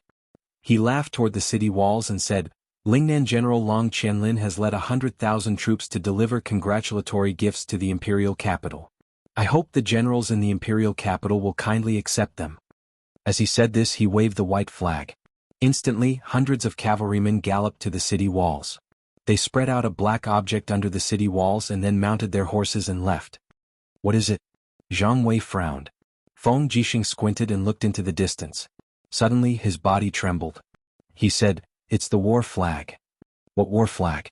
Lin Muyu was stunned. Feng Jixing gritted his teeth. "The war flags of the Tianchong Legion and the Longquan Legion. Oh my god, there are at least 1,000 of them. The imperial army that His Majesty brought to Dubhe province has been destroyed." "Ah?" Lin Muyu felt as if his heart had been pierced through. His wishful thinking was that Qin Jin would definitely lead an army to return, but in the end he still received this cruel news. Wei Chou clenched his fists. How despicable. Are you trying to use the Empire's war flag to chill our morale? Lin Muyu's gaze turned cold as she said, use fire arrows to burn these flags. Yes. Fire arrows were shot randomly from the city wall, and the flags on the ground quickly caught fire, turning into piles of ashes in the blink of an eye. From afar came the wild laughter of the volunteers, but they did not attack the city. Not long after, the war drums in the north rumbled and another large group of people came. This time it was the commander-in-chief Jianghu. A group of infantry with shields in their hands moved slowly, escorting a general in a white robe. It was Jianghu. Jianghu's expression was extremely domineering. He laughed loudly and said, "Who's the general guarding the northern gate? Come out and speak." Feng Jixing raised his blade and said coldly, "Oh, it's General Jianghu. Feng Jixing is here." Feng Jixing? Jianghu looked up at the city and said calmly, "I'm sure you've all seen it. The Tianchong army and the Longquan army have been defeated, and the Earthstar province, Songnan province, Lingdong province and Heaven's Pivot province have also been conquered by us. 8 of the Empire's 12 provinces are already in our hands. Why are you still holding on? Open the gates and welcome the volunteers into the city. I Jianghu guarantee that you, Feng Jixing, will continue to be the commander of the Imperial Guard. How about it?" Feng Jixing couldn't help but burst into laughter. "Among the 7 divine generals of the Empire, I Feng Jixing am ranked 3rd and you Jianghu are ranked 6th. If it weren't for the lack of talents in Lingnan, how could trash like you become a marshal? Aha Jianghu, attack the city if you want. I Feng Jixing await your arrival here. Stubborn fool." Jianghu snorted coldly and abruptly pulled out his sword, pointing it at the city walls. "I Jianghu hereby declare that if Lanyan City refuses to surrender, I Jianghu will slaughter everyone in the city on the day I take it. Not a single chicken or dog will be spared. You dogs of the Empire, listen well. The Iha nation follows the will of the heavens and wins the hearts of the people. Overthrowing the monarchy is a must. If you dogs of the Empire continue to be stubborn, you will only end up with your bones broken and ashes scattered. If you open the gates and surrender the city before sunrise tomorrow, I will let bygones be bygones. Otherwise prepare to be slaughtered." He urged his horse to turn around and leave. The group of imperial generals on the city walls were all dumbfounded. Zhang Wei gnashed his teeth. "Damn it, when did I become a dog of the Empire?" Luo Lai said, "Commander, what should we do? What else can we do?" Feng Jixing said indifferently, "Everyone prepare for battle. The real battle will begin at dawn tomorrow." "Yes, sir." As if they didn't want to let the defenders of Lanyan City rest, the volunteer army cheered for an entire night. The sound of the war drums never seemed to stop, and the flags below the city walls fluttered in the wind. What was worse was that the chariots they pushed out were filled with helmeted heads, all of which belonged to the Tianchong army and the Longquan army. The Battle of Fairy Lake was a complete one-sided defeat for the Empire. At dawn, a blood-red ray of dawn pierced through the clouds and shone directly on the city walls of Lanyan City. Lin Muyu opened her sleepy eyes and said, "The battle has begun." Bang! The city walls suddenly shook. A huge rock had hit the wall and created a dent about a few meters deep. Although the city walls of Lanyan City were strong, they wouldn't be able to hold up for long if they kept going like this. Dong dong dong, the sound of the war drums was abnormally intense. Thousands of ladders were pushed out from the boundless battle formation of the volunteer soldiers. They were guarded by soldiers holding heavy shields as they slowly approached the city. It had been too long since such a large-scale war had taken place in the Empire. So many Imperial Guards and the soldiers of the Flying Mount Battalion were bitterly disappointed. How could they defeat this group of courageous troops when there were so many enemies outside the city? Below the city walls, Long Qianlin, dressed in silver armor and holding a long spear, shouted, "Attack the city! The first warrior to climb the city walls will be rewarded with 100,000 gold coins and be conferred the title of nobility." "It's really Long Qianlin?" Lin Muyu's eyes dimmed. Feng Jixing smiled at the side. "Are you regretting letting him go back then?" Lin Muyu smiled. "What's there to regret? Didn't His Majesty kill Long Qianlin's parents to vent his anger?" Feng Jixing was stunned. He smiled and patted her shoulder. "Get ready to kill the enemy. Aim at the people pushing the ladders and shoot." On the city walls, Weiqiu had already pulled back the demon-devouring bow. The next moment there was a clanging sound. The foot of the city walls lit up, and the volunteer army behind the ladders fell to the ground. In the next moment, most of the ladders entered the firing range. Arrows rained down from the top of the city wall, piercing into the bodies of the volunteer soldiers. In the blink of an eye, a large number of them fell to the ground. However, the ladders were still slowly approaching the city wall. "Throw the rolling stones down to block the wheels of the ladders," Feng Jixing ordered loudly. Tens of thousands of stones were thrown down within a minute, and the ladders were blocked. The volunteer army hurriedly moved the stones away with their shields. Immediately, a round of shooting came from the top of the city walls. Blood quickly dyed the ground below the city walls red. The distance was too far, at least 200 meters. It was beyond the attack range of the demonic noise blade. Therefore Lin Muyu could only pull back her treasured carving bow and shoot at the enemies in the distance. Although her archery was only second-rate, she was strong and ferocious. In just half an hour she had killed dozens of people. Fortunately she was well prepared. There were many arrows in Lanyan City, and it was enough to last for a long time. At this moment, a ladder rapidly approached the city walls. There were more than 10 volunteer army hanging on the ladder. All of them brandished their sabers and rushed up the city walls. Lin Muyu quickly unsheathed her long sword. With a flash of sword light, she chopped off the arms of a volunteer army. The rest of the volunteer army were quickly turned into porcupines. There were many guards on the city walls. If they wanted to attack the city by force, they would have to pay the price in blood. The attack lasted for about 4 hours. It seemed that the volunteer army had realized that such a consumption was meaningless. The conch horn sounded, and the army retreated from the city walls like a receding tide. The people on the city walls heaved a sigh of relief. Jianghu raised his bloodied saber and laughed loudly at the volunteer army below the city walls. "I thought you were divine soldiers who descended from the heavens. It turns out that you are just a bunch of cowardly dogs. Long Qianlin, if you have the guts, come and attack the city again. We are waiting for you here." Wei Chou and the others also laughed loudly. Behind them, bundles of arrows had been used up. However, it did not matter.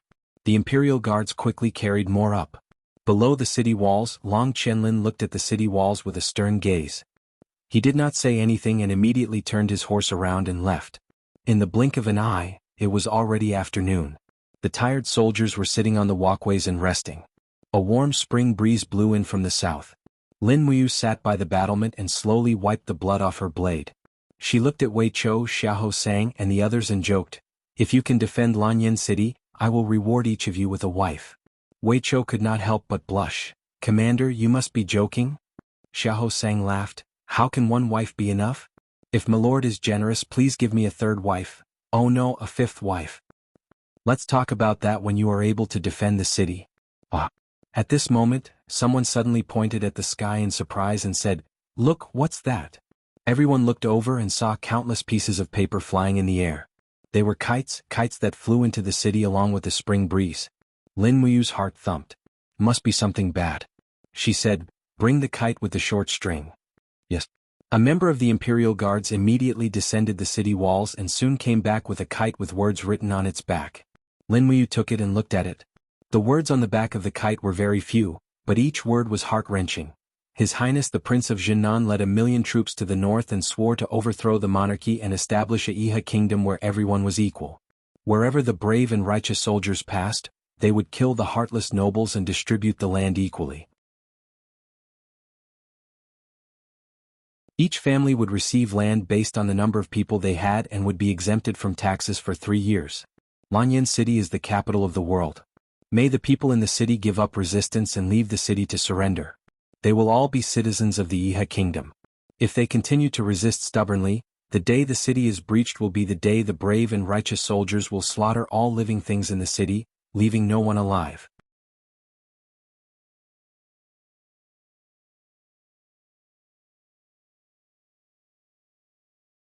Chapter 296. What's written? Feng Jixing asked. Lin Muyu handed it over. Feng Jixing glanced at it and his scalp went numb. He gritted his teeth and said, "Despicable, this is too despicable. Is he trying to divide the hearts of the people in Lanyan City? This is the most powerful part of Long Qianlin." Lin Muyu sighed. Feng Jixing asked, "How many kites like this are there in the city?" The Imperial Guards replied, "Countless. The commoners are reading it and it can't be stopped." "Oh no," Feng Jixing frowned, "what should we do? The city is already short of provisions. If the commoners make a ruckus, I'm afraid Lanyan City will collapse on its own." Jianghu said, "What's wrong with that? If those unruly commoners dare to make a ruckus, we'll just kill them." "Don't be reckless." Feng Jixing looked at Lin Muyu and asked, do you have any ideas?" "Yes." Lin Muyu looked at the volunteer soldiers that blotted out the sky and earth outside the city and said lightly, "Let them pay them back in their own coin. Let the people from the minister's residence immediately write 100,000 letters and pretend that it is a letter sent from the Five Valleys city. Just say that the volunteer soldiers are very hypocritical and had already massacred the entire Five Valleys city. The city walls are filled with human heads and it is only death if one surrenders. Distribute these letters in Lanyan City and perhaps it can curb their psychological attack." "Good." Feng Jixing's eyes lit up and he smiled. "You still have a way. Men do it?" "Yes, General." Lin Muyu leaned against the blood-stained city wall, feeling an indescribable discomfort in her heart. Iha country promoted equality for everyone and adopted the equal distribution system to appease the people. This was a level of civilization that was far above the imperial system, yet she was here as the empire's dog in their words. Was she doing the right thing or wrong thing? However, after looking at the Tianchong army and Longquan army's war flags that had been reduced to ashes, Lin Muyu felt a little relieved. What equality for all? What equal land system? It was just a ploy to usurp the world. If everyone was truly equal, then the soldiers of the Longquan army and Tianchong army also had parents, wives and children. Where was their equality? Even if the world changed its master, it would just be a different person enslaving the people. The only hope for survival was to defend and wait for reinforcements. In the blink of an eye, 3 days had passed, but there was still no sign of reinforcements. The citizens in the city had already caused a ruckus, and even the capital's treasury had been smashed and looted twice. In the Zetian Palace the officials were at their wits' end. A wisp of green smoke lingered above the incense burner, and Qin Yin's beautiful eyes were red. After hearing the news of the East Patrol Army's defeat, she had cried for 3 consecutive days. She had grown up under her father's care since she was young, so her relationship with Qin Jin was naturally different. Now that Qin Jin had mostly died in battle at Fairy Lake, half of Qin Yin's world had collapsed. The other half was Lin Muyu. "What's the situation with the volunteer soldiers?" Qin Yin raised her head and asked the crowd. Chu Huayin cupped his fists and said, "They are no longer attacking the city recklessly. Instead, they are using catapults to continuously destroy the city walls. The walls are already damaged in many places. If this continues, I'm afraid that Lanyan City will not be able to hold out for long." "There is an even more pressing problem," Feng Jixing said. Qin Yin was stunned. "General Feng, what problem?" "We don't have enough provisions for the war horses." Feng Jixing said, "The Imperial Guards have 10,000 cavalrymen, and the Flying Mount Battalion has 17,000 cavalrymen. In addition to the 4,000 war horses from the Imperial Guards and the supply of other war horses in the city, there are more than 30,000 war horses in Lanyan City that need to be fed. However, there are a total of 19 fodder farms around Lanyan City, and they have already been occupied by the volunteer soldiers. Before dawn tomorrow our fodder will all be used up. In other words, after tomorrow, there will be no more cavalrymen in the city." "What should we do?" Qin Yin was a little anxious. "Without the cavalrymen we won't even have the strength to counterattack." Feng Jixing said plainly, "That's right." As he said this he suddenly laughed. "What are you laughing at, General Feng?" Qin Yin asked. "As far as I know, they have mobilized a total of 35 people to surround Lanyan City. The rations of these 35 people for a day are already quite large. Earthstar Province is far away from here, so they may not be able to transport the rations here. Therefore, the provisions of these 350,000 volunteer soldiers come from Cangnan Province. According to the intelligence, most of the provisions of the volunteer soldiers are hoarded in Qiufeng Town, 30 miles east of Lanyan City.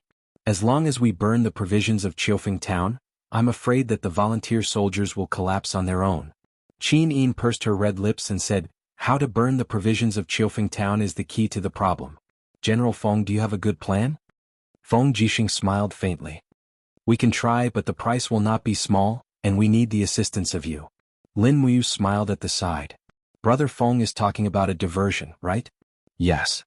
A light flashed in Feng Jixing's eyes as he said, "I have inspected the situation of the volunteer soldiers on all sides of Lanyan City today. There are the most people gathered outside the North City Wall, and the least outside the East City Wall. There are at most 30,000 infantry soldiers defending. In my opinion, we can send a cavalry to attack the volunteer soldiers outside the east gate at night. No. Chu Huayin raised his eyebrows and said, I have also checked carefully.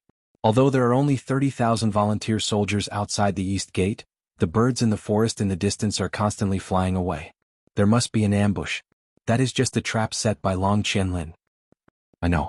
Feng Jixing smiled and said, I will lead 10,000 imperial cavalry to rush out of the east gate to attract their attention. Chu Huayin, you can lead 17,000 flying mount battalion soldiers to attack from the south gate. The army will go straight to Qiufeng town. Chu Huayin squinted his eyes. Our opponent is Long Qianlin. Will he not send an ambush to intercept the flying mount battalion? He will, and he will definitely. Feng Jixing smiled and said, but we still have a trump card in our hand. Lin Muyu smiled at the side. I know, the Longdan army camp. Yes. Feng Jixing laughed heartily. The real trump card is the Longdan army camp. The Imperial Guards and the Flying Mount Battalion are both feigning an attack. The important task of burning the volunteer soldiers' rations will be done by the Longdan army camp. Although Long Qianlin is very scheming, he will never expect us to use this double decoy strategy when we are at the end of the road. Lei Hong couldn't help but clap and laughed. The younger generation will surpass us in time. It is a great fortune for the Empire to have generals like Feng Jixing, Chu Huayin, and you. Qin Yin said happily, that's good. I will leave the night attack to General Feng. Yes, I will not disappoint your Highness's expectations. Qin Yin glanced at the officials and said, this operation is very confidential, so none of the officials present can leave Zetian Palace Hall. You can return to your residence tomorrow. Yes, Your Highness. In the afternoon, Lin Muyu sent a letter to Mount Long Yenshan. She used a high-altitude messenger bird. This was a bird specially domesticated by the animal trainers in Lanyan City. It would not become a target for enemy archers when it flew in the air. At dusk, she received a reply from Luoyu. It was a letter written by Luoyu, indicating that the materials to ignite the fire had been prepared. In accordance with Lin Muyu's orders, the 20,000 elites of the Longdan army camp went straight to Autumn Wind Town without any delay. As night fell, the rumbling sound of catapults came from the four walls of Lanyan City. Boulders were shot from both inside and outside the city. Boulders fell into the city one after another, killing and injuring countless people. Miserable screams could be heard from inside the city, but this was war and no one could change it. At night, the streets of the city were silent. 10,000 imperial soldiers were waiting in formation. Feng Jixing was wearing an iron armor and holding a wind cutter in his hand. He slowly put on his helmet and said to Lin Muyu and Chu Huayin with a faint smile on his face, I am going. 2 hours later, the two of you will rush out of the west gate with the Flying Mount camp. Remember, don't be obsessed with fighting. After attracting enough volunteer soldiers, rush back to the city. General Du Hai will lead the Tianchong army to the west of the city to receive you. Yes, I know. Lin Muyu said with a smile. However, Feng Jixing took a deep look at the two of them, as if he couldn't bear to see them die. After a few seconds he said, you two brats, come back alive. I, Feng Jixing, only have you two brothers in my life.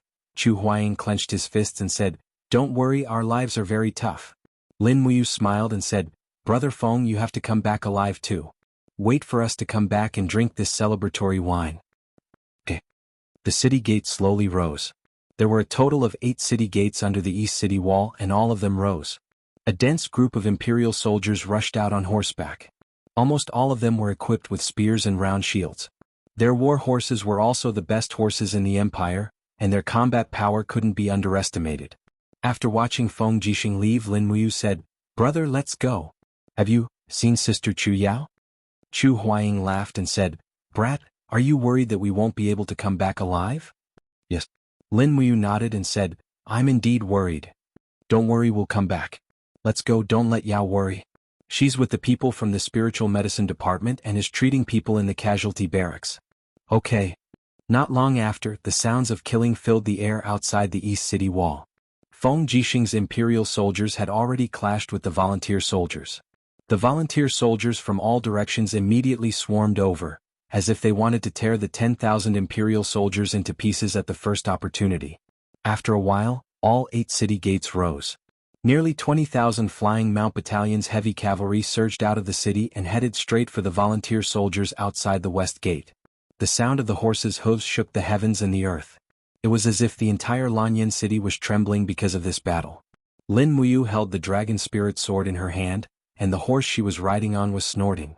She quickly rushed to the front of the cavalry formation with her master and walked side by side with Chu Huang. Under the moonlight, the volunteer soldiers' camp could be vaguely seen. In the distance, the volunteer soldiers raised their shields and shouted, "The dogs of the Empire are here, prepare for battle. Go." Lin Muyu spurred her horse forward even faster. With a sudden wave of her hand, the golden gourd wall emerged from her body and blocked the front of the flying mount battalion's charging formation behind her.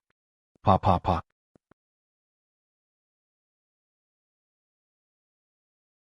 The long spears that were thrown by the volunteer soldiers were deflected. The warhorse suddenly neighed and leaped over the first shield formation. Lin Muyu turned around and swept her long sword across. The sword light flashed across and the group of volunteer soldiers' bodies and shields were sliced into pieces. Fresh blood quickly permeated the air, and there were sounds of violent collisions all around. One could well imagine the consequences of the high-speed heavy cavalry colliding with the shield formation. The shield formation of the volunteer soldiers collapsed almost immediately. The well-trained flying mount battalion quickly brandished their weapons and slashed at the enemy's encampment, cleaving through the waves and directly killing their way into the encampment. Crack! The dragon spirit sword flashed, and a volunteer soldier stood dumbfounded on the spot. A second later, he realized that his right arm had been sent flying along with his iron spear. He immediately let out a miserable howl, and in the next moment he was trampled into a pile of meat paste by the iron hooves of the warhorse. You're tuning in to the Han Li's Wuxia Adventures YouTube channel. We're so grateful for your support, and don't forget to subscribe to join us on this incredible journey through captivating stories. Your generosity through donations truly makes a world of difference, as it's the primary source of revenue that allows me to expand and enhance this channel for you. Thank you from the bottom of my heart for being a part of this adventure.